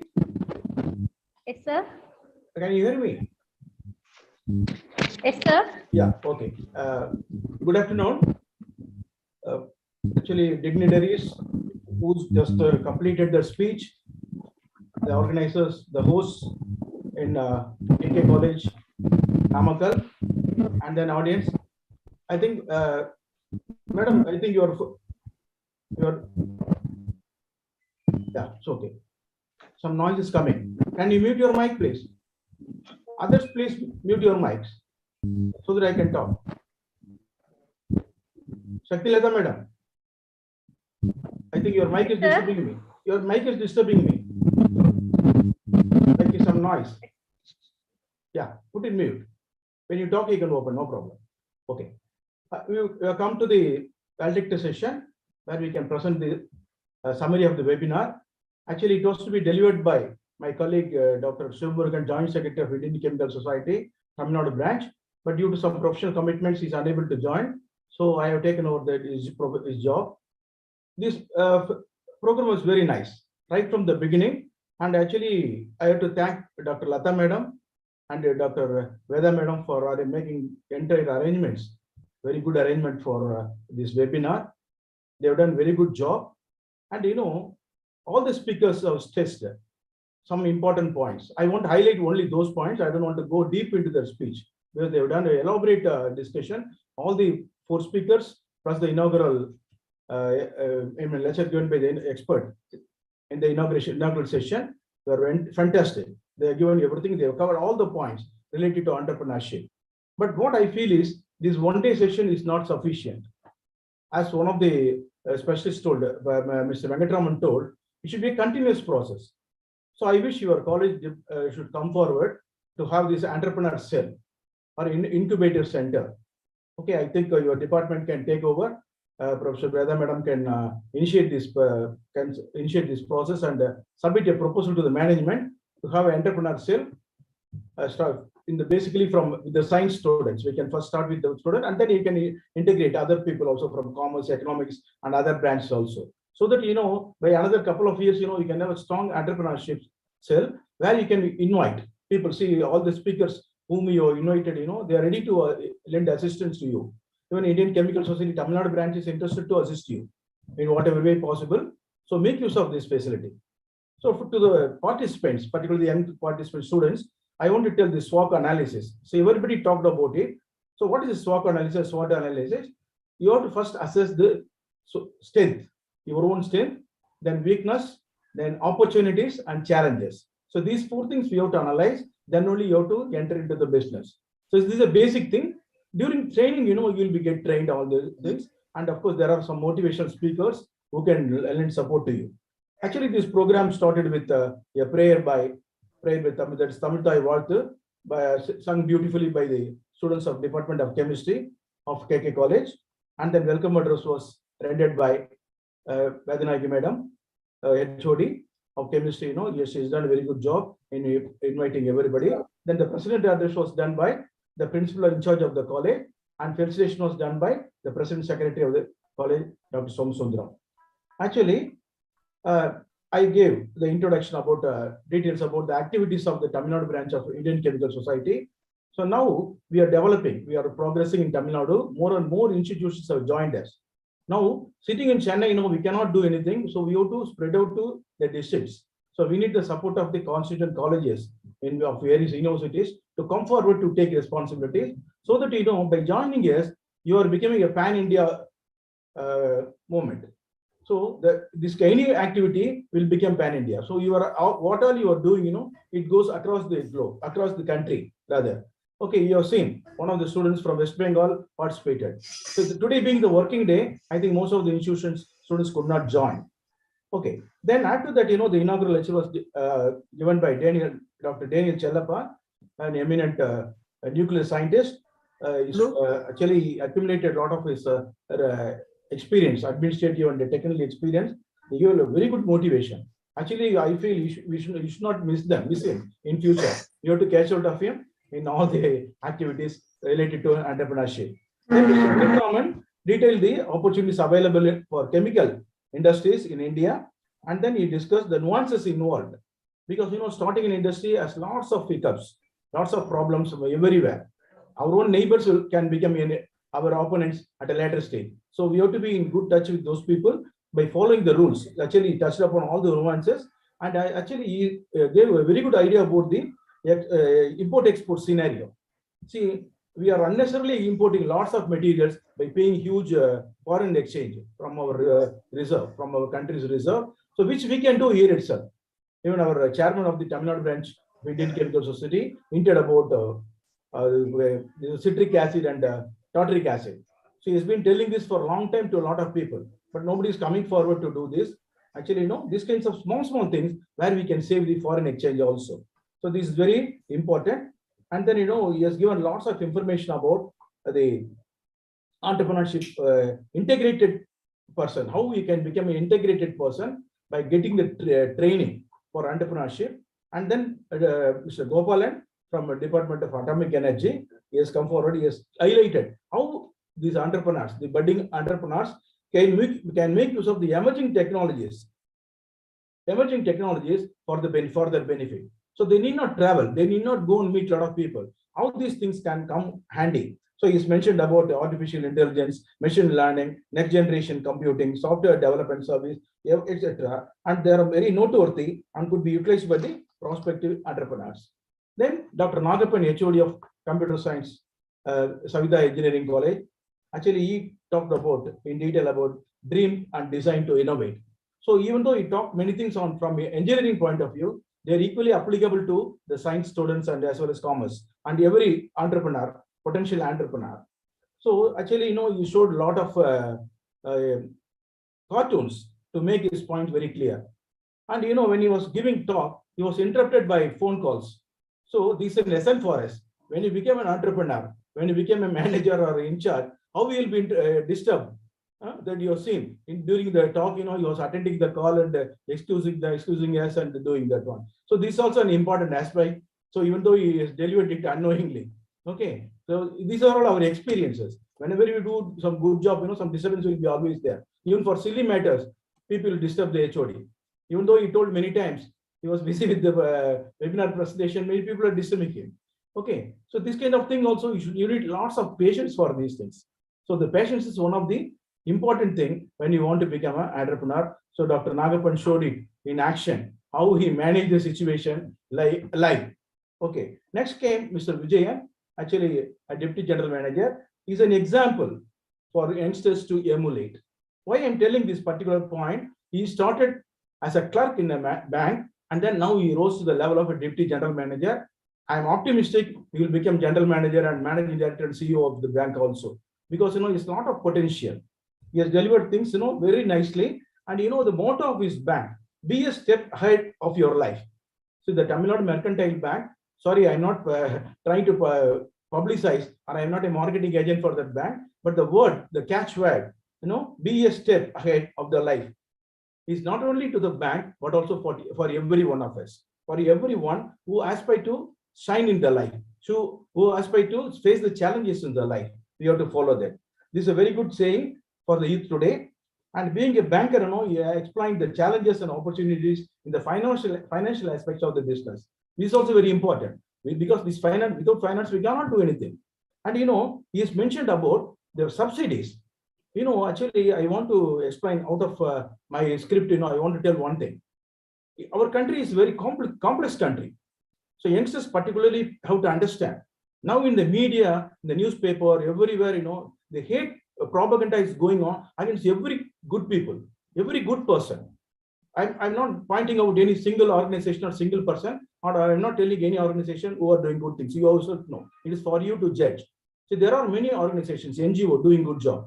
There are many leaders doing good job, whether it's a prime minister, president or vice president, or the chief minister of some states, or the governors.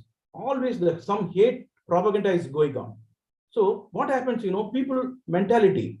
See, I talk to a lot of people daily, my driver or as a seller on the road. They always tell, sorry, have you seen the TV yesterday? That fellow is doing like that. Without knowing what is happening, they immediately start spitting venom on some of the people by mentioning names. Please don't go by these reports.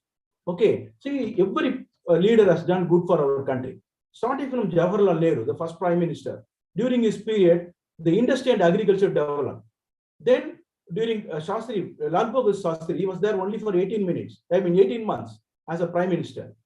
And he had to face unfortunate death.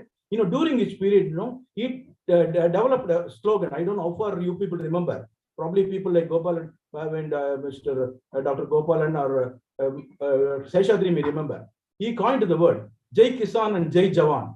So he wanted to strengthen army as well as the agriculture during his 18 months tenure. Then came Mrs. Indira Gandhi. During her tenure, science and technology developed. So more scientific institutions, ICMR, CSIR, DST, DBT, everything started develop. Then due to her unfortunate death, then Mr. Rajiv Gandhi came. During his period only, the technology development has started. The technocrats have come into the government. You remember Sam Pitroda. He was brought from abroad and he developed. So he's the father of digital development, what we are having today. So every prime minister has contributed. Okay, next came Atal Bihari Vajpayee. So he developed. Of course, for a short period, some people like Deve Gowda, Gujarat, and some people were there, one or two people were there, because they could not do many things because the governments were not that stable. They were only facing their own issues, so they could not concentrate. Whereas, this government, this prime minister who ruled for some appreciable years, they developed. See, during Atal Bihari Vajpayee's time, the infrastructure, the road facilities, the ports, the airports, many things, infrastructure development started taking place. Then came Narasimha Rao. During his period, globalization and liberalization took place. And then came Manmohan Singh, Dr. Manmohan Singh. During his period, along with the help of our own, the MP from the minister from our state, Mr. Chidambaram, they brought a lot of economic reforms. Now today, India is very strong in economics despite of a lot of inflation in other countries. Even during war in some countries, we are still stronger because of their economic, financial and economic plans. People may tell something, people may talk ill of them, but they have done many good things. And of course, then came Mr. Narendra Modi. What he is doing, he has combined the activity of all the prime ministers, from the first prime minister, Jawaharlal Nehru, till Manmohan Singh. He has done. He has now. Mr. Gautam, can you mute your mic? Hello, some disturbance. Mr. Gautam, can you mute your mic? Okay, thank you. Like that, now the present government is doing everything for everybody, right from the soldier in the Himalayas, down to the worker, or down to the daily wages earner in Kanyakumari. He's managing 130 crore people. There are a lot of economic crises, pandemic, okay, war, and then threat due to internal disturbances, some communal disturbances, okay, many things, shortage of food grains, shortage of coal. So he's managing everything. But we have to see the positive thing. Despite these things, he has given a lot of things.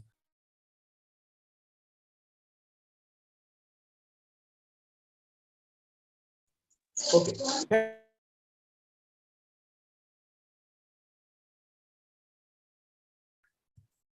Hello, can you hear me? Hello, can you hear me?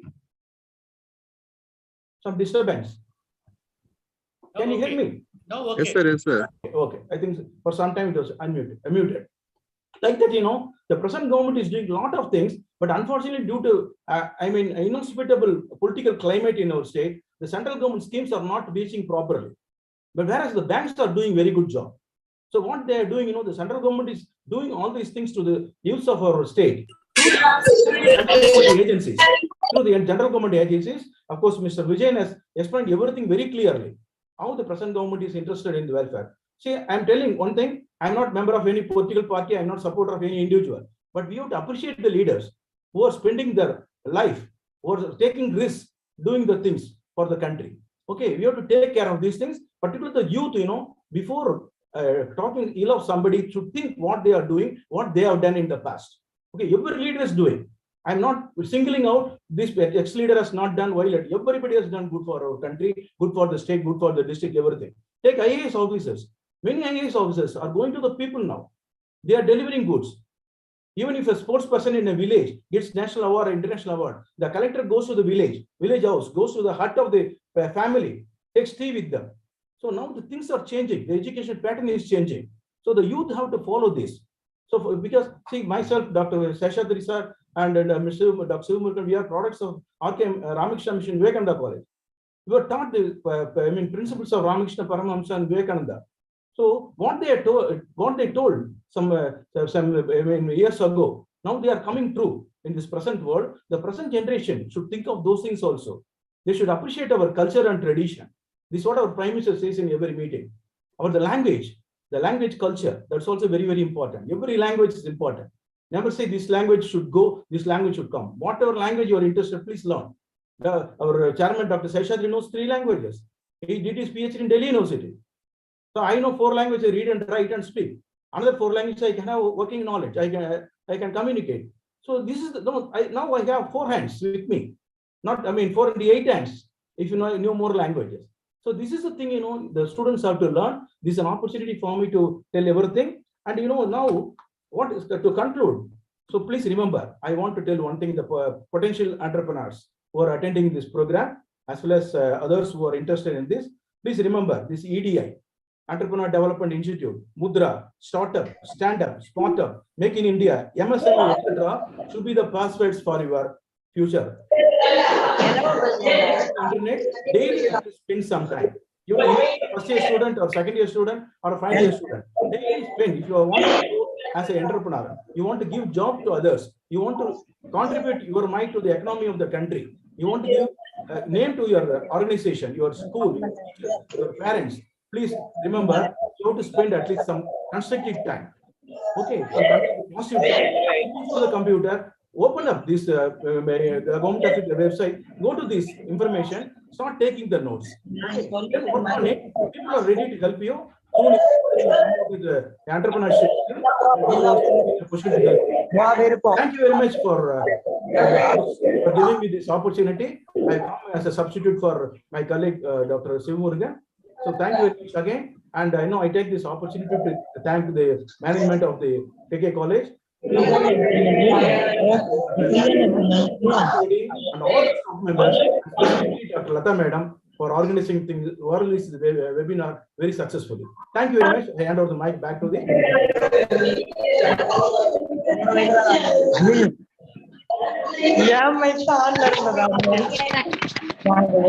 Thank you for your summary report, sir. Thank you for your summary report, sir. Dear participants, this is the time for giving your valuable feedback about our webinar.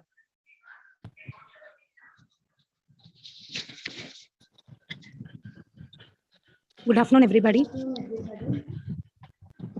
I'm Kavita, Assistant Professor of Commerce of KKC, and I take this opportunity to give a feedback of this national webinar on entrepreneurial stimulation for youth. First and foremost, the topic entrepreneurial stimulation for youth was a real stimulation for us to register for this webinar. And as a faculty of commerce, I feel very happy that our students would have really benefited by participating in this webinar. My special thanks to the Department of Chemistry for having given this opportunity for all of us to participate in this program, because the topic is more beneficial for our commerce students. All the resource persons were very informative in their presentation. My special mention to Mr. K. Deputy Manager of PNB Bank, who gave a very clear picture of how financial assistance can be availed by the budding entrepreneurs through the needs and the PMEGP scheme, and what are all the ideas which can be converted into practice under the Startup India scheme and the Make in India scheme. I hope our students would have been benefited by this national webinar. Once again, I thank the organizers of this national webinar. Thank you. Thank you for your feedback, ma'am.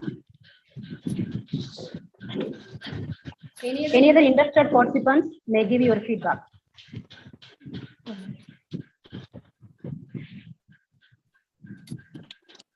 From students side, anyone from students?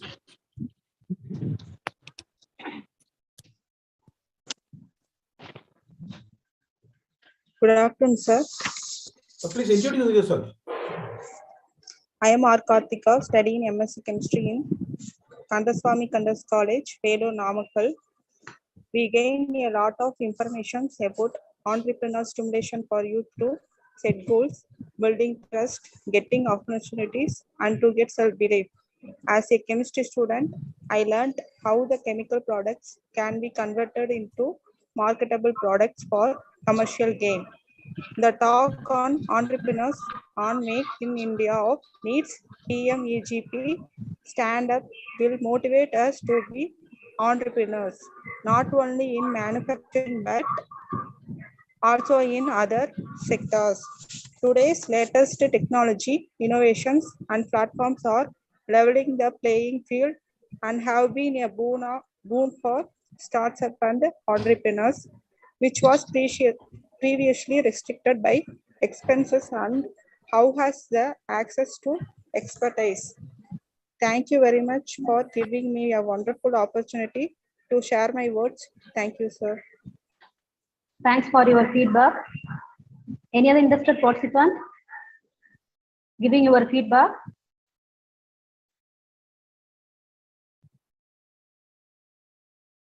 Any male student? Yes, sir. Any male student? Why don't you invite some male student? Girls are coming forward very fast. Why they are backing off? Come on, you can name any one of your. Good morning, sir. Please come. Introduce yourself. So I'm Sriran from a third BSc Chemistry, Kansami College, Pivelur, Namakkal. Well, good. A very good honor to one and all gathered here. First of all, I feel delightful to take part in this wonderful moment. Speech by Mr. N.S. Venkatraman gives us various ideas and knowledge about opportunities and challenges facing chemical project entrepreneurs. Now, a variety of government and other regulatory complaints are often imposed on chemical project entrepreneurs. Also, the opportunities in an academic teaching career may be addressed. There are several options. These include job opportunities in primary and secondary schools, colleges, comprehensive universities, research intensives, and private four-year colleges. Later, the speech by Mr. B. Kopalan on the topic Emerging Technologies Trends Worth to be Pursued by Budding Researchers, Startups, and Entrepreneurs was very useful for the graduates like us. Entrepreneurship is constantly changing gears, and technologies is central to much of this accelerated growth. We are media and digital marketing than before. Growth in new technology means it's easier than even for small business to create their own programs. And then the words of Dr. G. Nagapan about dream and design to innovation motivated us in a lot of ways.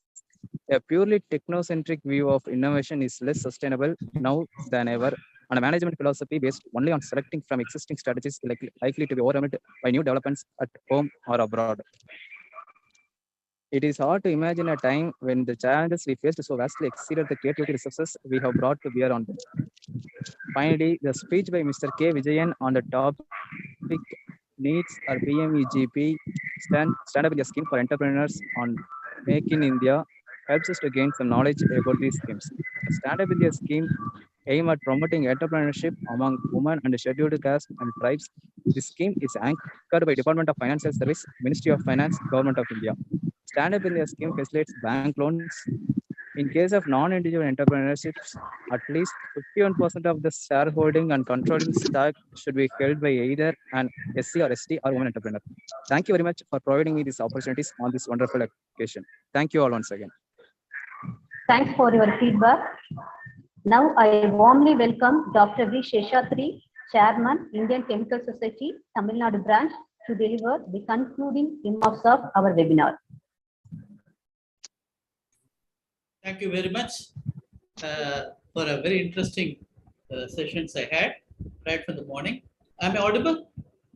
Am I okay? Yes, sir. Yes, sir. Audible, sir. Okay. So very interesting. In fact, as I've been telling our Secretary, Dr. Sukumar, this is how we develop. Now we have developed an entrepreneurship among these ICS and the college.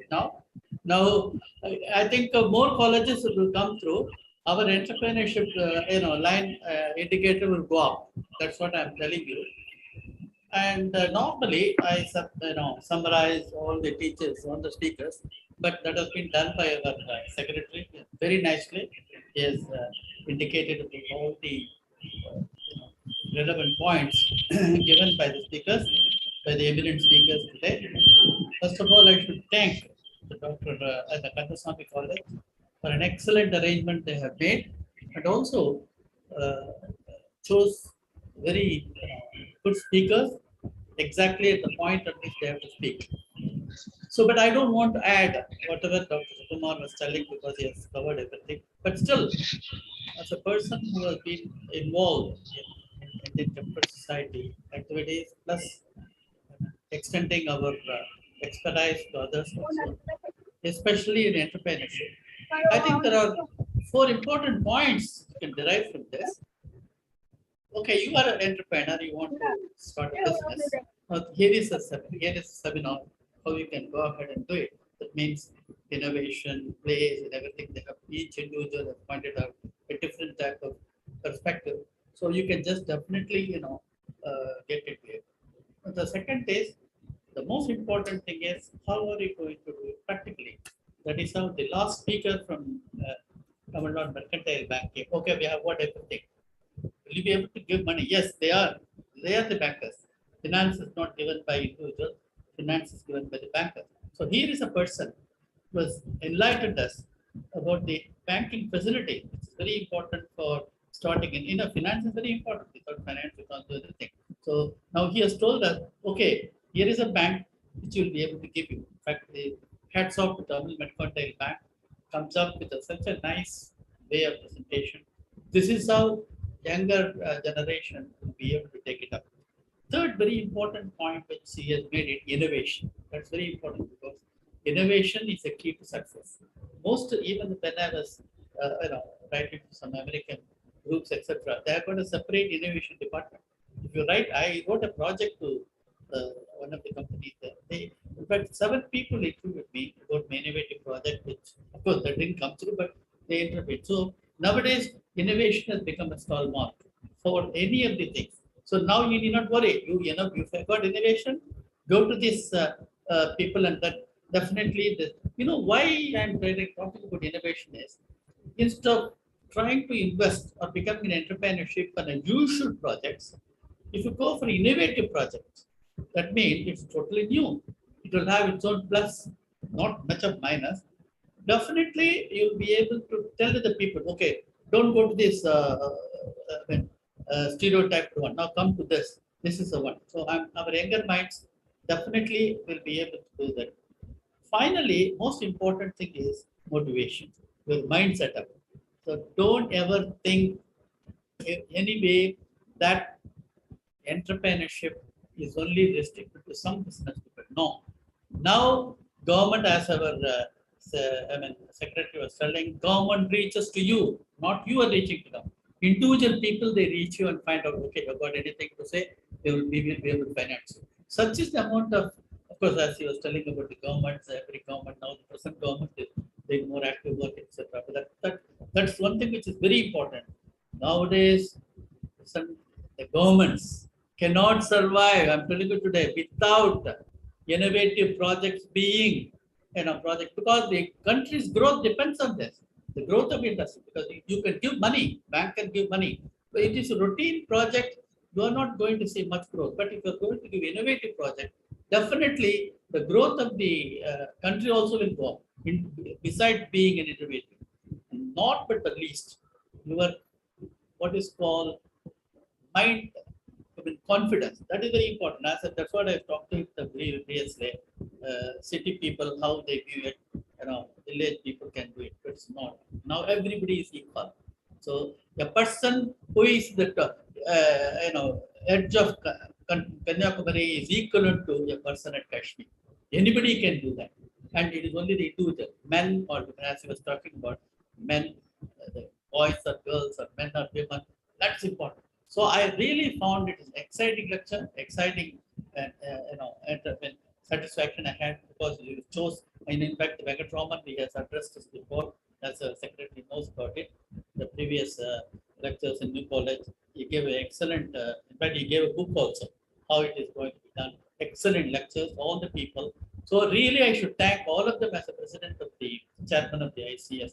I really should thank all the speakers who've done a wonderful job. Added, very important, is this college has taken up so much of initiative. I mean, it's not that easy. They're going. That's what I was telling Dr. Sukumar. Now our wings are spreading. We'll go to all the institutions who are interested to do it.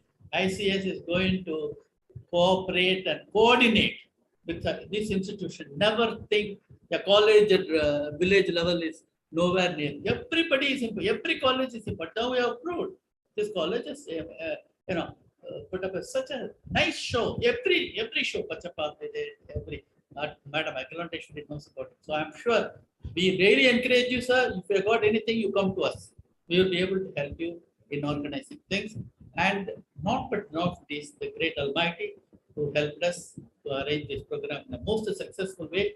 And I'm sure with such types of programs, I think we are going to discuss Dr. Sukumar also. And also our secretary, ICS also, Sinha is also interested. Now we have got a global hearing from her. Our seminars are heard by not only from India, throughout the world, people are listening to it, especially in India. Now, as you can see, number of participants from West Bengal who are prepared to listen to us. So definitely ICS Tamil Nadu branch is every time improving. That's what I was telling you. We are improving right from the beginning. I'm sure we will hit the sky at a level that everybody will think. So for this, I sincerely appreciate and thank the college. Wonderfully organized this, and of course the Madam Akilandeshwari was responsible. And of course, I don't think I need to talk about Dr. Kumar because he is the one person who is always bubbling with ideas and who is prepared to help us. And I'm sure he should be able to. And of course, Sivamurugan is always there. So like that, I'm telling you, a lot of younger people are joining. Please join us. We will take you to the Himalayan heights. Thank you very much. Shaktilta madam. Yes, sir. Madam. Thank you. Yes, sir. One student from West Bengal is also there. Can you invite her to give her opinion? I think I could see on the screen. Ms. Tanisha Mukhopadhyay. 1 second. Why don't you invite her? 1 second. Ms. Tanisha, you want to say something? Ms. Tanisha Mukhopadhyay from West Bengal. Do you want to say anything? No, sir. I think you have been attending the program. Is it not right Yes, from the beginning? Yes, sir. Why don't you give her impression? Because we want views from other states also. It's not confined to Tamil Nadu alone. We are more connected to West Bengal. Can you say a few words? Because you have been listening, everything. I could watch. I have nothing to say. I was listening. Okay. Anyway, thank you very much for your participation. Okay, madam. Shaktilta madam, go ahead. Oh, okay, sir. Thank you, sir. Finally, I invite Dr. M. Shantil, Assistant Professor, Department of Chemistry, Kandasamy Kanda College, to propose the vote of thanks. Thank you, ma'am. Good afternoon, one and all. On behalf of Department of Chemistry, Kandasamy Kanda College, it's my pleasure to propose the vote of thanks. First, I devote my sincere and heartfelt thanks to our honorable and respected President of Kandasamy Kanda Trust and Secretary of our college, Dr. R. Somasundaramaiah, for his nice felicitation words. Thank you, sir. I thank our respected Principal Dr. N. Tangraj, sir, for sending his greetings, who could not attend the meeting due to an unavoidable reason. Thank you, sir. I extend my sincere thanks to the respected Principal in charge of our college, Dr. P. Lohanathan, sir, for his valuable presidential address. Thank you, sir. I express my deep gratitude to our respected head of the department, Dr. S. Vedanayaki, madam, for guiding us in all the activities and delivering the welcome address. Thank you, madam. I extend my sincere gratitude to the chairman of Indian Chemical Society Tamil Nadu branch, Dr. V. Sesadri, sir, for your nice concluding remarks of the webinar and nice interaction with the speakers. Thank you, sir. I am extremely grateful to Dr. E. Sugumar, sir, Secretary of Indian Chemical Society Tamil Nadu branch and co-convener of this program, for his valuable support to conduct this event and explaining the activities of Indian Chemical Society and giving the summary report of the webinar. Thank you, sir. I take this opportunity to express my sincere thanks to the distinguished Dr. J. Daniel Chellappa, eminent nuclear scientist, Chennai, for his valuable inaugural speech. Thank you, sir. My sincere thanks to N.S. Venkataraman, Director, Nandini Consultancy Center, Chennai, for his valuable lecture on opportunities and challenges facing chemical project entrepreneurs. Thank you, sir.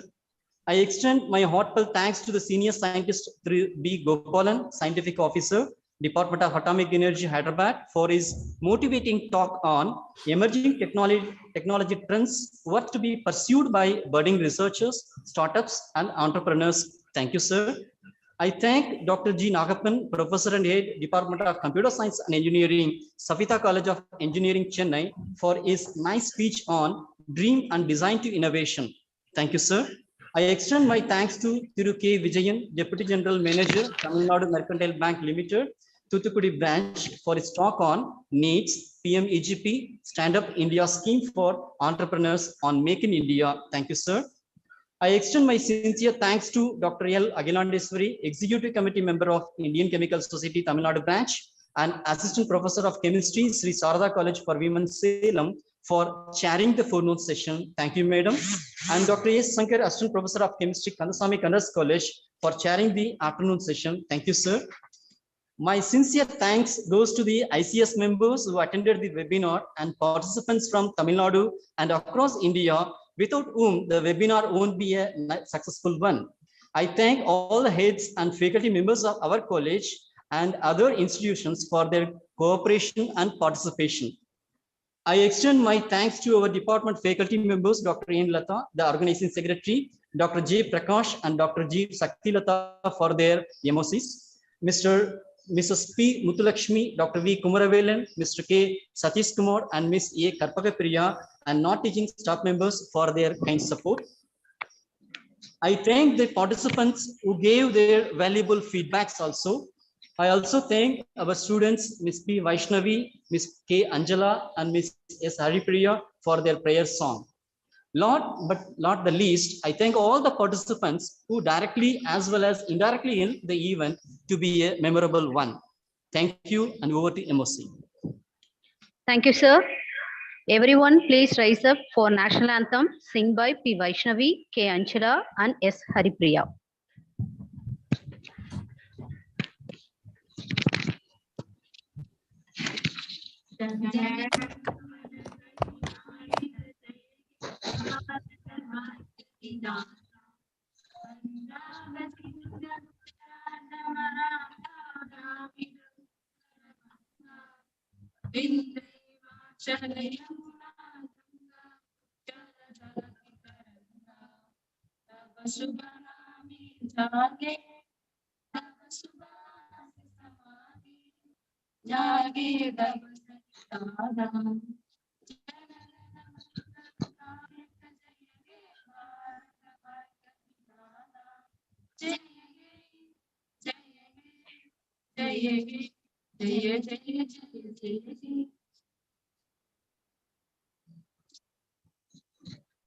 Thank you.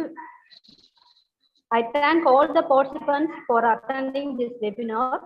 We hope this event is useful for you. Thank you. Thank you very much, sir.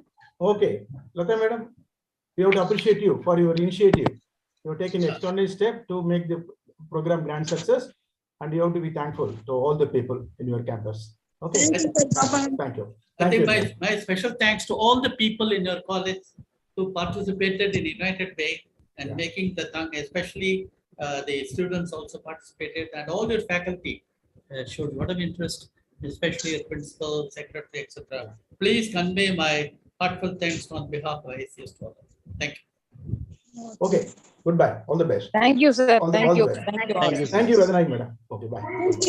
Thank We'll you. meet up.